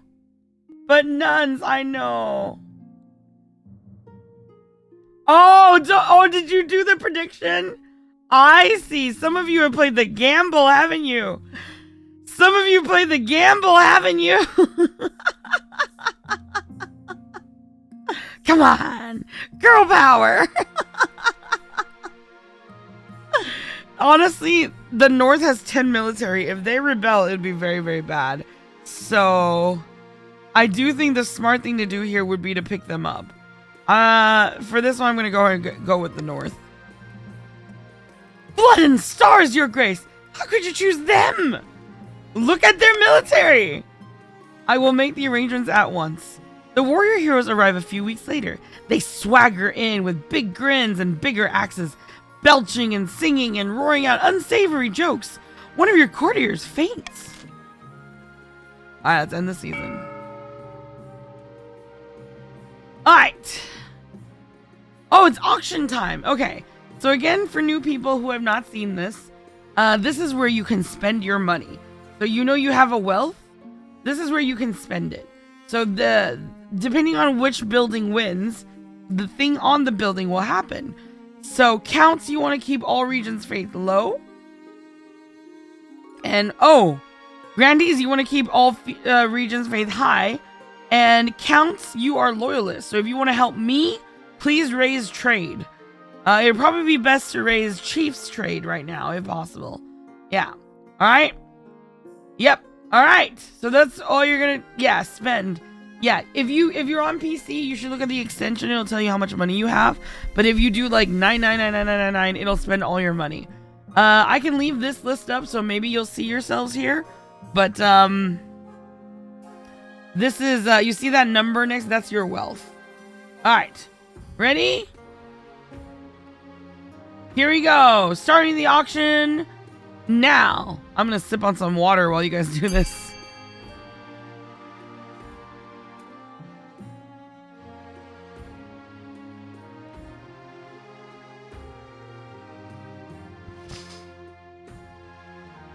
Oh.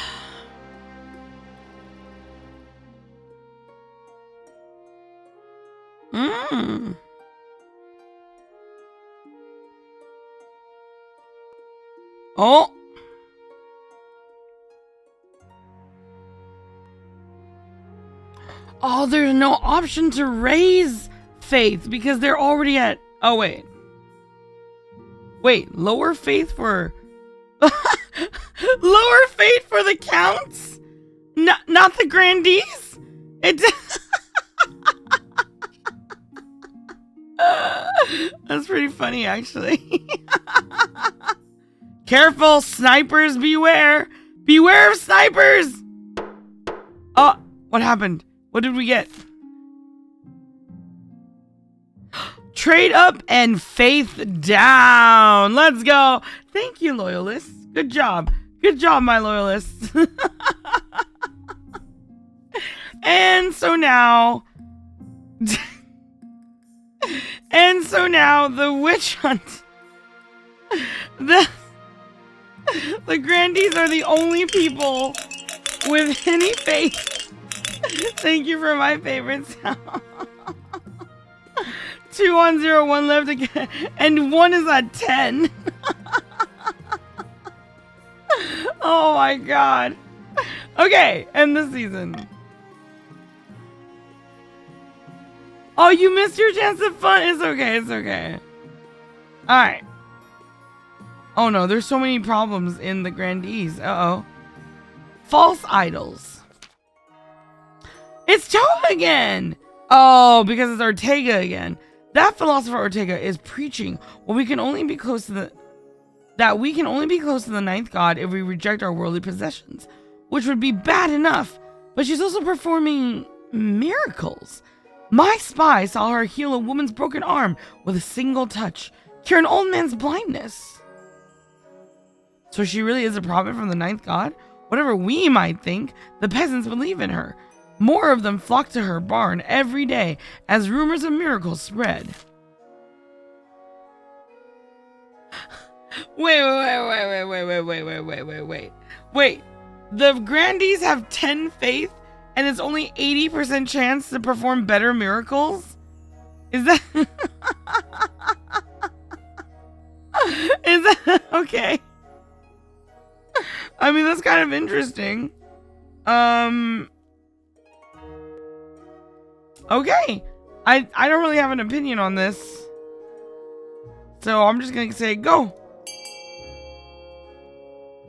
Go ahead.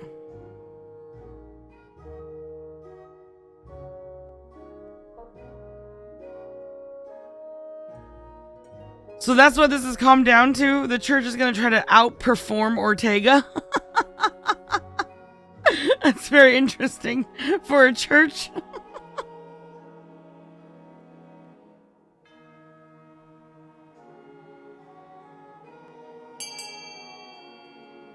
Hi, Heavenly! I'm so glad nobody voted B. None of us love the Inquisitors.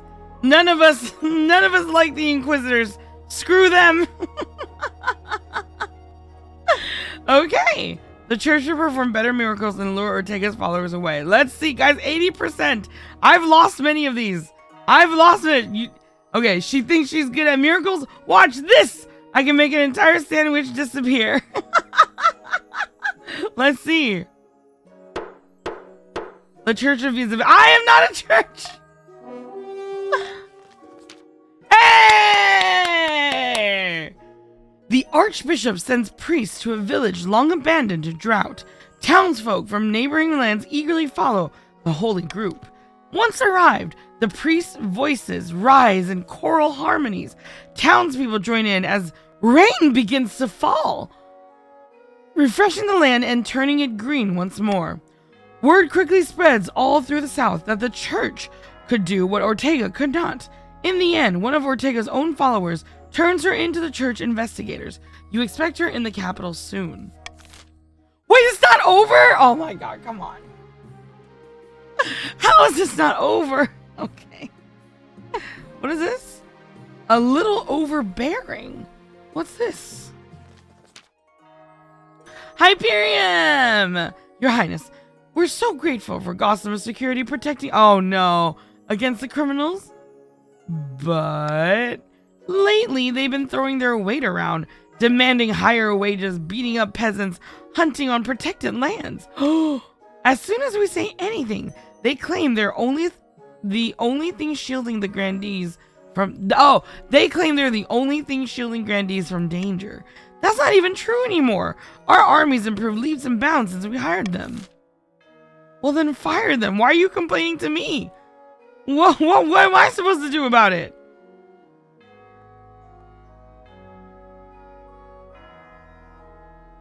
Threaten to dock their pay. Order them to return to the east. That might be for the best, honestly.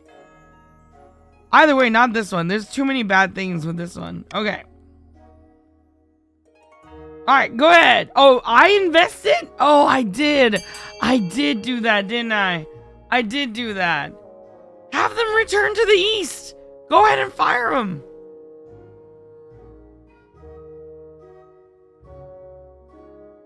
At least they want them back east. Who was the count that was very upset that they didn't have them? I can't remember. Who was that count? That was so funny.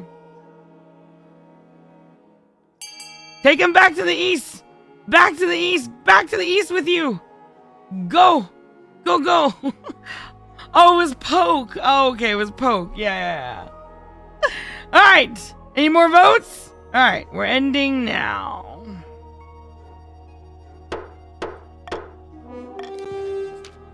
Overcome with relief to have the difficult mercenaries out of their hair, the grandees praise the council's good judgment.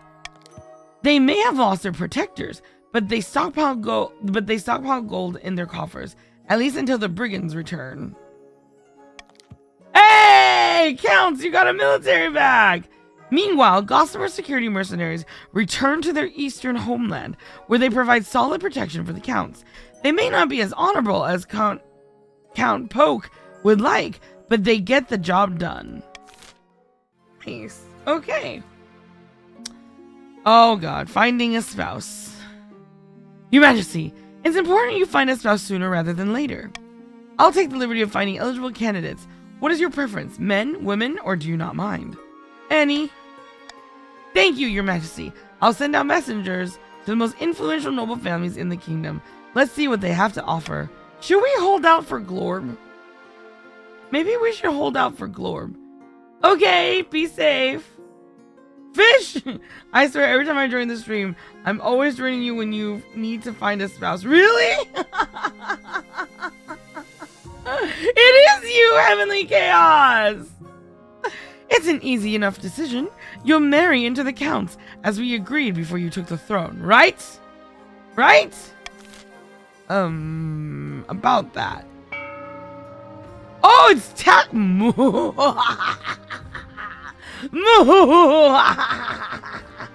No, I'm just kidding. I don't really need that much money right now. Alright. Alright. A philosophical meeting. Tax accounts. They're loyal anyway they won't mind. Oh god, there's Chewbacca. Oh, it's Ortega. Oh, okay. Ortega arrives in your throne room dressed in rags and flanked by the Palace Watch. She lifts her chin defiantly as she walks. Your Holiness, you wanted to see me? So you don't believe in owning things. Getting rid of what's unnecessary is how you move closer to the ninth god. He has given me the ability to heal, and so I must use it. What is it about taxes that make me sneeze every time? How can you claim to have anything to do with the ninth god? She's a heretic, plain and simple.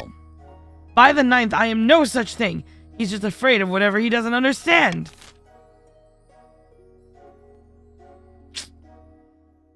Oh man.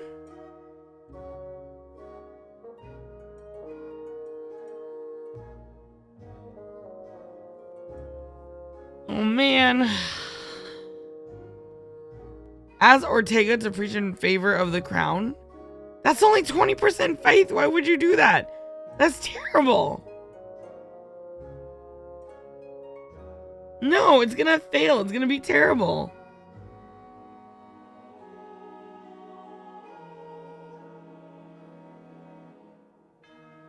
There's no ignore option. I know, right?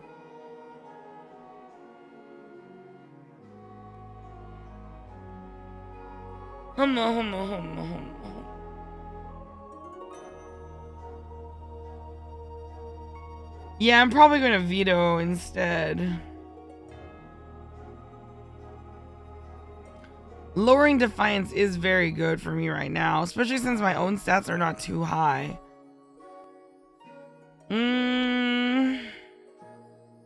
I'm not gonna win that 20%, and the fallout can be catastrophic, especially for my stability and authority.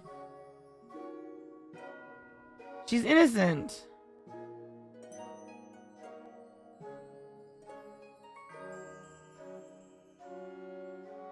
We can beat the gamble. That's not what you are going for. We got the 20%. No.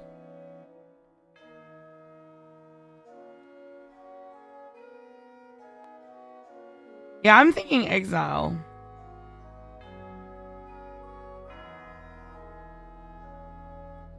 I'm thinking exile too, yeah.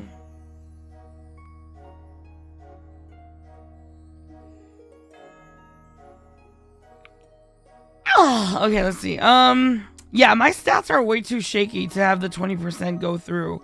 So I'm gonna veto that one instead. Okay. Probably send her to PoE. PoE. Yes! Oh, Path of Exile! Oh my god, I love it. I love it.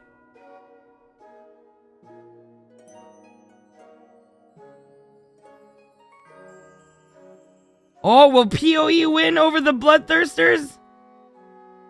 Come on, PoE! Come on, PoE! Path of Exile!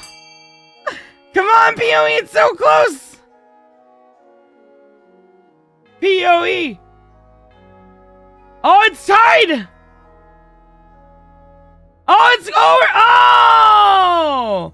No more votes for Exile? No more votes for Exile? Alright. You dare let PoE lose?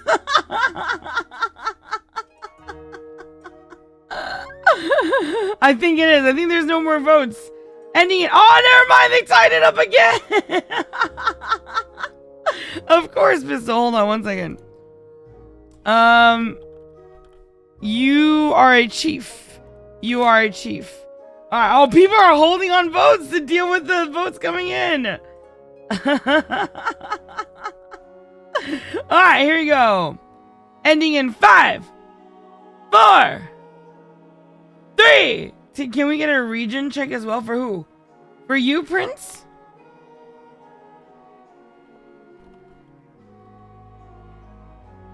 Prince of Foxes. You are a grandee. You are yellow. Yeah. Okay. Oh, it's tied! Alright, anyway, okay, 5, 4, 3, 2, 1. No one else? Okay. Oh, sorry, 5, 4, 3, 2, 1. Alright. Voting tied. Oh, geez, that's right. I have to choose. Although this is easy for me. I'm not killing anybody. She's innocent. Alright. Have Ortega exiled. Alright. I will leave if you order me, Your Holiness. I'm not interested in rebellion. But my followers won't like it. As she is dragged away, Ortega holds her head high. You have her shipped off to the lawless Isle of Saul, where she can't bother anyone in the kingdom again. Nice. Alright. Why was that vote so intense? I have no idea. There are some people who are very bloodthirsty. They wanted blood. They wanted blood. Not surprising that you just wanted Path of Exile. Sure, Colonus. You know what? Let's do this right now. Does anyone need a faction check? Let me know who needs a faction. I'll be paying attention. Colonus, you are a grandee.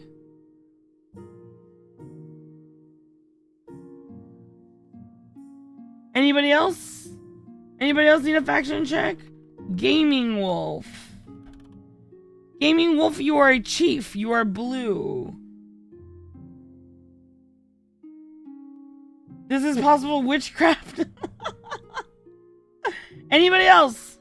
Last call for anybody else. Who needs a faction check? Do you need to know? Anybody else?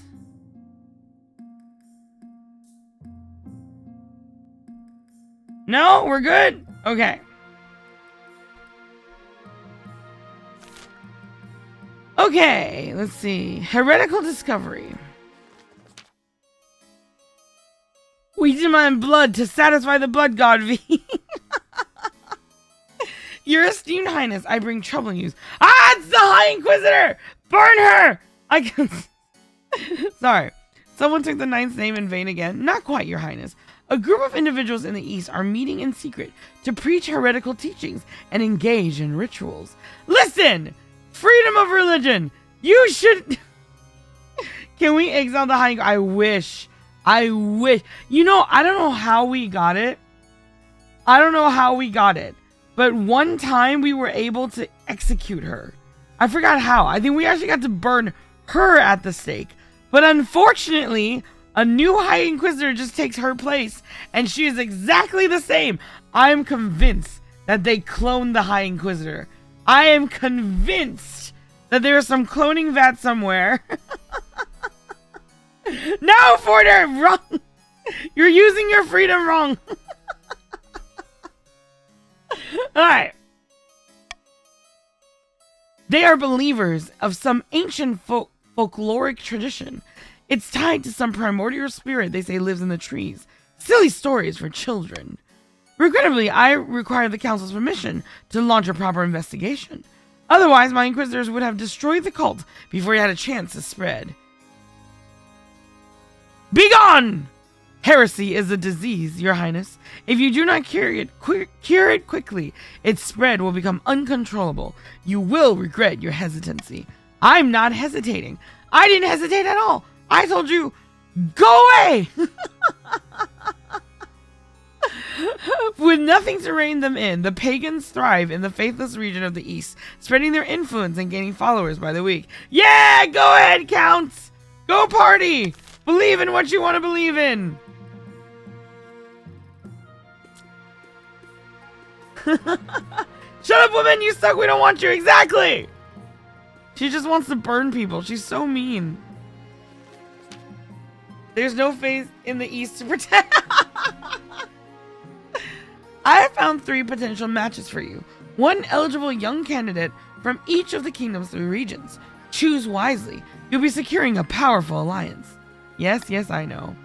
The Chancellor leads you to the Great Hall, where they've arranged 3 portraits on easels. For now, each is covered by a cloth. Alright then, let's see the eligible candidates. They whisk away the cloth from the first portrait. This is Audhala, firstborn daughter of the Northern Tony clan. Tony! Apparently, she can be a little shy with strangers, but I'm sure she's wonderful when she comes out of her shell. Oh, that's so cute! I like her. She keeps the company of witch women and god speakers who have taught her mysterious secrets. Maybe she will share these secrets. Oh! Lord Gage! Lord Gage says milk! What do we say? What do we say? What do we say? Shake! Shake, shake, shake, shake! Yeah! Welcome in, Lord Gage. Thank you so much for playing along. Here is your milkshake. We shake the chat for you. Welcome in. I'm glad you're amused. Oh, thank you for the follow. I appreciate it. And that goes for all of you people who are new. If you are new, you have to be new though. You only get it once. but you get your milkshake greeting if you say milk. All right? As you can tell, the Veeblins love it. C4, thank you for gifting us of the Deco Shield. My leg is... Species, you're not new. What's your follow age, Species? You've been around for a while. Which I appreciate. Thank you. Alright, let's... Jolly, you're not new either. C4, thank you for gifting us up to Lord Gage. I appreciate it. No, not new, not new, not new, not new. This yogurt. Thank you so much, C4. How about a chocolate pilk? Lord Gage! Thank you for the gifted. What the heck? Appreciate it. Thank you so much. Salt included. You are also no longer new. 7! All of you veterans. All of you veterans. Thank you, Lord Gage. I appreciate it. Thank you, C4, again and again. Alright. Let's continue. I kind of like her. She keeps a company of witch women and god speakers who have taught her mysterious secrets. She was already engaged once, but it didn't last. No one's sure why. This is very interesting. I kind of like her. Alright. I can see the appeal, I suppose. This is Grimwald, the oldest son of the Eastern Crosswalking Kobolds LLC. Calmondo! Apparently, they had a hell of a time getting him to smile for this portrait. Spent most of his time with a fencing master, mastering the blade. I've heard rumor that he's training himself for some epic confrontation with an old rival. Interesting. Intriguing. And finally, from the south, Cardosa, the eldest daughter of the Gemis lineage. She's reputed to have an eagle the size of the sun. Oh. But there's nothing wrong with confidence, right? She's a savvy businesswoman who has had success in the spice trade. There are rumors that she's obsessed with avenging an old slight on her family honor. Not bad, I guess. Mahonry! Thank you for the 100 bits! And ego the size of the sun. While you were dating women, I studied the blade.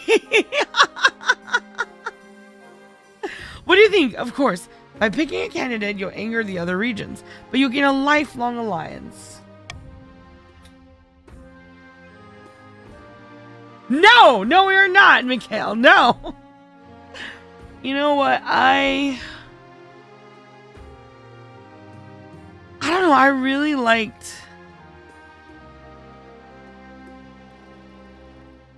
really did like the Chiefs candidate. Thank you for my favorite sound. Thank you.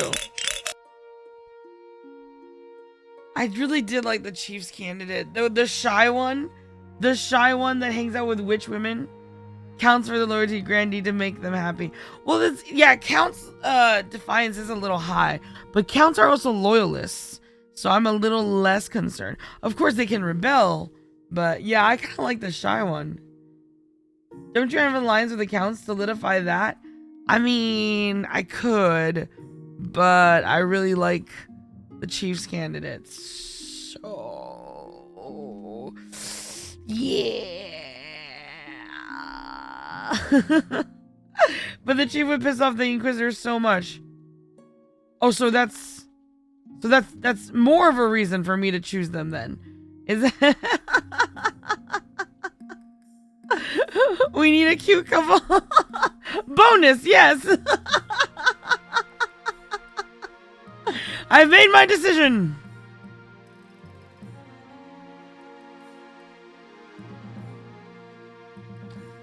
I mean, Grimwald wasn't terrible either, but he's gonna stab someone. I just know it.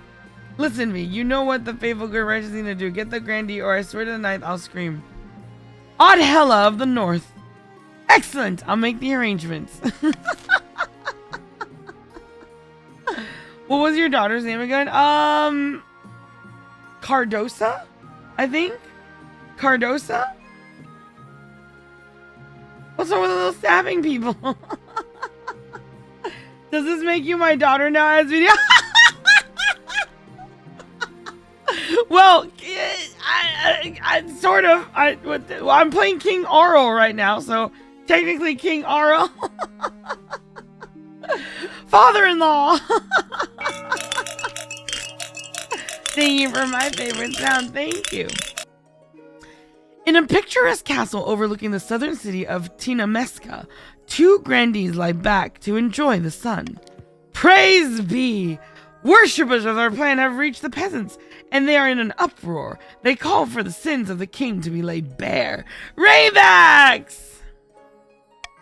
I already have leads on information from inside the palace that we can use against the king. It's only a matter of time. Rail Baron! We have the High We have the High Inquisitor on our side. But we must also sow dissent among the other regions. We won't succeed alone. For the next stage of their scheme, the grandees must raise other regions to... Oh, what? Oh, grandees, this is tough. Oh, grandees. Oh, grandee. Oh, this is tough. Combined total of 8? Oh, man. Okay. Or if you guys can convince somebody to rebel. Alright. Let's see. Royal Gamble! Give me monies. Give me the monies. I love the monies. Okay. Wait, there was a train? What? Oh my god, guys, thank you so much for the train. Who did I miss? Mahonry, thank you for the 100 bits. Mahonry, thank you for the 100 bits. Oh, because of the Lord Gauge and C4, all the... Yeah, thank you guys so much. Appreciate it. Not that tough, just annoying. We only need 4 more total. That's true, that's true. And, oh! Ah! I'll be right back, guys! Roxy just sneezed. I have to go hug her. 1 second. Oh...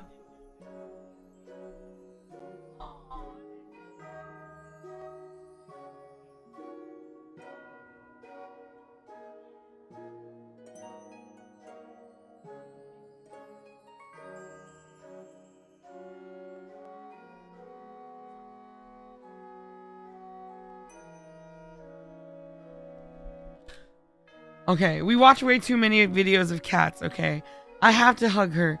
She sneezed. She sneezed. I'm over here playing KotC, and she's on my bed to my left, and I just hear... It was the cutest thing. I had to go pet her. Yeah, she's okay.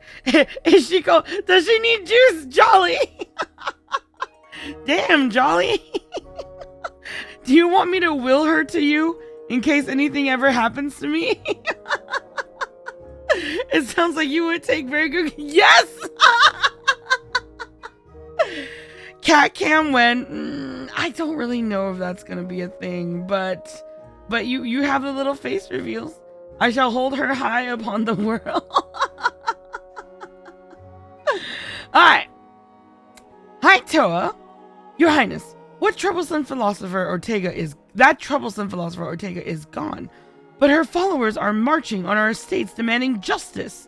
Oh. It's the same in the east. They're making her into a martyr. Hi, old sick bag. Oh my god, I love your colors. The orange hair, the blue eyes, and the pink facial hair. It's, oh my god, I love it. Alright. Nothing we're having to... Aww.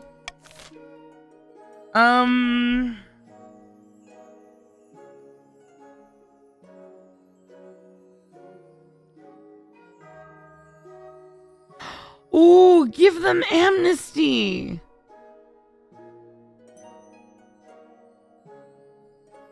I would love that. That's so sweet.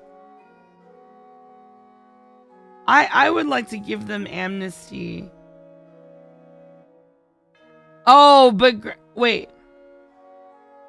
Other regions. Oh, so this doesn't affect.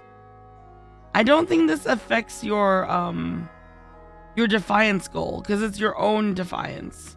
You can lose your own defiance. You need to raise other, right? Raise other regions total defiance. So yeah. Okay, so that doesn't, yeah. And you gain money, actually. You gain money. All right, come on, amnesty, and give me a discount. Who did you choose to be your spouse? Oh wait, I can answer this. Yes, my spouse is a chief. My spouse is a chief. I completely forgot. Because she's shy, which I find adorable. And she works with witches, which I find very cool. Yeah.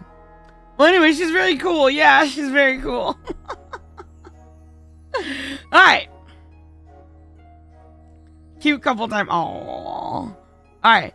Anybody else? Oh wait, this isn't Golden Choice, so it's okay. Alright. You issue a proclamation inviting Ortega's followers to enjoy bonus cash and comforts. No questions asked. It's not long before the followers realize that worldly possessions are actually pretty useful.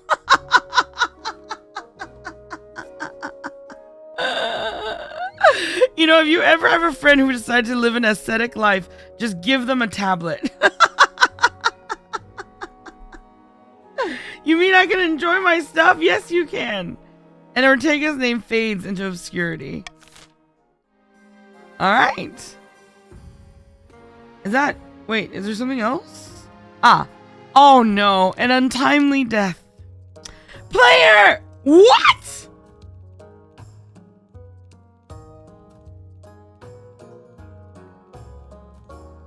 Player, no!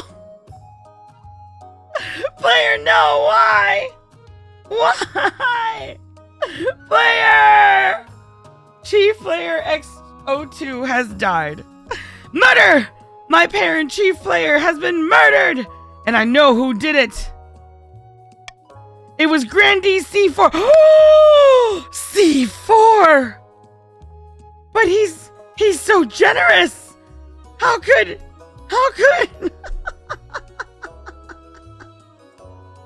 Oh God! He blew him up! I do no thing!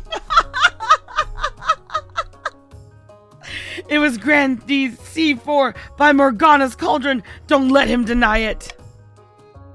I won't deny that I killed the venerable Chief Player. You were saying C4? This sounds like a confession to me. You were saying C4?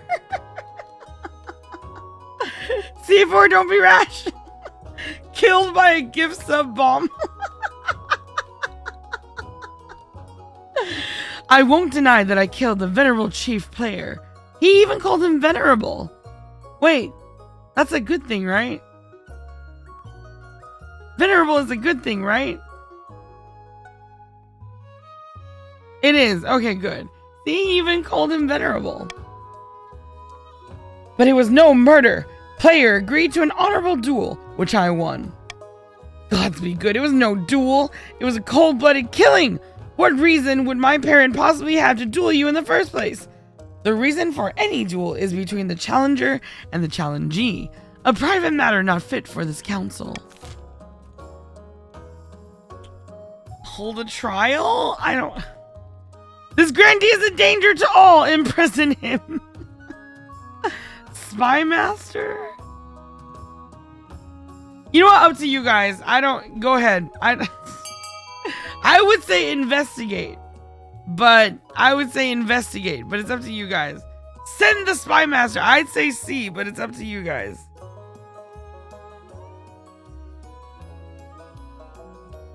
Alright. You want to know this story? Well, if you want to know the story, then it's probably C. You're going to probably have to do C, yeah. C to know more of the story. I'm pretty sure. Can't be anything else. Alright.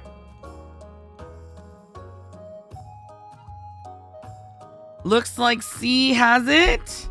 You guys are voting pretty uniform today, too.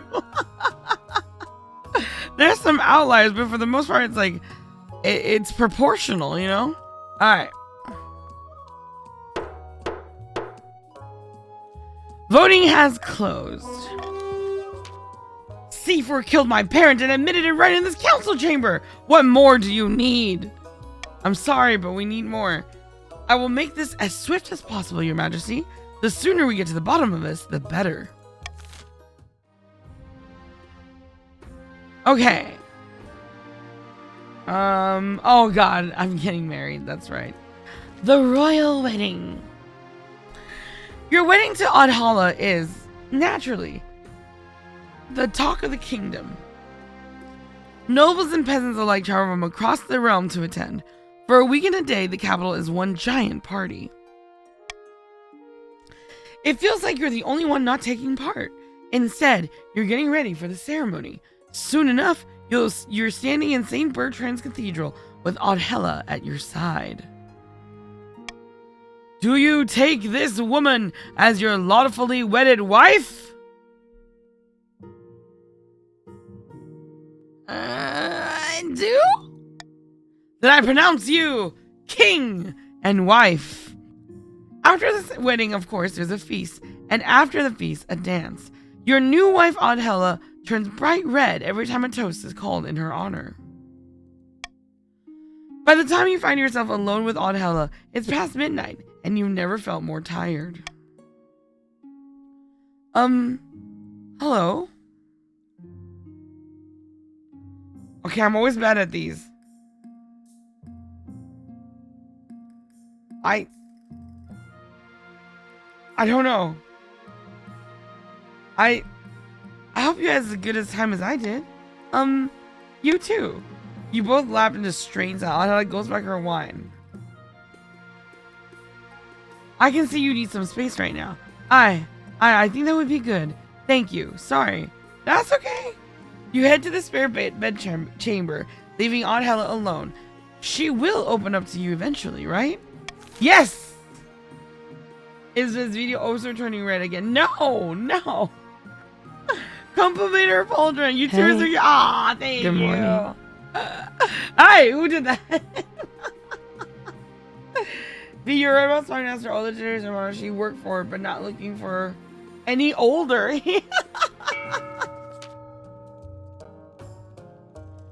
Alright, blue team, here we go.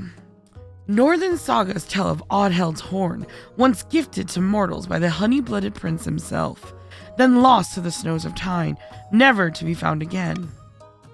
Until now! I have it! Oddheld has spoken! Panache! Damn, Panache. You don't own the game, and yet you... you showed up. That's pretty lucky. Alright. Last night, during the storm, I besieged the drunken vessel himself, and lo, did lightning strike the earth far to the north. That is where we will find the horn. You mean into the frozen wastes? Scotland! Oh no, please don't tell me you guys need military. I have everyone muster their best warriors. We're headed into the domain of the ice giants for the next...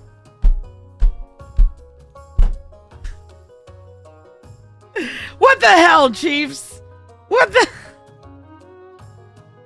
For the next stage of the Chiefs scheme, they must raise their military to 5 or more in 2 seasons. What the hell, chiefs? What? Alright. Chiefs together strong. Deep in the back rooms of the royal palace, the Eastern Counts are poring over secret letters and scribbled down. You know what, guys? I'm so sorry. Oh, Makoto Risto, thank you so much for the follow. I'm so sorry, guys. Give me a second. I would love to refill my water and get myself a cup of tea. My throat's just a little like tight, so I'm sure you guys can hear it too. It's not very pleasant. Just give me $1,000. What? Here, love. Buy yourself a coffee. Oh. Thank you. Wait, what? That's so generous. Thank you so much. Makoto, you just followed though. There's no need to dono. What? I'm confused. I don't think what? Thank you. Give me 1 second though. I will be right back. Let me just let me grab a cup of tea and some more water really quick. Welcome in, Makoto. Time to decide if you want to stick with me. Yes. Okay, I'll be right back.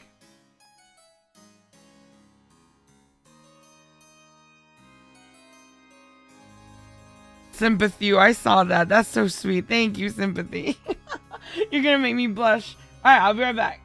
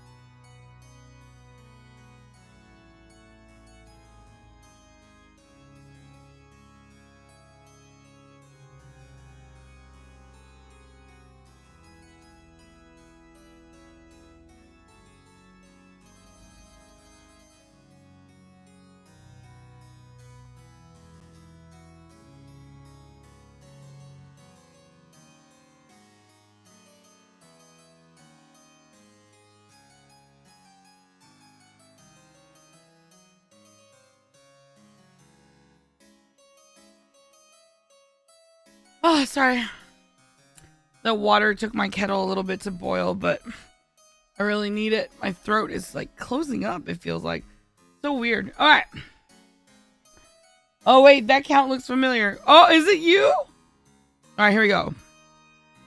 Deep in the back rooms of the royal palace, the Eastern counts are poring over secret letters and scribbled diagrams.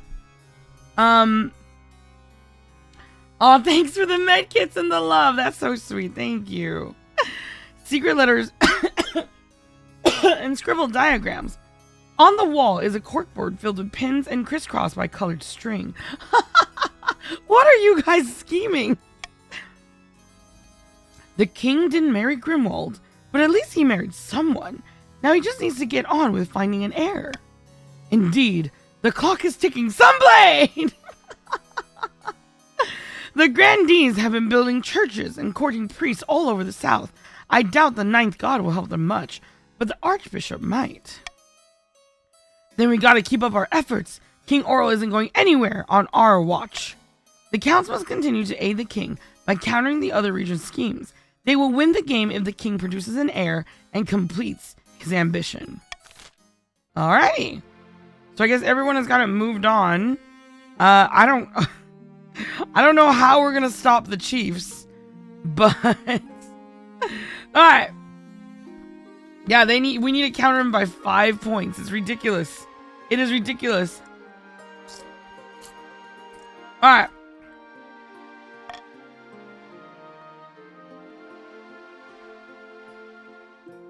Only the Chiefs can stop the Chiefs. Oh. Alright. Oh! The Spy Master's investigation! Your Majesty, I've returned from my investigation of Chief Player's death in the north. Oh? And what did you find? Not a lot. Oh no! There was a % chance! I'm so curious! I'm so curious! Why? Why did he kill him? I want to know! Oh man! Not a lot, I'm afraid. Players' servants were too afraid to testify, and there's no physical evidence of any wrongdoing. It's clear that a duel did take place, and that the victim died by a rapier cut from Grandee C4, but I can't prove anything beyond that. So you've confirmed that I've said since the beginning. Perhaps now we can move past this issue and onto more important things. Well, what are we...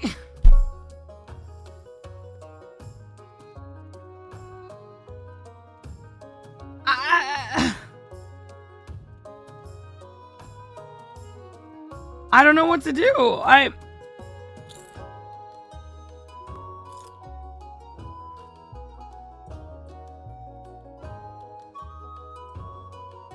don't want to lose the stability.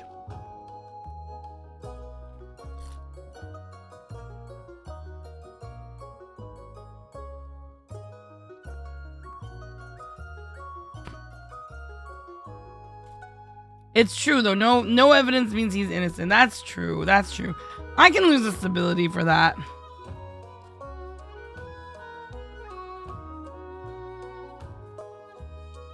I mean, it's like beyond a reasonable doubt, right? What would taking it to court do? Yeah, there's still no evidence. Unless he's gonna actually tell us what the reason is.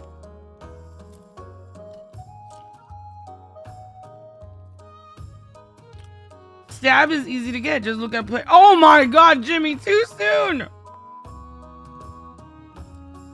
Alright, it's up to you guys. There's no evidence of murder. I think he should walk. But at the same time, he did literally admit to killing to killing player. So I don't know. Up to you guys.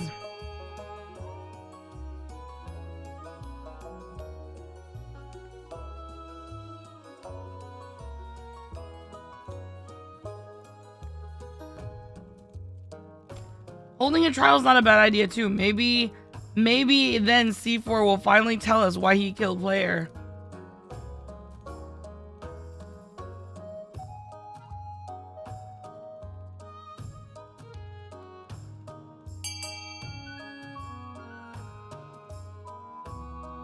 Maybe they both loved player?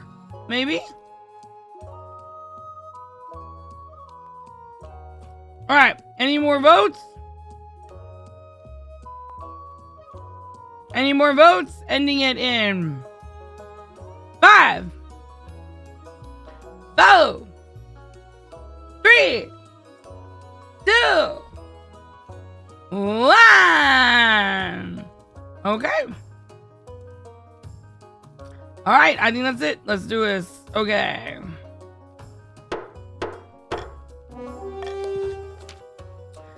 Yet more delay? How long must we wait for justice, Your Majesty? Forget about it. No trial conducted by this council will ever be unbiased. I demand a trial by oh no. Who are you gonna kill now? I demand a trial by combat. As per the Grandee's Code of Ethics, the 9th guide will decide my fate. Gas reverberate around the chamber. It looks as though the trial will be more of a spectacle than you imagined. Oh no. Oh no. Who's C4 gonna kill next? Alright. A fateful tree. Ingenious turtle! Hello. Your Highness, bad news from our new Grand Bazaar. What's happened to it? It's not the Grand Bazaar exactly. The Grand Bazaar sits next to a grove of trees. There's one especially rare one, the Greater Arrow Tree. It was planted by Queen Allmother Wise herself and stands over 200 feet tall.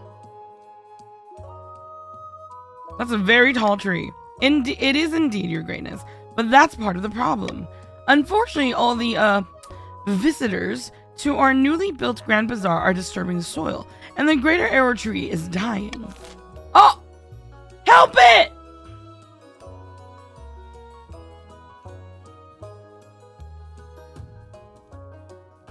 You guys can gamba if you want, but anything but this one. Alright. Go ahead, guys! Anything but that one is fine with me.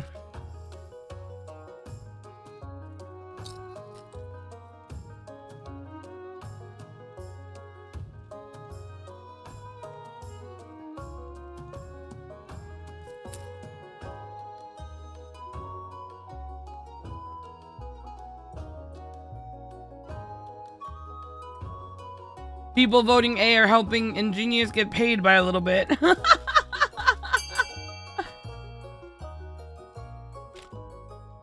Alright.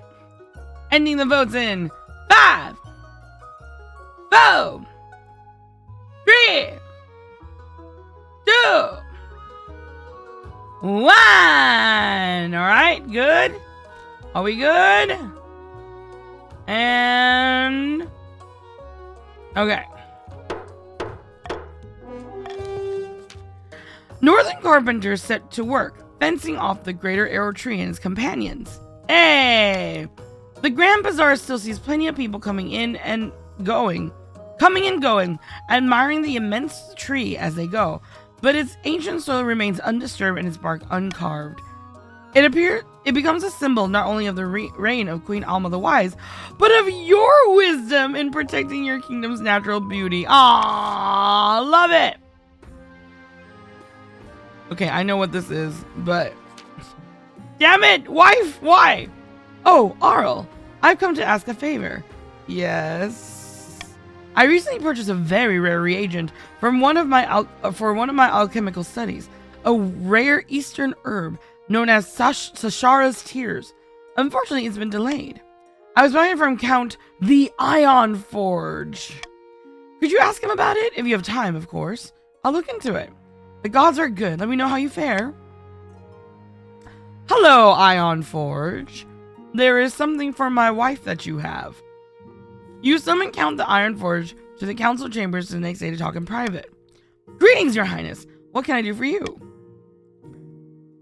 I hear you have something for my wife. Lamentably, I can't give you the specimen just yet. This is embarrassing, but the package was damaged in transit. Improper preservation measures and all that. I've actually disciplined my serfs for the mistake, naturally. But the flower is already ruined. Crushed beyond recognition, I'm afraid. I'm trying to source another specimen, but Shashara's tears are very rare indeed.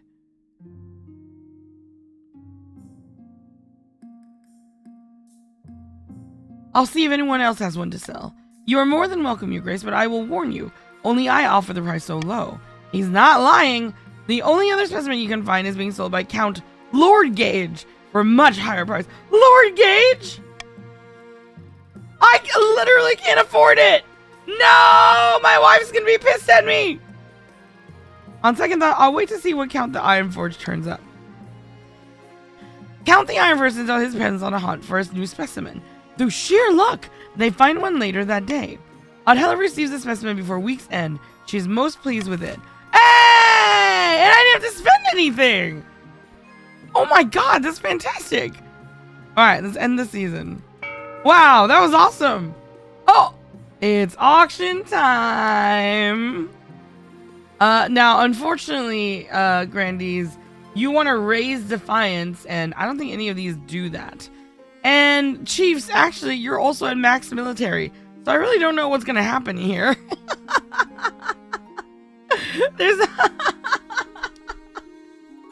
I really don't know what's going to happen here. You want to fund E? That's a really good idea, but... yeah, actually, that's a really good idea. Alright, let's start the auction. Let's go!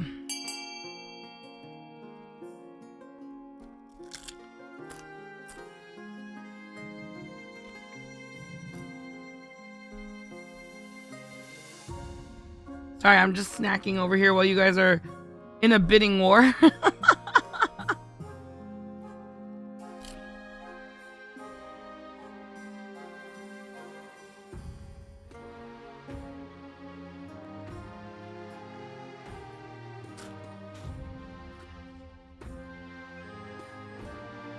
Another Grand Bazaar.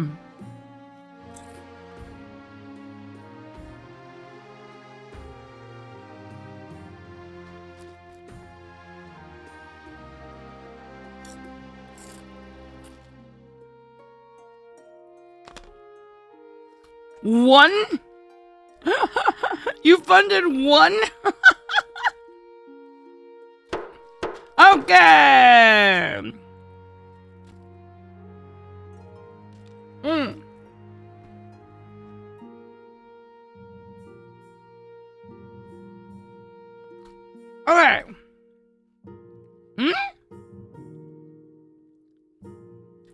Possum, how are you the second? What happened? Alright, looks like trade went up and farming went up. Alright, let's go. Good job, guys. Possum and Cat Design for the top donors of those two. Alright.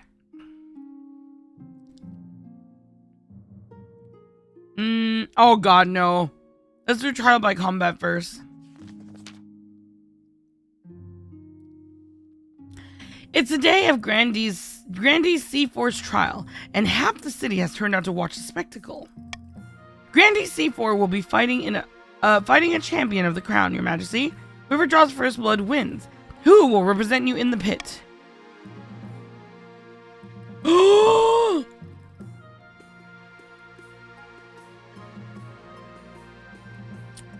Do I? No, I don't want to kill C4. Oh wait, it's just till first blood, right? Come on, C4, you and me. Let's dance. Let's dance, C4. Are you sure, Your Majesty? We don't want to put you in harm's way unnecessarily. I'm sure. There's no need to coddle me. Very well. Let's get you kitted out then, shall we? You were given a small dueling. Oh, guys, how do you pronounce this? You told me before. Epe? Epi? Epepi? Epi? Epe? Epe. Okay. You are given a small dueling epee and a padded gambeson to protect you.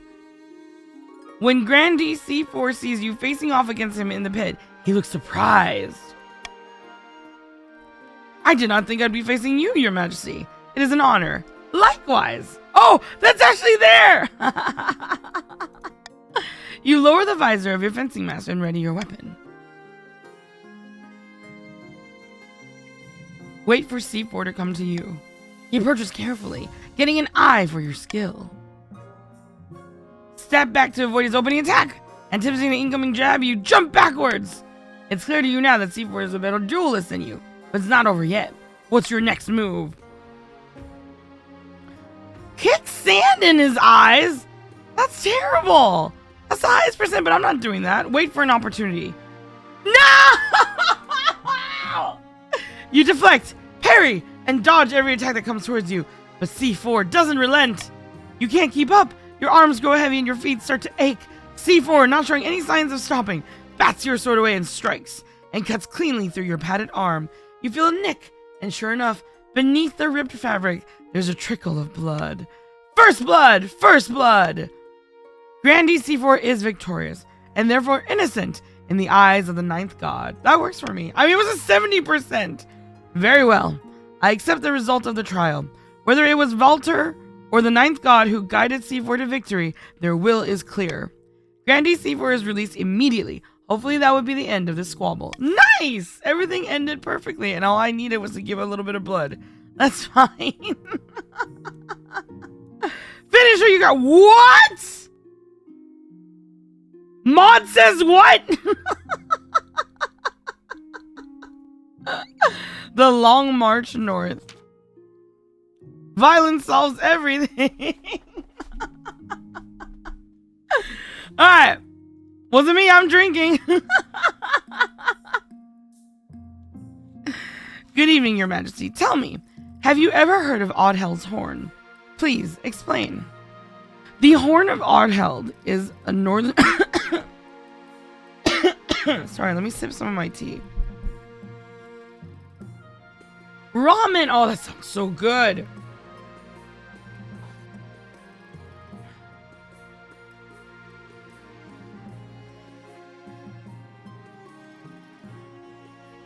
You've been spilling a lot? I didn't spill anything right now.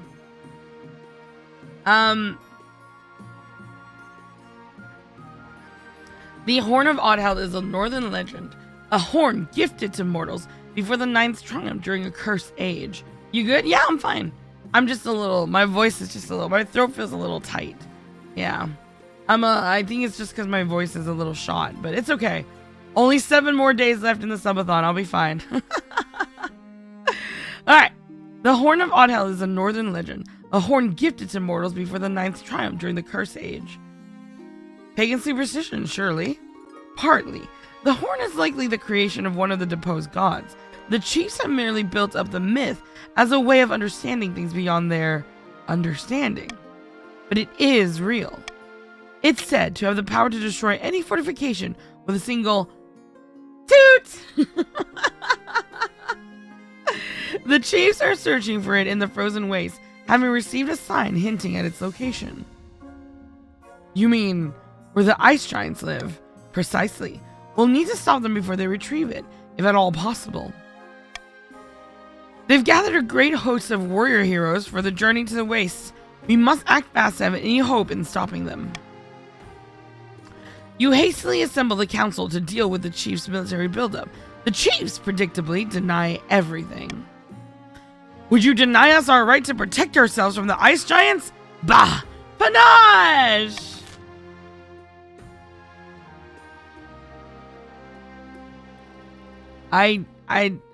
Alright. I'll let you guys do this. Go ahead. Bah!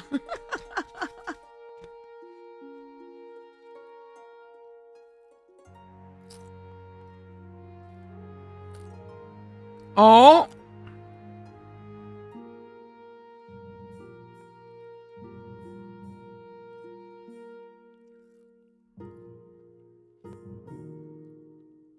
Oh, interesting. But the chiefs know what they have to do. Okay.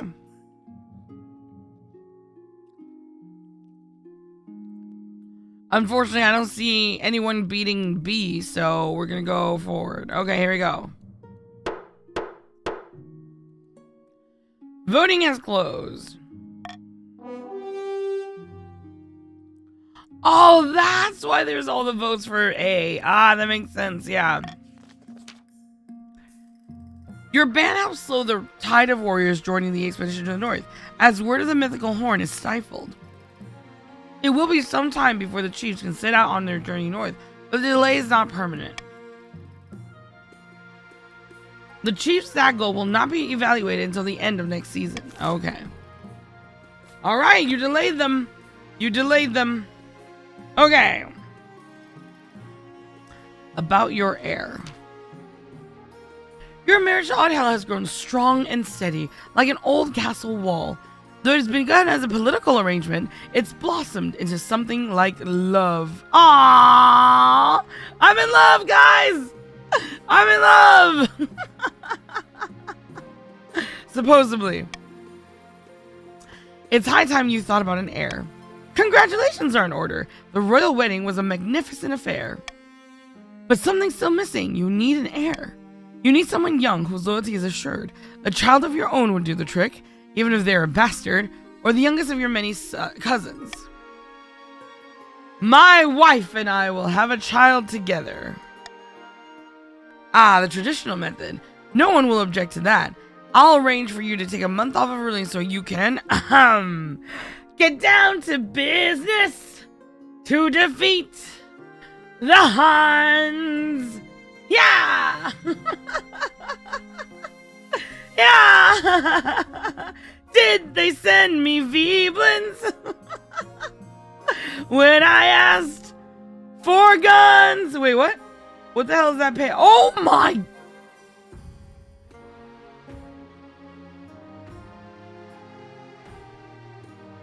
What? What? Who earned that many? When I asked for nuns? Oh my god. Alright. Oh no, it's... Wait, what? Oh, I see, I see. End the season. Deep in the south. Deep in the south, the grandee paces back and forth along the balcony of his hillside villa. I'm told that progress is... slow. Rayvax! How could they be so blind? Rail Baron! Trusting that fool of a king after everything he's done. What have I done? The grandee's aim is to raise other regions combined defiance to 8 or more. Okay. Oh, it's tax season again. It's okay. Same thing. I really don't need that much money, so... Achoo! Alright. Alright. Let's continue. It's funny because that counts have the most defiance despite being loyalists. That's true, yeah. A lot of that was me doing it on purpose though, because I figured sort of that I could trust the counts. But who knows? Alright. Thank you.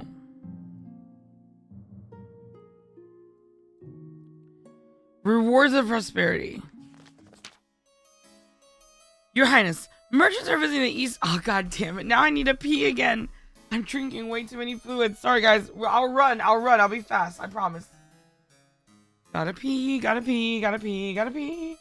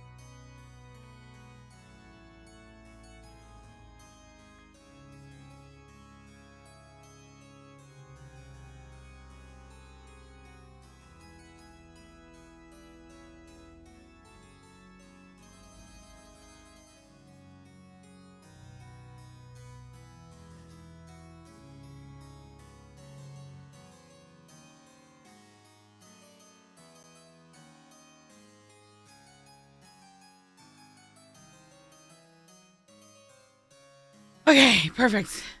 I'm back. Sorry about that. Alright. Soul Monarch! Your Highness, merchants are visiting the east from as far as afield as Valamir and Atesh. Our quarterly figures are stunning. Your quarterly what? Money! Lots and lots of money. Your Highness, this Eastern economist has an audacious idea for all this wealth. Call it an experiment. We give the peasants gold, whether or not they're working. This will ensure a base level of comfort and security for all. Yes! Seventh, take us. What are you saying? We should hand out cash for nothing? Yes! With respect, how is that different from counts receiving fees from their serfs? Oh! Oh! It's completely different! Your Highness, this lunacy cannot possibly be considered. I mean, I'm fine with it. But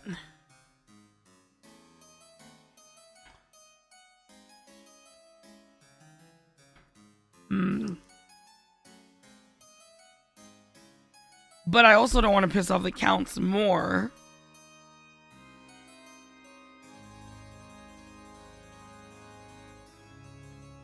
So, as much as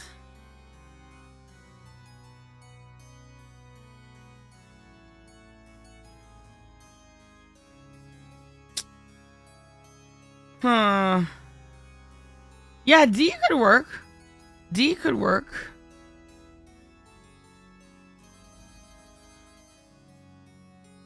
Financial summit, that'd be great. Yeah, so that other people can learn too. Yeah, let's do it. D sounds good. Let me see if I can get paid for that too, so that I can spend it on other things later. All right, go ahead, guys.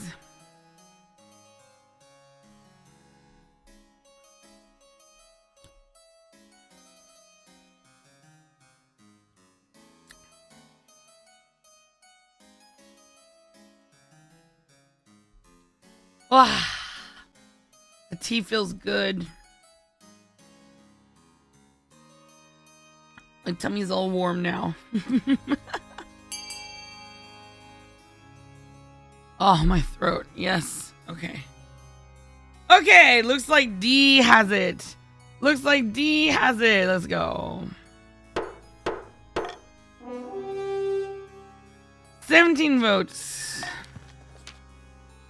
Delighted, the counts travel to the capital in droves to give speeches about how to copy their own success. And that's why it's so important for hard-working people to invest a portion of their profit each season. If you just hold back from luxuries like pomegranates on toast, you can... Oh? Boo!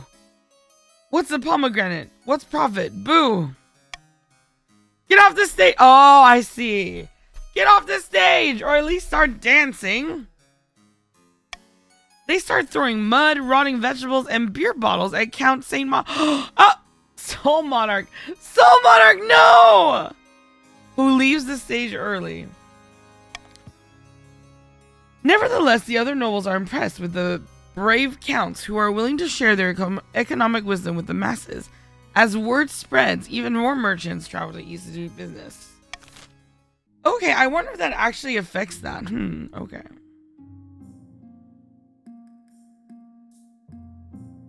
Wait a second, there's crawlers? Oh no. Origin! Your Grace, our mutual friend Chief Sereni Hunts have discovered a nest of crawlers on a new tract of northern farmland. Naturally, we counts recommend he fill the tunnels immediately, lest they spread to other regions and endanger our crops. But Sereni Hunts refuses to do so. Why, Sereni? Why? Villagers have gone missing. Your Majesty, these crawlers are much more dangerous than they appear. Legends speak of crawlers living in great cities beneath the soil, taking the weak to be consumed. We should leave the land to them. They're not to be trifled with. Assemble a council. Thank you, Your Majesty. Okay. Abandon the field to the crawlers. Oh no! My trade! Fill in the holes and continue farming. Send someone into the tunnels to investigate.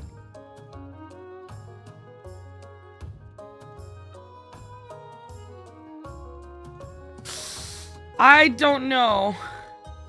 What are crawlers? I have no idea. They're kind of like, what were the little greedy ones? It sounds like they just kind of like dig through the ground and, all right.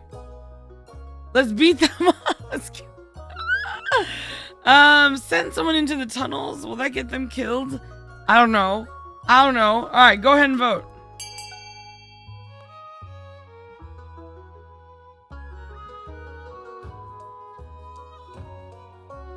God dang it, this tea is making me eepy.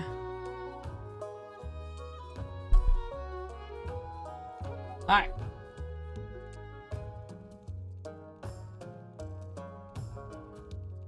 Oh! Oh, looks like we're sending someone. Oh my god, I hope it's not one of you guys. Send blah blah blah into the mines. Alright, let's see. Send someone into the tunnels to investigate. Alright. Voting has closed. Alright. 19 nobles, alright. Very well. Who will we send on this most unfortunate mission? That's so well, actually, that's not that expensive, especially since I can make money. Wait, soldiers from the north? How can tea make you eepy? Caffeine only has the opposite effect on those with ADHD. Would you prove you were not? About that. Yeah, go get him north. Go get him north! By the old gods, your greatness, we'll sort this out. Just you watch. You hear word that the soldiers make it inside the tunnels at least, but you won't hear from them again until they make it out.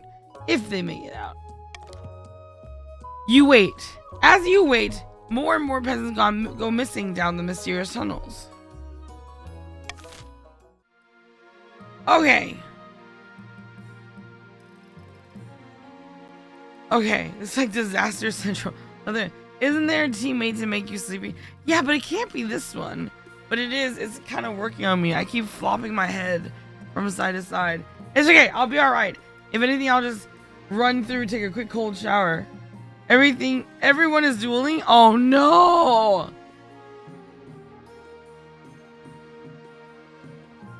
Oh no! Everyone is, wait, am I crazy? Why?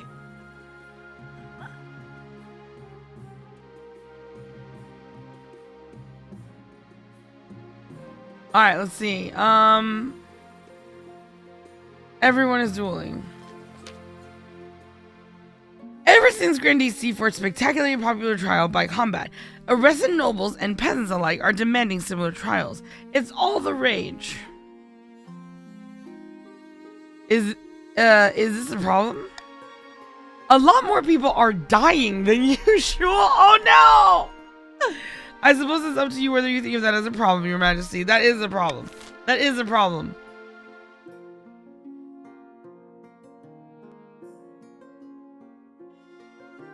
Okay, we're using golden choice.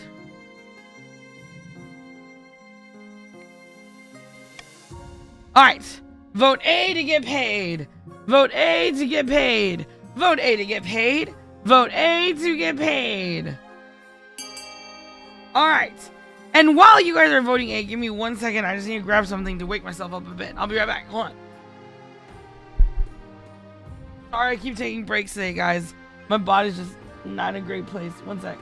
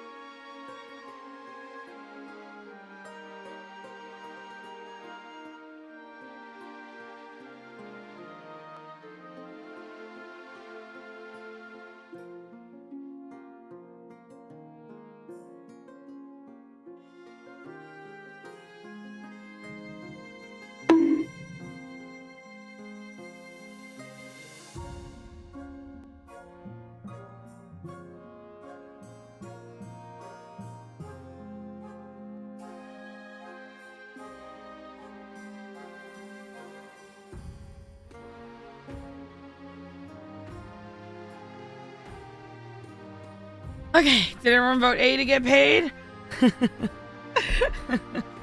It looks like everyone did. Okay, I'm back. I'm so sorry about that. I feel a lot better now. Okay. I see V took 40 winks. Seriously? Wait, what? What do you mean? What happened? I'm good now. I'm good now. All right. Hi, Pokemanic. That was a seriously long. I'm so sorry. When I get kind of sleepy, I go to the back room and then I shoot my gun a few times. I'm just kidding. I don't even own a gun. Anyway, I'm back. All right, let's do this. Ban duels and trial by combat. Yes. Wait, that pisses off somebody. Oh my God, what? Has the council lost its collective mind? Ban duels? High sympathy. What? She went and shot Veebathon with arrows? No. I know, it went up to 5 from 0. Defiance was like 110 to 225. Jesus. I look at my man, like, yeah, well, you hit the hornet's nest this time, V. Oh, God. This is a cherished part of our ancient culture. You can't just ban duels. Duels are no longer a valid legal defense. But before long, underground fighting pits open in the basements of southern taverns. Oh, wow, yeah, that's very religious. V loves us, Wink says it all. Aw, thank you for the clip. Here's a clip from your break. Wait, how could there... What was I doing? Oh, my face! Oh, I see. Was I winking at you guys the whole time? Oh, I see. Well, the Bright Side Rebellion can't happen. Not yet, anyway, yeah. Although I'm not... But that might be Grandy's best shot. I don't know. I mean, they're halfway to the Defiance goal now, and there might be other events where they're going to be able to make a pass, but if they can't, then the only other thing they can do is rebel. Although their military is not the best. How many seasons are we in already? I don't know. How can you tell? Undercover into hotbeds of anonymous grandee dueling. Okay. Alright. End the season.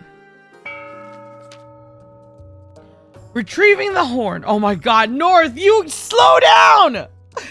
Chief, slow down! You're going so fast! What the hell do you mean you're already on the 3rd? God damn it, Chiefs! Oh, frick! The Chiefs are my honor guard! Oh my God. Chiefs! We're full of whistleblowers. God damn it! Your first goal was what? Wait, what was your first goal? Your first goal was low faith. Your second goal was high military. And then... God damn it. They heckin' fast! I know there was nothing we could do! You were... We tried! Alright, let's see. In the north, unbeknownst to the rest of the kingdom, a great battle has just taken place. This is after they were delayed, by the way. Naturally, the chiefs are celebrating their recent victory against the ice giants in the frozen waste by smashing signs together and singing battle songs all throughout the night. Did you see that giant's face when I cut him down? Poor blighter never felt a heated axe before. Ha-ha! Panache! Scotland! So much loot! Never mind the horn, look at all this gold! The party lasts long into the night. A few chiefs take turn drinking mead out of Oddhell's horn. As dawn breaks, they stumble into the main hall, where Chief Mag has beckoned them. Quiet down, you louts! It's time to get serious. This horn has the power to collapse buildings, cause earthquakes, even destroy mountains. We must vote on how it will be used. Alright, chiefs. This is your last thing to vote on. Well, this is your last scheme. Vote for your last scheme. Let's go.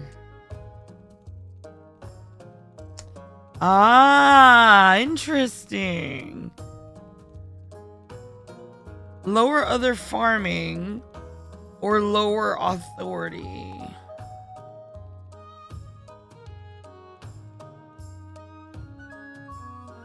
This one's a little bit of a thinker. I wonder what you guys...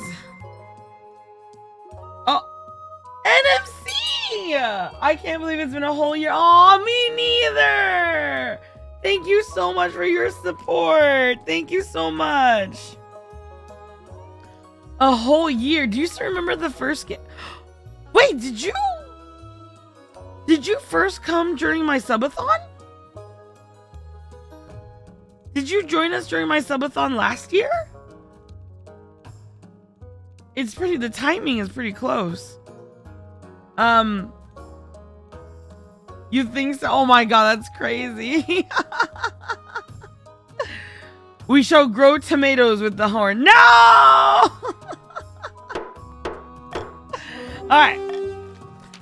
With this horn, we'll collapse mountains and castles and swallow up farmlands. No one can stop us. Before we can make demands, we need their attention. We'll see that their food supplies are... We'll see that their food supplies are precarious enough to make them desperate.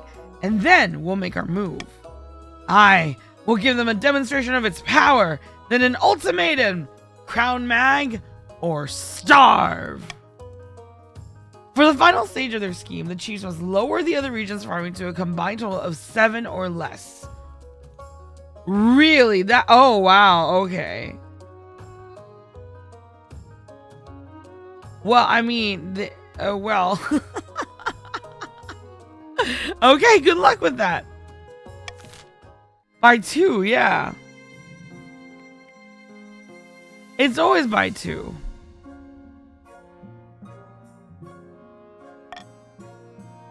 Okay, next.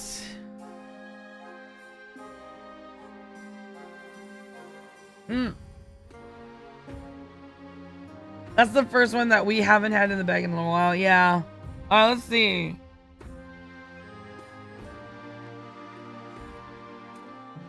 Oh, this one always makes me sad. Escaped experiment. Apparently, something has escaped from the cellars of Count Recon's castle. I've asked for an eyewitness report from a local. Hello, Your Majesty. It was a right unholy sight. A monster stitched together from parts dug up from the village cemetery. I recognize my Aunt Edna's earlobes.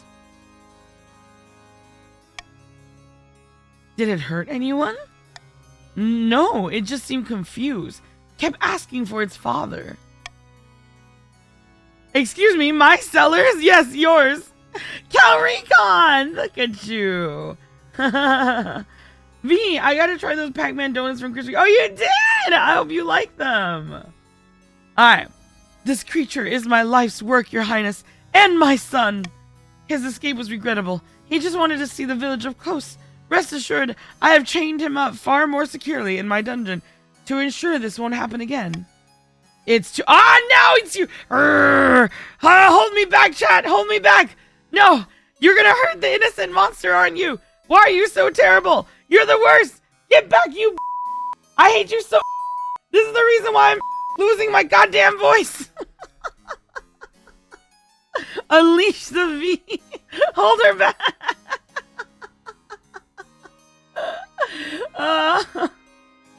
No, I'm not gonna hold you back. Preach it! Rip her to pieces! Actively pushing V towards her.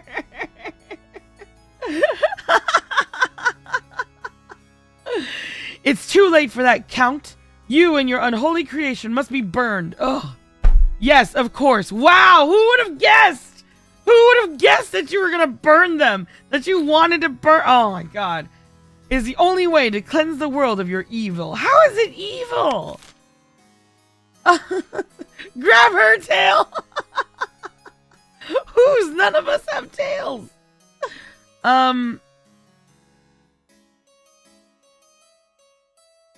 So I personally want to free the monster, but I understand if that's not everyone's cup of tea. But I would want to free the monster. Anyway, who doesn't have a tail, V? What? I'm not even gonna— I was thinking about getting paid for this, but no, I think, yeah. No, we're just gonna... Alright. Alright, guys. Have a heart. Free the monster. Let him go. Let him roam the wilds. Let him be his own person. Be free, little buddy. If he hurts anyone, you can stick chiefs on him. Be free, little buddy. Be free. Burn both? What the frick? What? Not a single count. That makes sense. Okay. Alright. Oh, wait. They might be doing it for their faction. Alright. Ending the raffle in... Wait, what? Oh, God. I'm done. I'm done. We're not even doing... I was trying to count down, and I've been running so many raffles recently. Oh. We're not even doing a raffle. We're not even doing a raffle.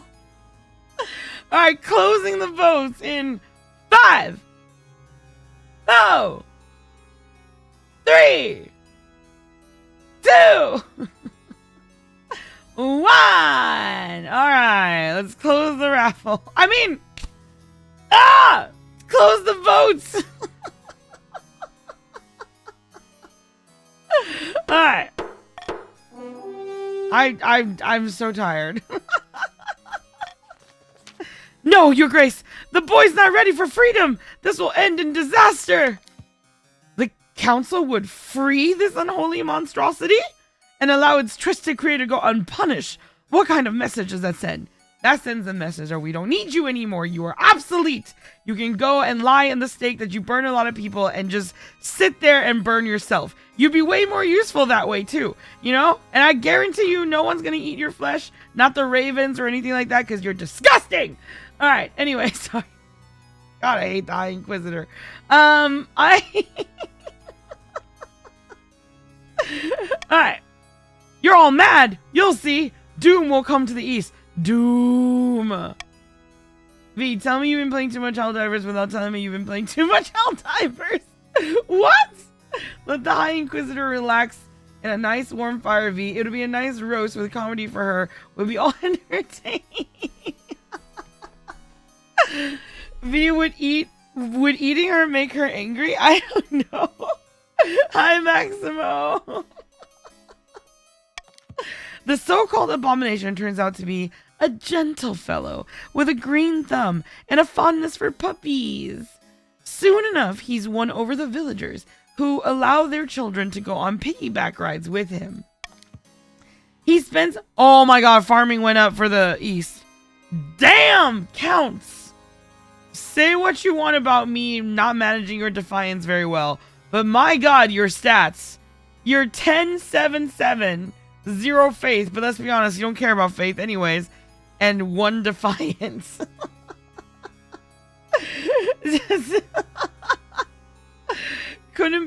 Recon could not be more proud. Aw, Recon. And you have really lined their pockets too. Did I? I didn't know that. Alright. Back from the tunnels. Your Majesty, the soldiers that you sent to investigate the crawler tunnels have returned. The crawlers have a vast network of tunnels, Your Majesty, and they have some sort of queen, a huge creature that controls them all. We should strike at this queen, Origin! Destroy her and deal with this menace once and for all. No! You must take care, Your Highness. Serini! If you enrage the queen, only ruin will follow. Surely there is another way. Negotiations? Let's talk. Send an assassin? No. I can meet her. Send me.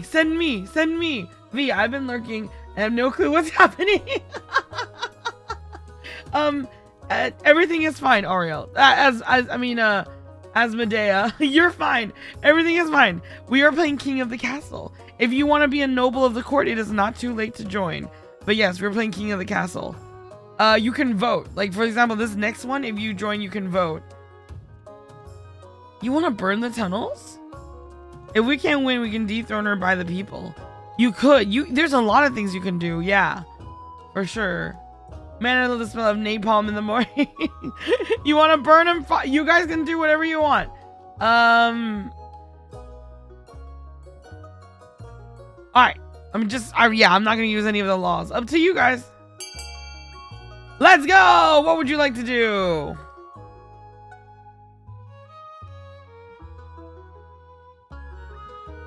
Have me meet the crawler queen. Guys, I have negative riz. She might eat my head.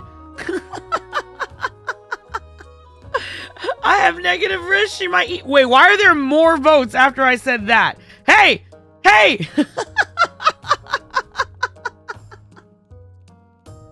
Wait! Wait! That's fine, V. Oh, okay, I got it.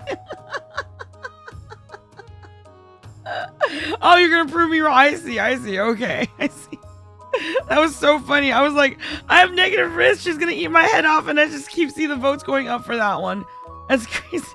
You doubt I do, very much so. I have negative risk. All right, looks like we have it. You cannot be serious. This means putting the king in great danger. We don't even know if we can communicate with this creature. But the council has spoken. Uh-oh. I'm dead. Oh my god, I died. Oh my god, oh god. I'm so dead. I'm dead. Alright. Oh. Your Majesty, a traveling bard. She says she has come to compose a song for you. Oh, this one. Sally Six Fingers. Not just any bard, Your Highness. The best in all the land. Sally Six Fingers, they call me.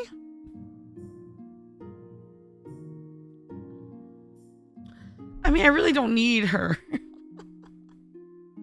But a song, you say, about me? Why, of course.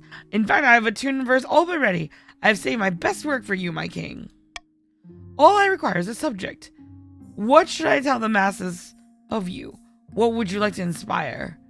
Oh, okay. Well, I would say love, but there's no need for that because stability is already at 10. So maybe fear me? I will do so, Your Highness. Absolutely. Give me but a few weeks and everyone in the Crownlands will know of your might. Pray, I need but a small payment of 500 gold for the time. A discounted rate for one as esteemed as yourself.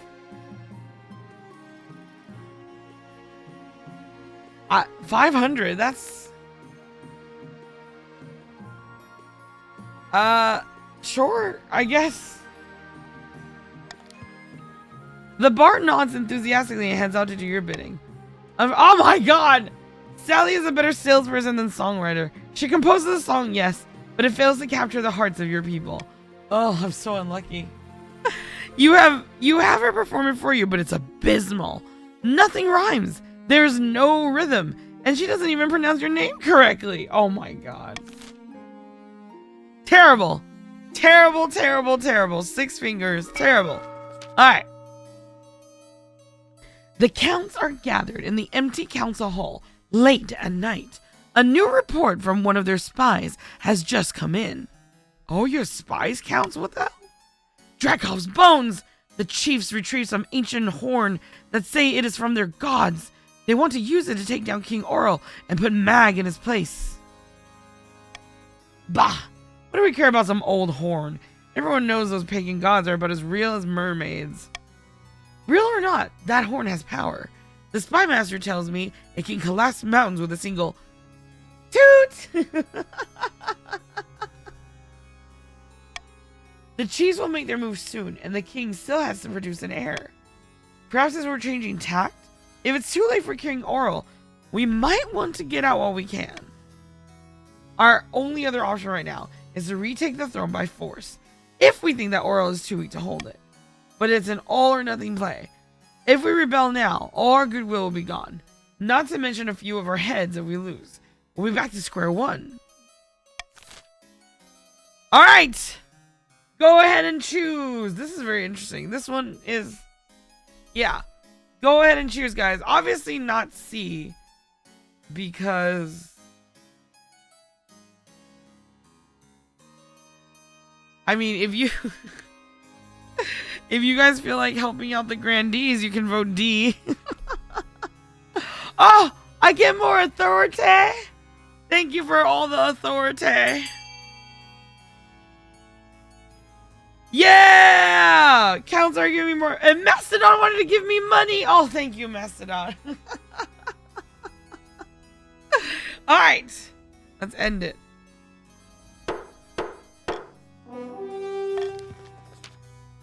Okay. Excellent. This should help Oriole keep a good grip on the peasantry.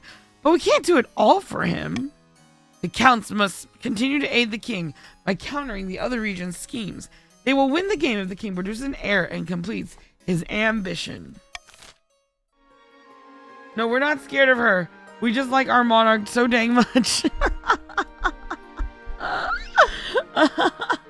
I will not suffer the count's blasphemy against mermaids. I demand a duel. Oh my god. Alright.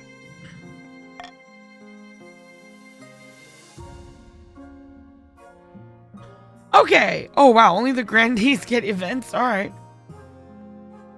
Wait, no. Oh no, never mind. There's one more here. Okay. A call for apprentices. Snipes Rock! It's you, Snipes Rock! Dreadful tidings, Your Highness. A meddling wizard has set up shop in Serona.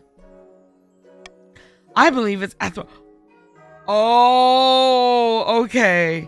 KOTC veterans, calm down. It's just Athmorl. Calm down, okay? I know she's lovely. I like her too. But calm down, okay?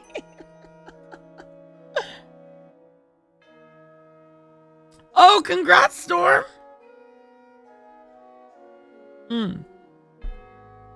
I believe it's Athmorl, the Stormbringer. Tell me more about this wizard. Wizards have managed to tame creation itself. They wield untold power and are naturally distrusted by the church. Even the High Inquisitor wouldn't dare move against them openly. Athmorl, as her name suggests, is a wizard whose domain includes both sky and storm. She's put out a call for new apprentices, which is a rare event. This is a once-in-a-lifetime opportunity for many. Droves of unwashed, glory-seeking peasants from all over the south are lining up for their chance. Not just peasants. I, Mikhail Freefighter, have also decided to apply. The competition will be fierce, but those common folk are no match. I will be the most powerful noble this council has ever seen. Oh, Mikhail. You couldn't put your clothes on if it wasn't for your servant's help. We can't let this go ahead. Not only is this heresy, it presents a clear and dangerous conflict of interest. Then we shall assemble the council. God bless you, Your Holiness. Alright. Allow Chief Mikhail Freefighter to become Athmorl's apprentice. Require he forfeit his noble title in order to become an apprentice. Or just forbid him in general. I'm running low on words. Okay. You guys ready? Wait, do I have... I don't need any. Okay. Alright, here we go. And... Wait. Let me hear from Mikhail really quick. Mikhail, do you actually want to be the apprentice of Athmorl? Hi, Popping Rico. Is it just me or does Mikhail get lured into being an apprentice like 80% of the time? That actually sounds kind of right.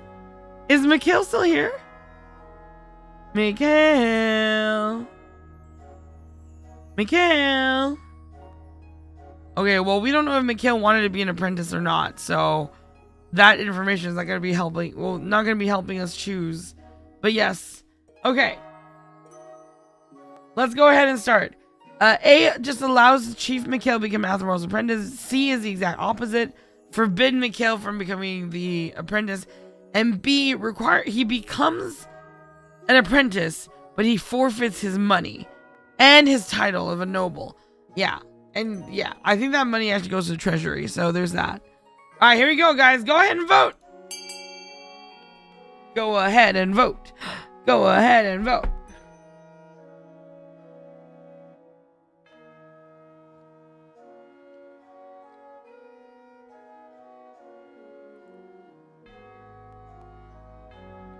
Oh. Oh.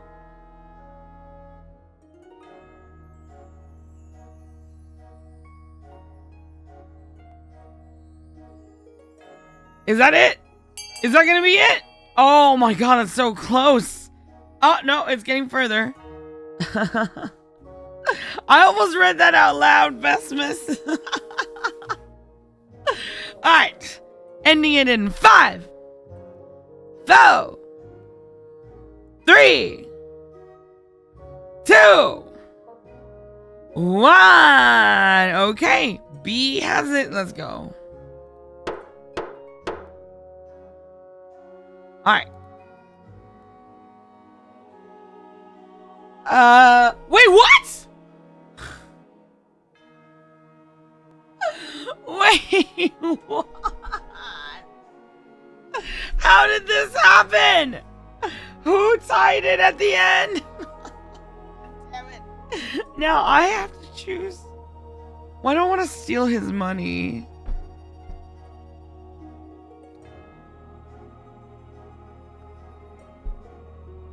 Think about the money. Yeah, but I don't. Vote with your loyalists. But I feel bad. I don't want to take his money. The money. I know, but I feel bad. Yeah, I think we're just gonna let him do his thing. I don't want to take his money. That's a lot of money. He must have saved up pretty hard for that. Yeah. Alright. Upon my honor, how will he keep up with his noble duties if he's spending all his time in the south with this wizard? And what if 9 preserves us? He actually passes his apprenticeship. There's never been a wizard on the council before. We'll just have to cross that bridge when we come to it. You've nothing to fear from me, your majesty. I'll always have the kingdom's interests at heart, even as a wizard.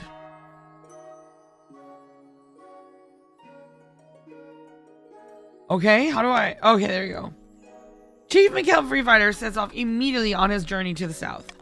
Athmurl's presence in Serona attracts all sorts of visitors, though the power of her latent magic starts to wilt crops from miles around. Uh-oh. Oh my god, good thing I picked trade. Good thing. Alright. Vote with your hanger V. Alright. Oh, this is exciting! Meeting the Crawler Queen. Your Majesty, about this meeting, from what I've gathered, the crawlers rely on their queen to direct and lead them, quite literally from inside their heads. Suppose she cannot be reasoned with. Uh-oh. I'll do it. I'll do a dance for her. I'll do a dance. I'll do the humble bundle and she will understand. Alright. I'm a king of my word, no tricks. Very well.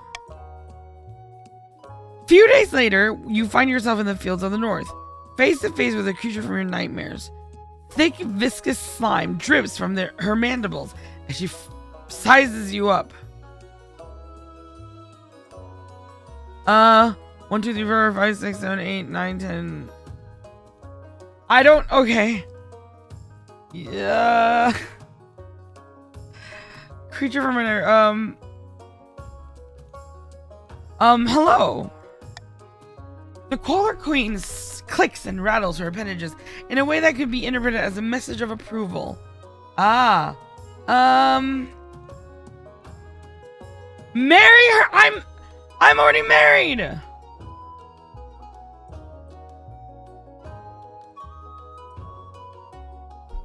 Help me understand what we can do. The Queen tilts her head to one side, regarding you with beady black eyes. What little noises you make in the face of your trespass Ours was not the first bombard. Oh, you can talk? What? The first bombard, what are you talking about? Your digging hatchlings did not grasp the fullness of our being. They sought our destruction, and in doing so, found their own. What? Now you come before us to beg forgiveness or to retread the fraught path.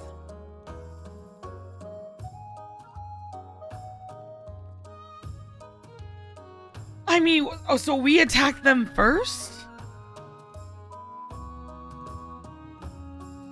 Well then, I'm sorry, we didn't mean to tread on your lands. Absolutely. We kind of started it. Ah, okay. Beg your forgiveness. You get, oh my god, you get down on your knees and beg for mercy in the name of your kingdom. What pretty song is this? The ape has learned to dance. The queen chitters loudly. Is she laughing at you? Then she turns away, scuttling on hundreds of legs, creating a thunderous patter across the field. Did it go well? As well as it could. Weeks pass nervously until one day, the crawlers fill in and seal their tunnels. The queen has accepted your plea. Oh, thank God! Stop kidnapping my peasants! Oh, thank goodness. You can't let yourself be laughed at a bug. I can if it means saving lives. No, that wasn't Riz. That wasn't Riz. That was, yeah, diplomacy. Thank you.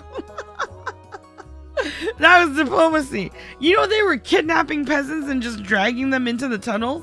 How terrifying is that? How terrifying is that? Bug Riz. I do not have Riz. Diplomatic Riz. Should have burned that disgraceful bug when you had the chance. She's not a Terminid, I think. Okay. In fact, the crawlers completely ignore the peasants who gingerly return to work in the fields. Oh, Grandies, I'm so sorry. And also, oh my god, North, you're welcome. Your trade went up, your farming went up by 2. Alright. My heir. Your quest for an heir is finally complete. You stand before the council, holding a small child in your arms. Should I die, I ask that my crown be passed down to... Let's just do son again. I haven't done... The council hall is filled with nervous silence. My son. The assembled nobles break out into polite applause. By designating an heir, you've cemented the stability of the kingdom. Your Majesty! Hi, Ninny! May I be the first to congratulate you on the birth of your son. What is his name? Oral II. The gods are good, your greatness. I'm sure little Oral II will grow up to be a chip off the old block. Congratulations on finding an heir. And you just need to fulfill your ambition to win the game. Expect a visit from the Spy Master soon. Alright, let's end the season. Oh, auction time! Alright. Chiefs, you want to lower farming of the other regions to... Wait, what the hell do you want to lower it to? It's already so low. 7 or less. It's currently 10. Grandies, you want to raise Defiance to...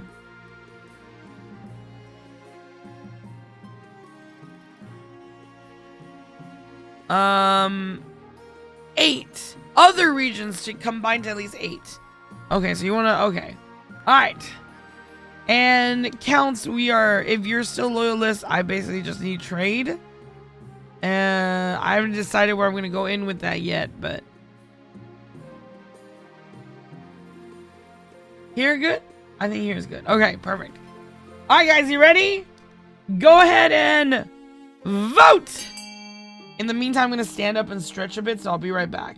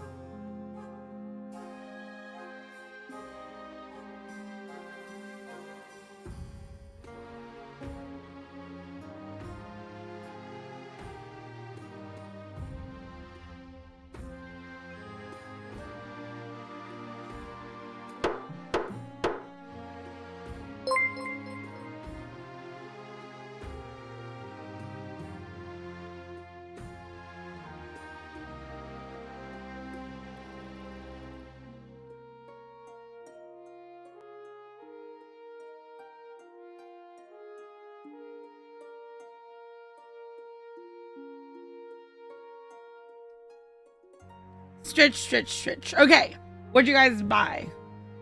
Shopping. You're seeing some big numbers. Oh, holy crap. Okay. 9,000 from Forderp. Look what you've done for your faction. I thought you wanted to keep that money. You were sitting on so much. You actually funded it all. Forder with 9,000 for farming down, and Delta for 3,065 for trade up. Okay. Oh my god!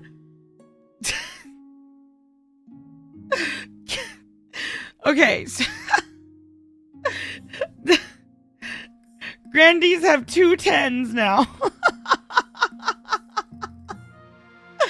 Grandies have 2 10s. Alright, okay. Needed to do it. Was the only one in my factory with any money anyway. Needed to do it for them. Oh, I see. There goes my money. 3,000. Oh, Delta, you too. Oh, was it sniped?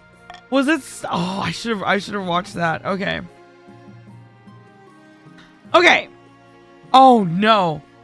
No. A tasty innovation. Oh, please. Maybe it's sandwiches. Hopefully it's not that other one. What was it? The pickled herring? Please be sandwiches. Violet Vexen! I don't mean to exaggerate, Your Highness, but I believe I have pioneered the most incredible invention in the history of mankind. I was hosting a small party, playing cards with some old friends. I called for a servant to bring me something to eat that was both tasty and convenient, as my hands were occupied.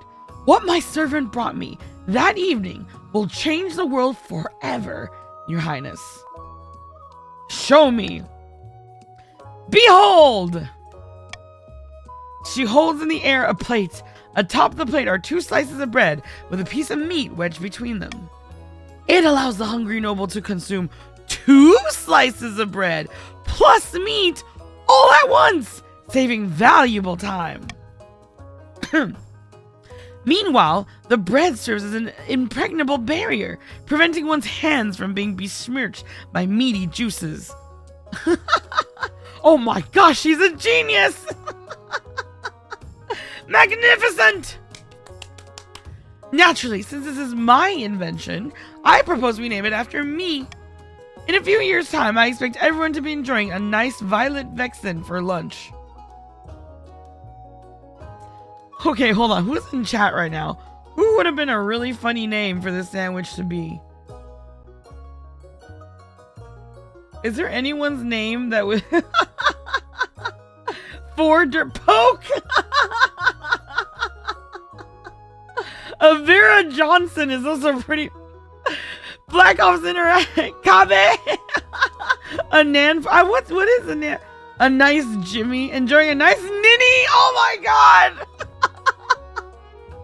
A nice ninny for lunch. A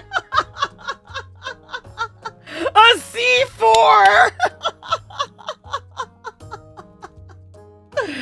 Oh my god. Oh god, a possum sandwich. Oh, just possum. Oh god. A rail spike. Are you enjoying the nice sunblade? No. But it's okay. It's Violet Vexen. A Violet Vexen. Alright. In a few years' time, I expect everyone to be enjoying a nice Violet Vexen for lunch. Alright. But naturally, this innovation cannot... Wait, don't we also have a Violet Piranha? A nice Violet Piranha for lunch?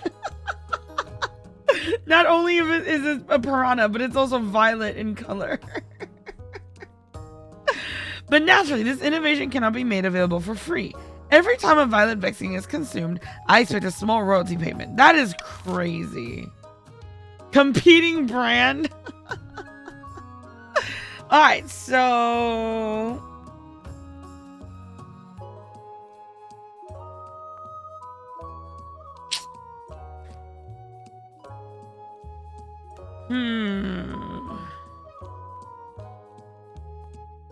I mean, the servant should be rewarded, I think, but it's up to you guys.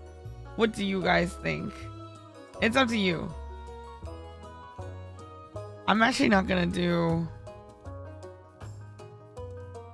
Well, wait a minute. I'm gonna veto this because it lowers trade, but also it's ridiculous to get royalties every time someone eats a sandwich. That's crazy. All right.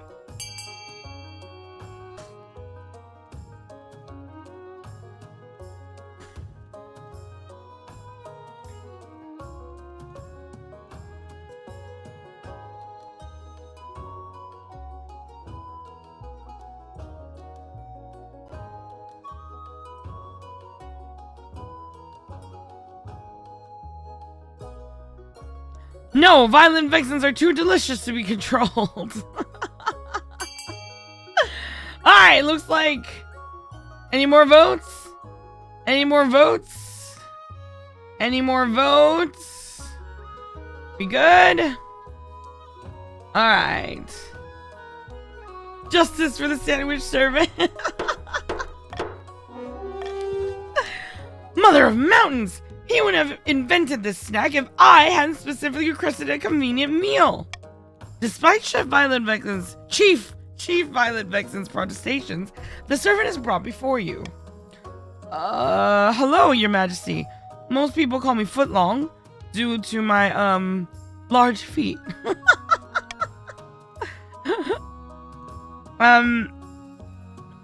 We're still gonna call it Violet Vexen. I like him. But I'm still gonna call it a Violet Vexen.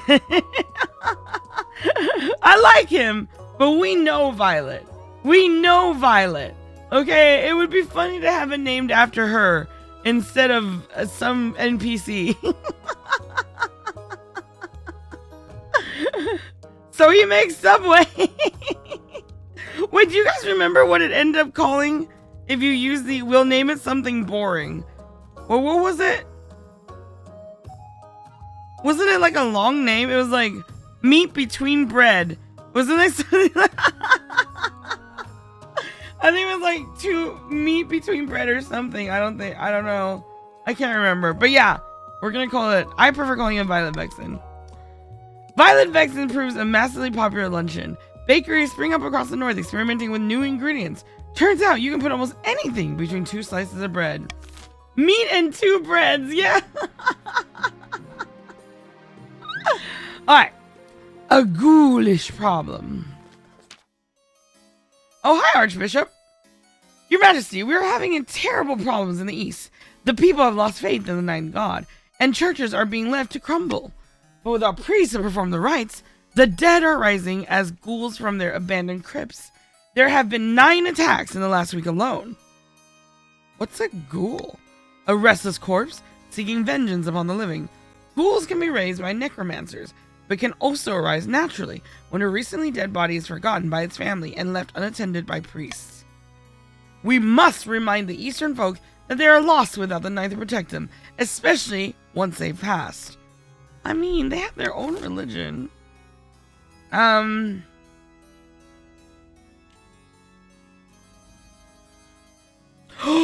What? Yo! What? Yo! Yeah! Yeah!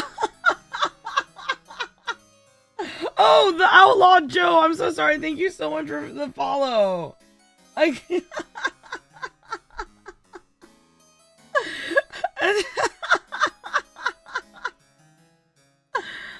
Is there anything I don't want? No, I think I'm okay. Alright. Go ahead and vote, guys. How are we getting so many hundred? Look at your stats! Look at my stats! East be wild for the lulz.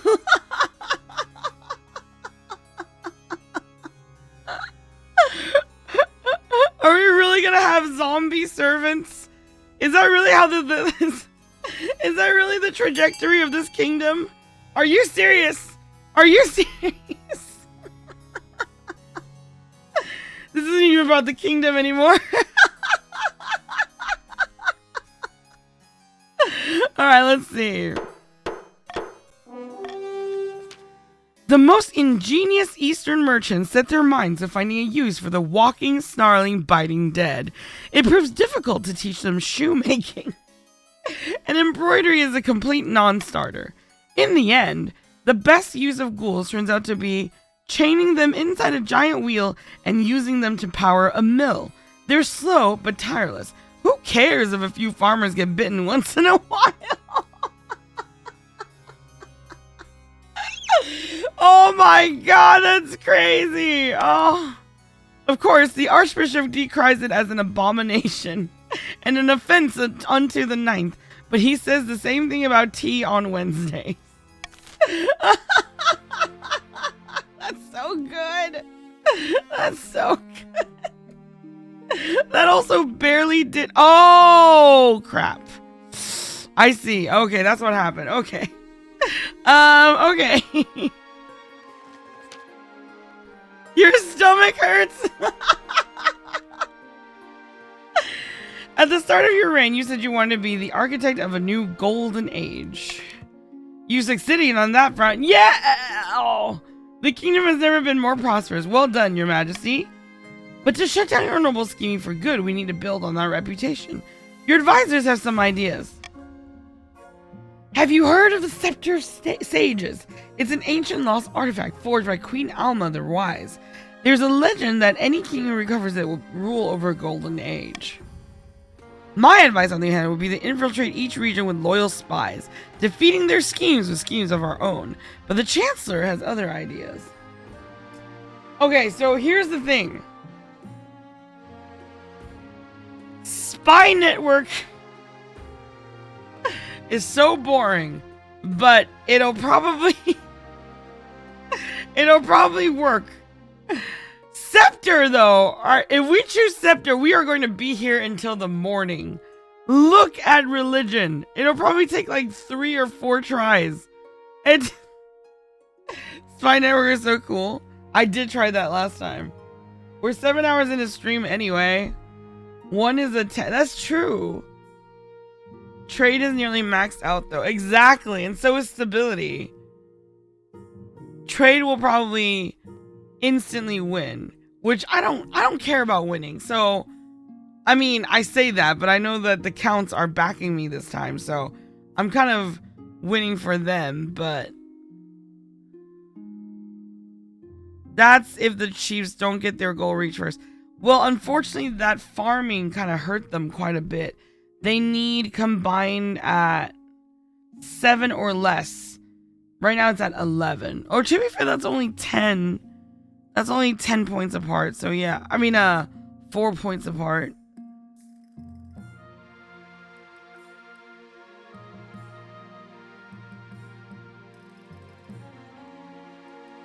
Grannies are just completely shut out right now. Yeah, it really sucks that the Grandee thing was the Defiance. Defiance is so easy to manipulate. It's honestly not fair. Sorry, Grandees.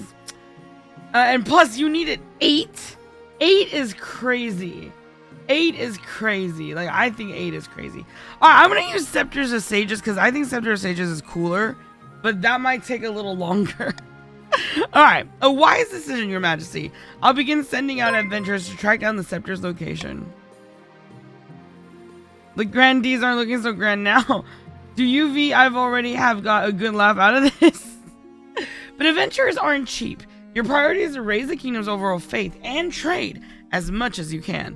And of course, there can't be open rebellion among the nobles. Alright. There we go. Achoo! You found my girl Mag's one weakness, touching grass.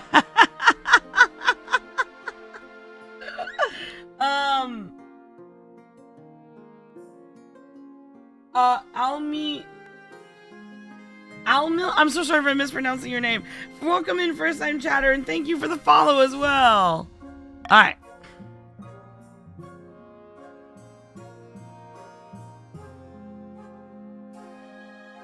You could have helped us, V?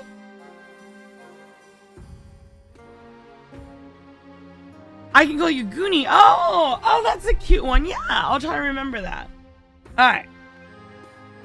Your account, Blake Belladonna, says hi to. Ooh, very cool. Very cool. Welcome to the game. All right. You don't want V to help? What do you say? I give good help. An invitation. Are the counts gonna invite me to Countoween? Without a word, Count Mastodon hands you a blood-red envelope. It is sealed with white wax in the shape of a skull. Inside is a beautifully written invitation to an event called the Crimson Vigil, due to take place in the autumn night late next year. Yes! It's Countoween! I suppose I shall attend this event, whatever it is. I will see you next at the vigil, Your Majesty. But I'm a count, so I should know about this. Alright, cast out.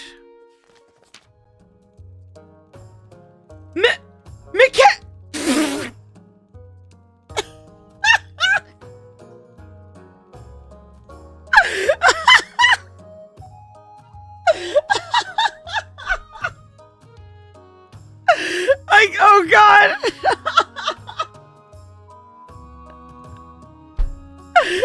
And he's still angry. You looking a little thin there. It's an outrage. It's undignified. She can't do this. Gods be good. Why is there a skeleton in front of me? It's me, Chief Mikhail Free Fighter. This doesn't have the old allegation. I was struck by lightning on my first day, and every inch of flesh on my body evaporated. The Lady of the Storm gave me a second chance, but now she's cast me out. She says I have no discernible magical acumen, whatever that means. I demand vengeance. Show Athmoral what it means to insult a member of King Oral's council. Maybe we shouldn't. Maybe we shouldn't. Maybe we shouldn't. I don't think we should. Honestly, we might have to just. I'm sorry, Mikhail, but we. It would be very cool to have him be a D for sure. What about just A? What about?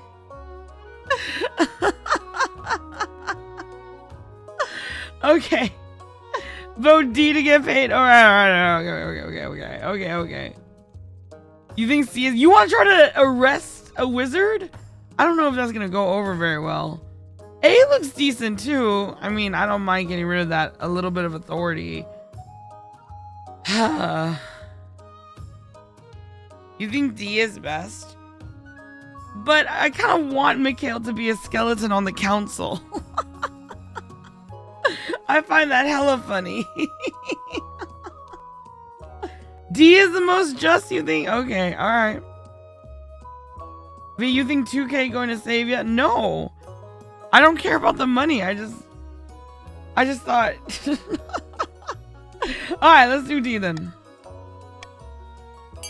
Vote D to get paid. Vote D to get paid. Vote D to get paid.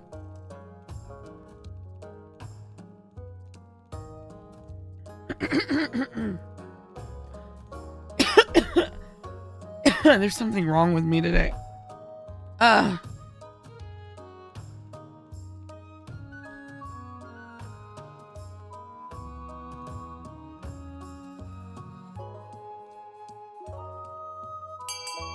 Okay, anybody else want to get paid? Any lurkers, come back and vote D to get paid.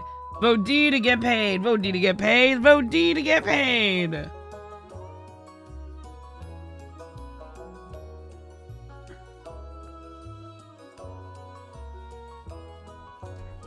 All right. Ending the votes in 5, 4, 3, 2, 1. All right. What? I was not aware nobility required skin. This is daylight robbery. The skeleton continues shaking and rattling in anger all the way back to the north, where they conveniently kicked the bucket not long after. Oh God, Mikhail. As it turns out, proximity to Athmoral's magic was the only thing keeping him alive. Oh god. Alright. Okay, Your Majesty, I have the most exciting news. Our hired adventurers have discovered an ancient manuscript hidden deep beneath in the mountains. It speaks of the Scepter of Sages, and it was written by Queen Alma herself. Worried about what would happen to the kingdom after she died, she hid the Scepter of Sages and we couldn't find it. Good work, treasurer. It's in a warren of caves within the Blackwell Forest, Your Majesty, near the capital. It's been under our noses this whole time. I've taken the liberty of sending out more adventurers. They'll clear the area and get inside. Hopefully it's not too dangerous. It is their job. I'm sure they'll be fine. Soon as the adventurers return, the treasurer comes to tell you the news. Have they found anything? Most delightful news, Your Majesty. The adventurers have found a golden door beneath the forest, which matches the description of Queen Alma's manuscript. Wonderful. The scepter should be hidden within. But the Scepter of Sages can only be found by the monarch who is strong of purpose and true of heart. How do you prove it?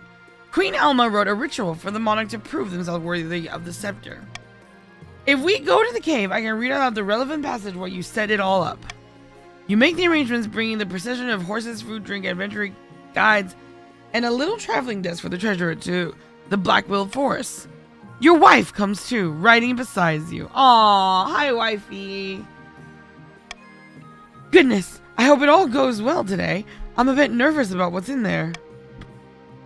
The adventurers lead you inside the cave, holding flaming torches to light your way.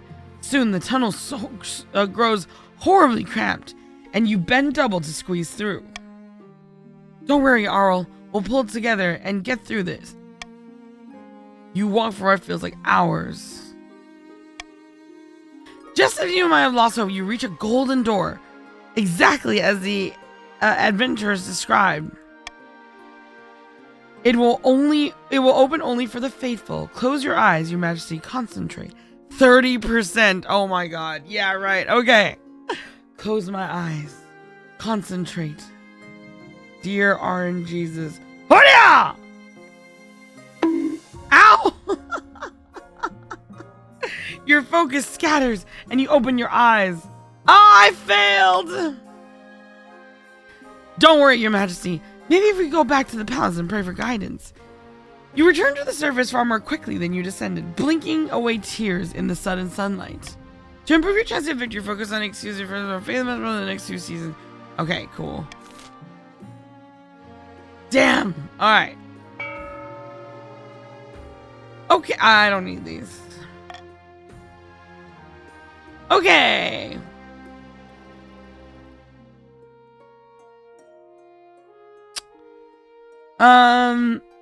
Oh no! Who's gonna die?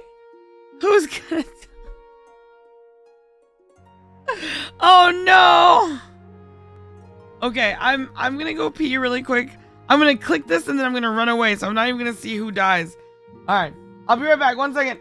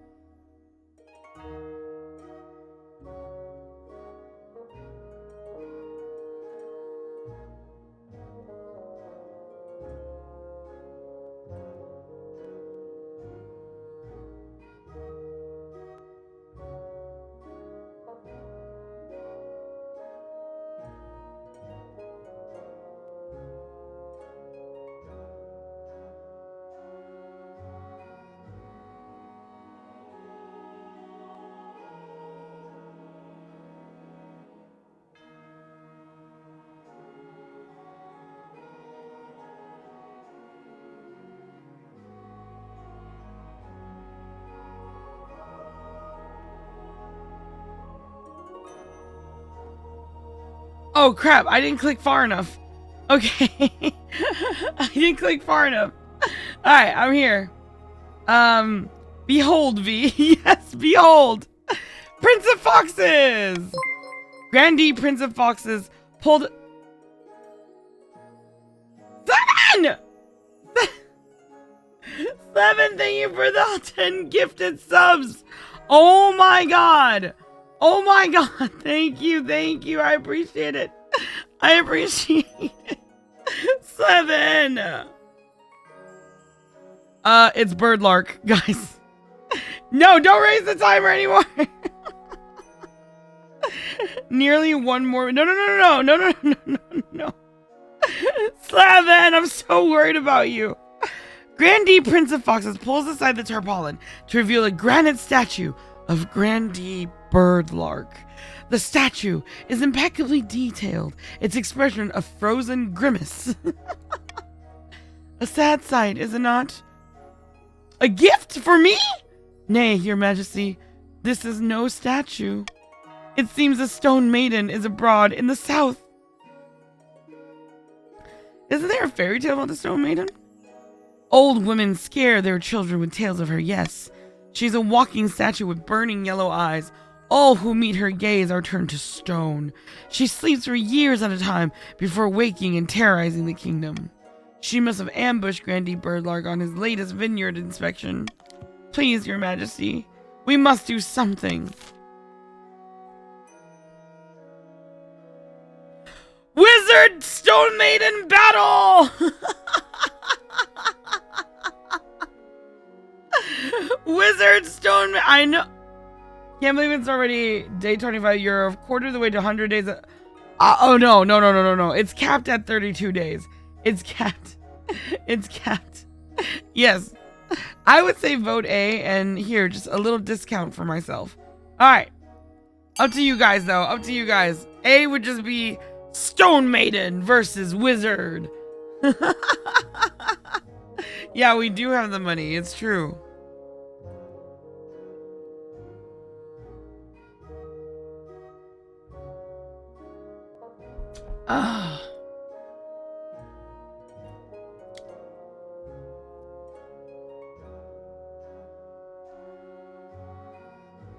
Okay, looks like looks like A definitely has it. Looks like A has it. Alright, you guys ready for it? Get your tickets. Get your tickets here to see the one-time only Stone Maiden versus Wizard. Get your tickets here. Oh, I wonder if it's always the same wizard. I wonder who it is that they're fighting. Alright, let's see. Okay, let's do this. You sent out word that you need a wizard, and fast. A few days later, one arrives and presents a hideous spectacle indeed. The wizard is a smoking ruin of a twisted slag. Oh, this one! Is it always this one? The wizard is a smoking ruin of a twisted slag, mouth stretched in a silent scream, carried onto your throne room atop a palanquin. He is set down carefully by a team of sickly-looking apprentices. I hear you're having trouble with a woman who turns people to stone, a matter I regretfully have some experience with. Oh god, that's terrible. I can make this problem go away for the advertised fee and a small sacrifice. All I require is one of the king's teeth. What? My tooth? For what possible reason? That's wizard business. You survey the worried faces of your nobles. Following this wizard to pull out your royalty looks weak, but condemning your citizens looks cowardly. Oh, that's not great. Oh, that's not great. Fine, take the damn thing. One of Gordius's... Oh, Gordius, that's the name. Apprentices step forward and whips out a pair of pliers. It's over in a flash. Thank you, your majesty. This will make a fine addition to my collection. Honored! At least Gordius sticks to his promises. Within a week, the Stone Maiden's eyes are dark. She is a statue once more, silent and unmoving, with village children dancing around her and pigeons making messes on her head. Wait, what? I wanted it like Gordius sends a fire beam and the stone maiden rolls to the side, and then the stone maiden shoots beams from her eyes to hit Gordius, but Gordius is already stone, so it has no effect. And then I wanted action. Can't we just dump her in the ocean? Quick, get a jackhammer! Troubles and holidaymakers.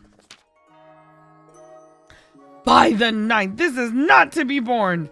Hello, Black Ops!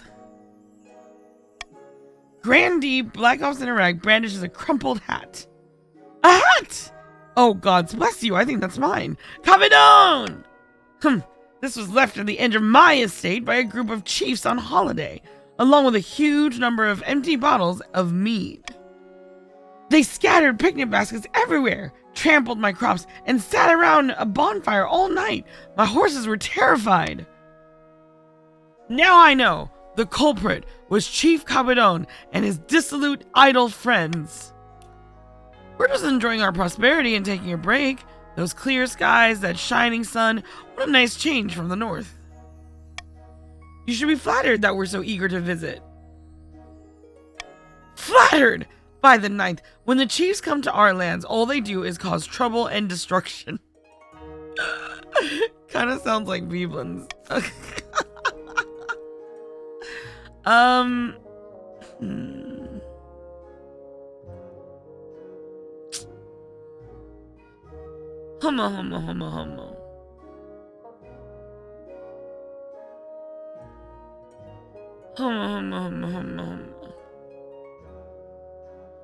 You know what? Honestly, it's up to you guys. I don't know. Let's go. It's a lot of reading.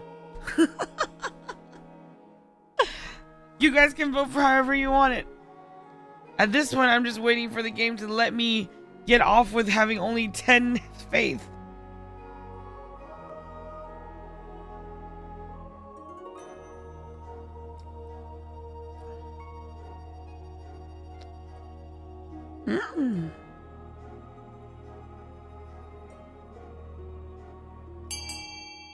Okay.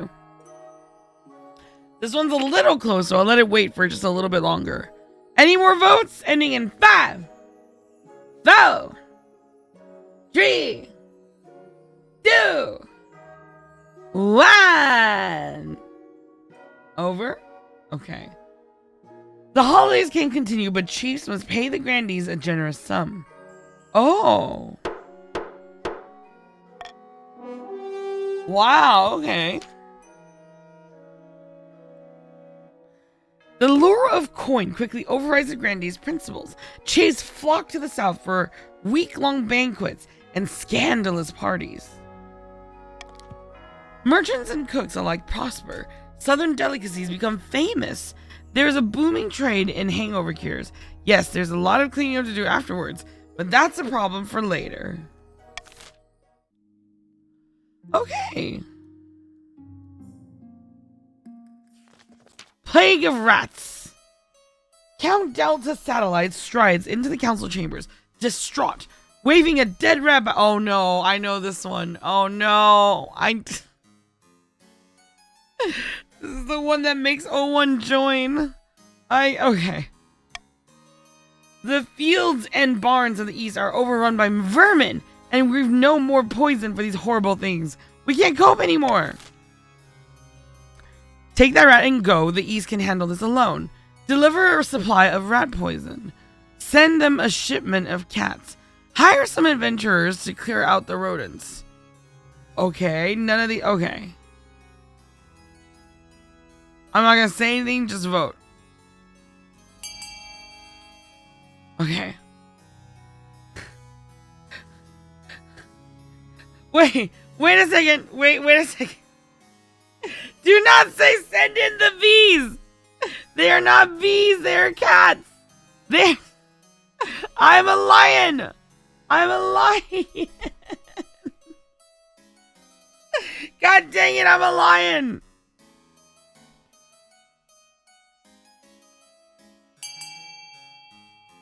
Oh my god. Oh no. Any more votes? Any more votes? Come on, A. Alright, ending it in 5, 4, 3, 2, 1. Alright. Deploy the V. I'm not a cat! Count Delta Satellite bows to you deeply. I can't thank you enough, Your Grace. You send a cavern of cats over to the east. By the time they reach their destination, they're both hungry and very angry. Soon the rats are gone, and most households in the east have a very satisfied cat guarding their food. You hope kittens don't become a problem. Okay. End the season. Okay. No worries. Okay. Swan trouble.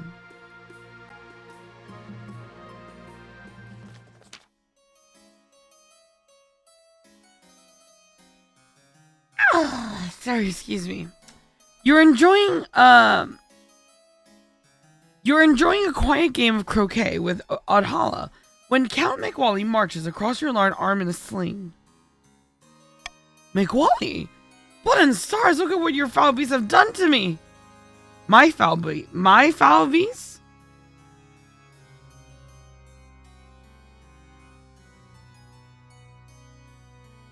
My foul beasts? Your swans, Your Highness.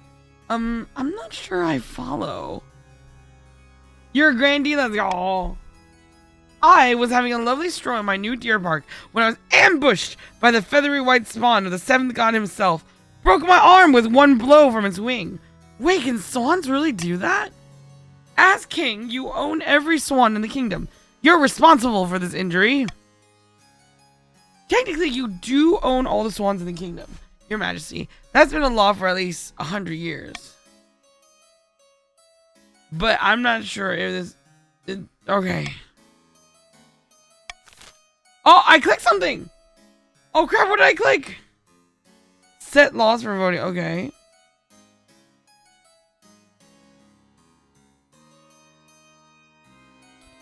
No, don't execute it!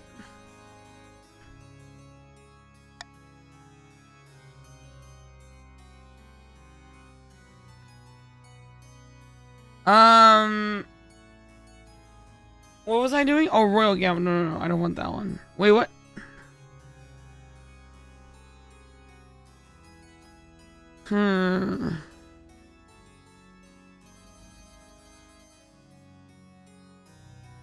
I mean... okay, go ahead and vote, guys.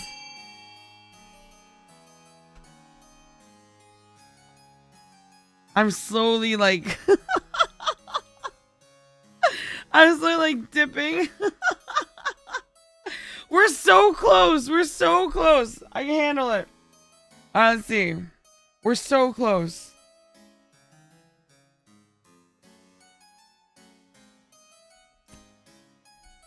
But yeah, I will call it if I can't handle it anymore. You guys don't want to hear me fall asleep and snore on stream, do you? Alright. If this really isn't the key. Really? Oh, how nice of you guys.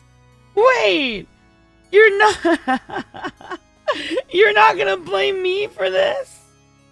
V sleep ASMR stream? Sleeping kitties are cute. I'm not a kitty! Wait, you're not blaming me for this? Unbelievable. I love it. Wait, when did this happen? Voting has closed. Wait a second.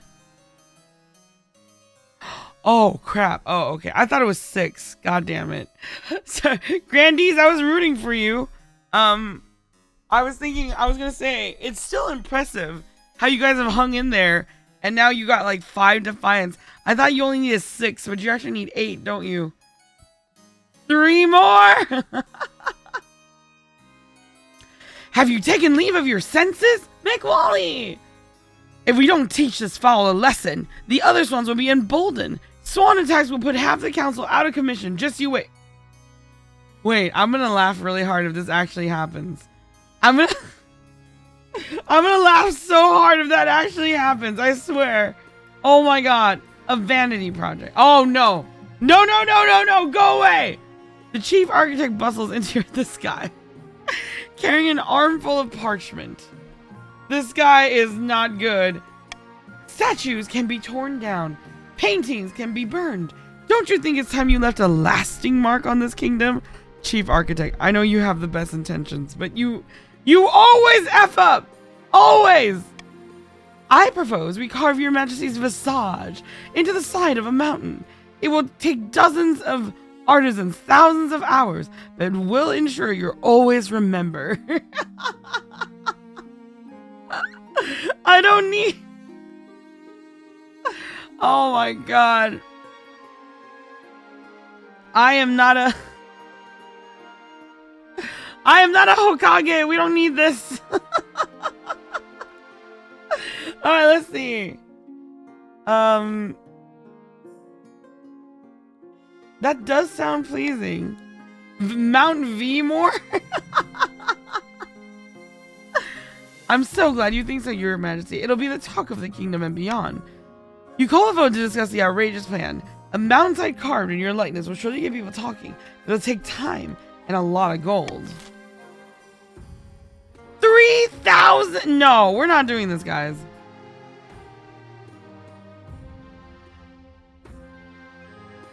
Ha!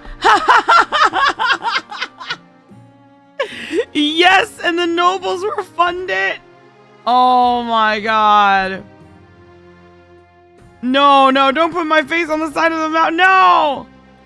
Although I really have no... Alright, go ahead. I really have no dog in this race. I just... Whatever you guys want.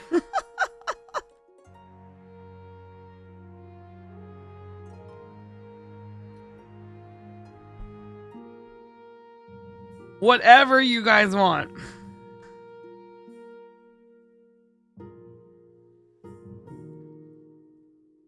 Really? You guys want to fund it? What's going on? Why? Okay. Ending it in 5, 4, 3, 2, 1. Okay, looks like C has it. Okay, voting has closed. Oh god! That's why you wanted to fund it. That's why you... Oh my god, grandees! With the council's approval, it's an easy enough matter to demand a tithe from your nobles. It doesn't stop them from grumbling, though. Planning starts in earnest. Wait, so you do actually think... Planning starts in earnest. A mountainside is covered in scaffolding. You wait eagerly for news of the project's completion. But the work is plagued by setbacks. See? The stone is harder to carve than anticipated. Storms knock down the scaffolds. A rock slide erases much of the work that has been done. Your Majesty, I have to admit that I may have bitten off more than I could chew. This is a disaster! It can be turned around, I swear to the 9th. As the weeks roll past, it becomes clear that the chief architect's grand ideas will take a lot longer to come to fruition. Ah, okay. It will? Okay. I'll believe you. Alright. Ambition, Scepter of Sages. With the treasurer and your adventurers in tow, you return to the cave door. Your wife Adhala walks at your side. It will only open for the faithful. Close your eyes, Your Majesty. Concentrate. Close my eyes. Close my eyes.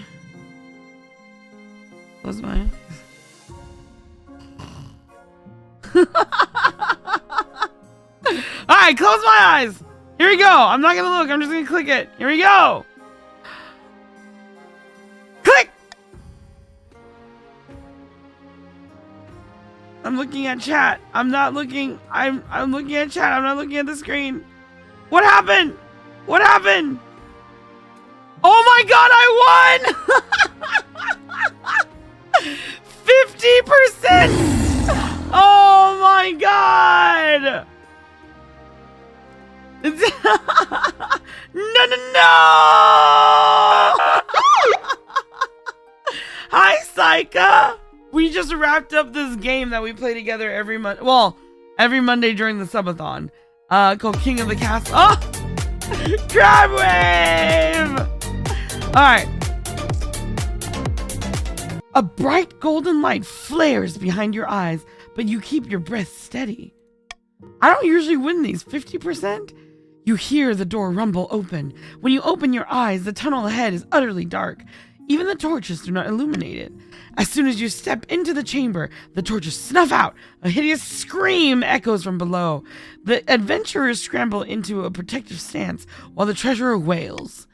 Oh, this is awful! Dreadful! I should have stayed in my office! I have to say, I feel similarly. Do we even have enough air left? It's fine. We're meant to be here. Sorry. I'll stay calm. You put out your hands and feel your way along the wall. Then your fingers touch something.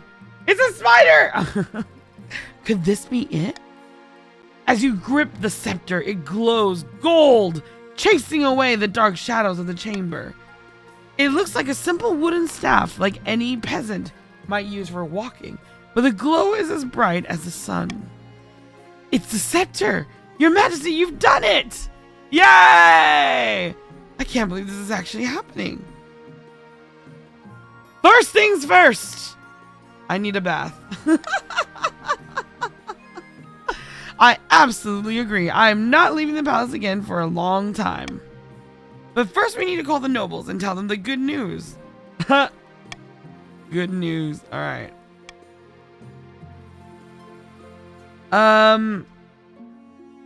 Go straight in to make the announcement.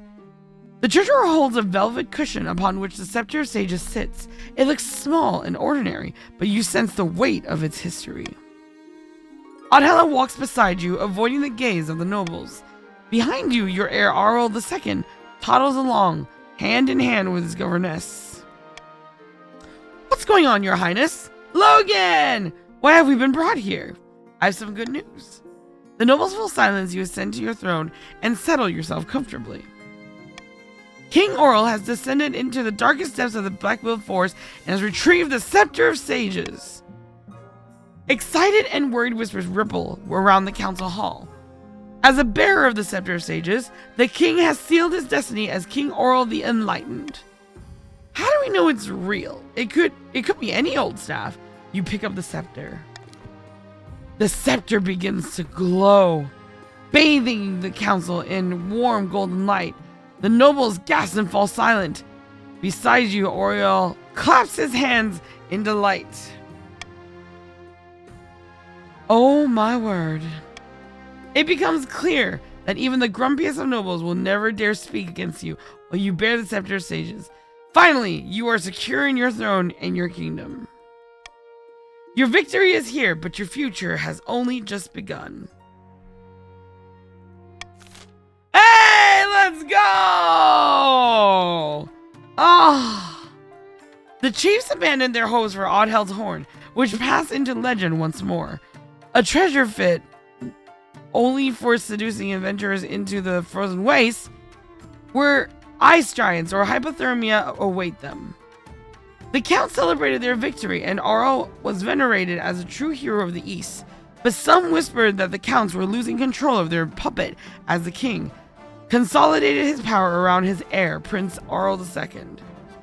The grandees continued to throw accusations of witchcraft and heresy at their enemies. Everyone gradually learned to ignore them. Alright. Backed by the Scepter's power, King Orals will spend another 15 years of peace and stability. A golden age of prosperity swept over the kingdom. In his will, the king instructed that the scepter be reburied to be claimed only by a worthy successor. Alright. King Oral the Destined. Okay. Perfect. Nobles. Wealthiest noble, Gravy. Poorest noble, Mikhail. Okay. And these are the stats. The next ruler doesn't look too bad. Okay. Exit the game. Okay, guys. I'm so sorry. I'm feeling it a lot today. I don't know why, but I'm about to pass out. So, if it's your first time here, if you've never made it to the end of one of my streams before, we have a little tradition here where we like to take a picture with chat. So if you guys are interested in that, just hang out for a little bit longer. We're gonna go to my just chatting. We'll take care of that. Also, Owen, thank you for linking my socials. If you guys like what you see and you don't mind supporting me anywhere else, you can find all links related to AsVD in my socials. That includes like our Discord server, our Minecraft server. Yes. No, not our Minecraft server. Our Minecraft server is in the description.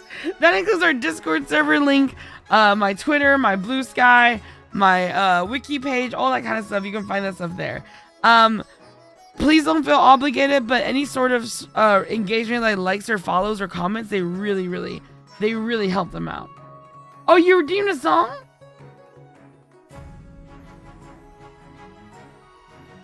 Oh, how long ago was that? I'm so sorry. We missed that. My voice is just like not doing great. Okay.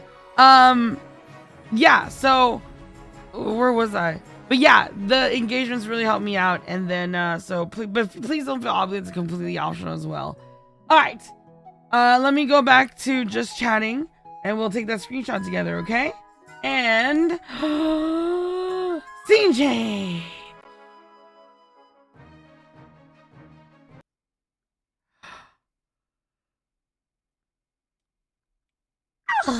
No BGM here. Let me turn that on. There you go. Alright, so I'm going to scoot my butt over here. And in the meantime, Jimmy's going to turn on. Thank you, Jimmy. Alright, go ahead and start sending your messages, guys. Go ahead. Alright. Let me take a screenshot of myself. Maybe like...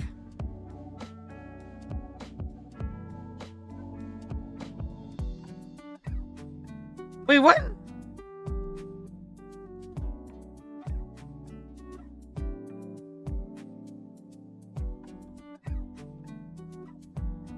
Oh my god. Why, Windows? Why?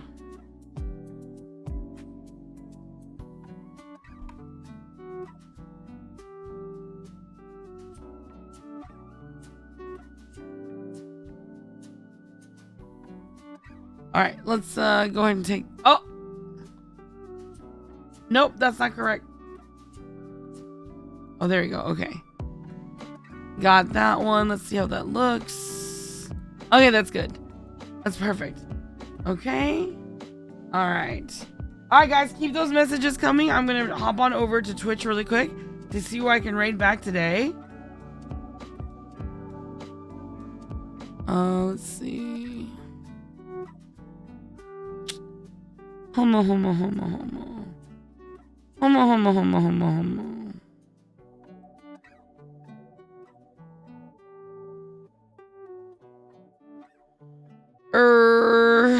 Oh! Oh, that person is definitely a possibility. Oh, that... Okay.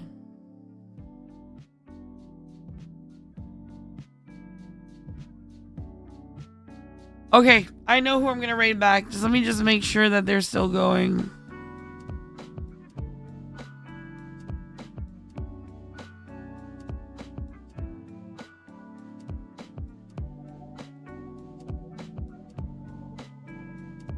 I see all the messages. Thank you guys so much.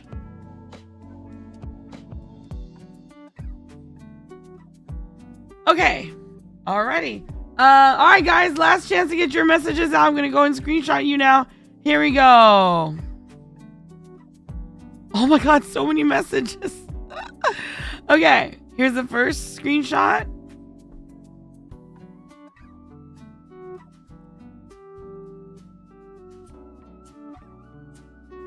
And then here's the second screenshot.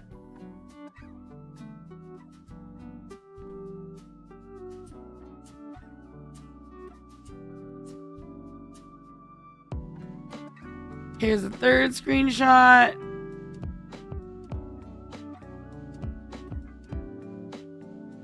Hi, you adorable line. No, you. Thank you. Third screenshot.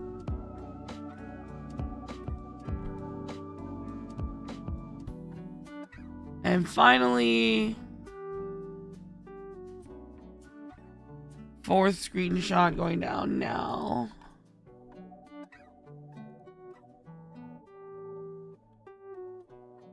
Okay, I got it. Thank you guys so much. I appreciate it. You guys are the best. There's so many such sweet messages. Thank you. Thank you. All right, so we're going to go ahead and raid Pariah Fear back. Pariah has raided me quite a bit and is super friendly.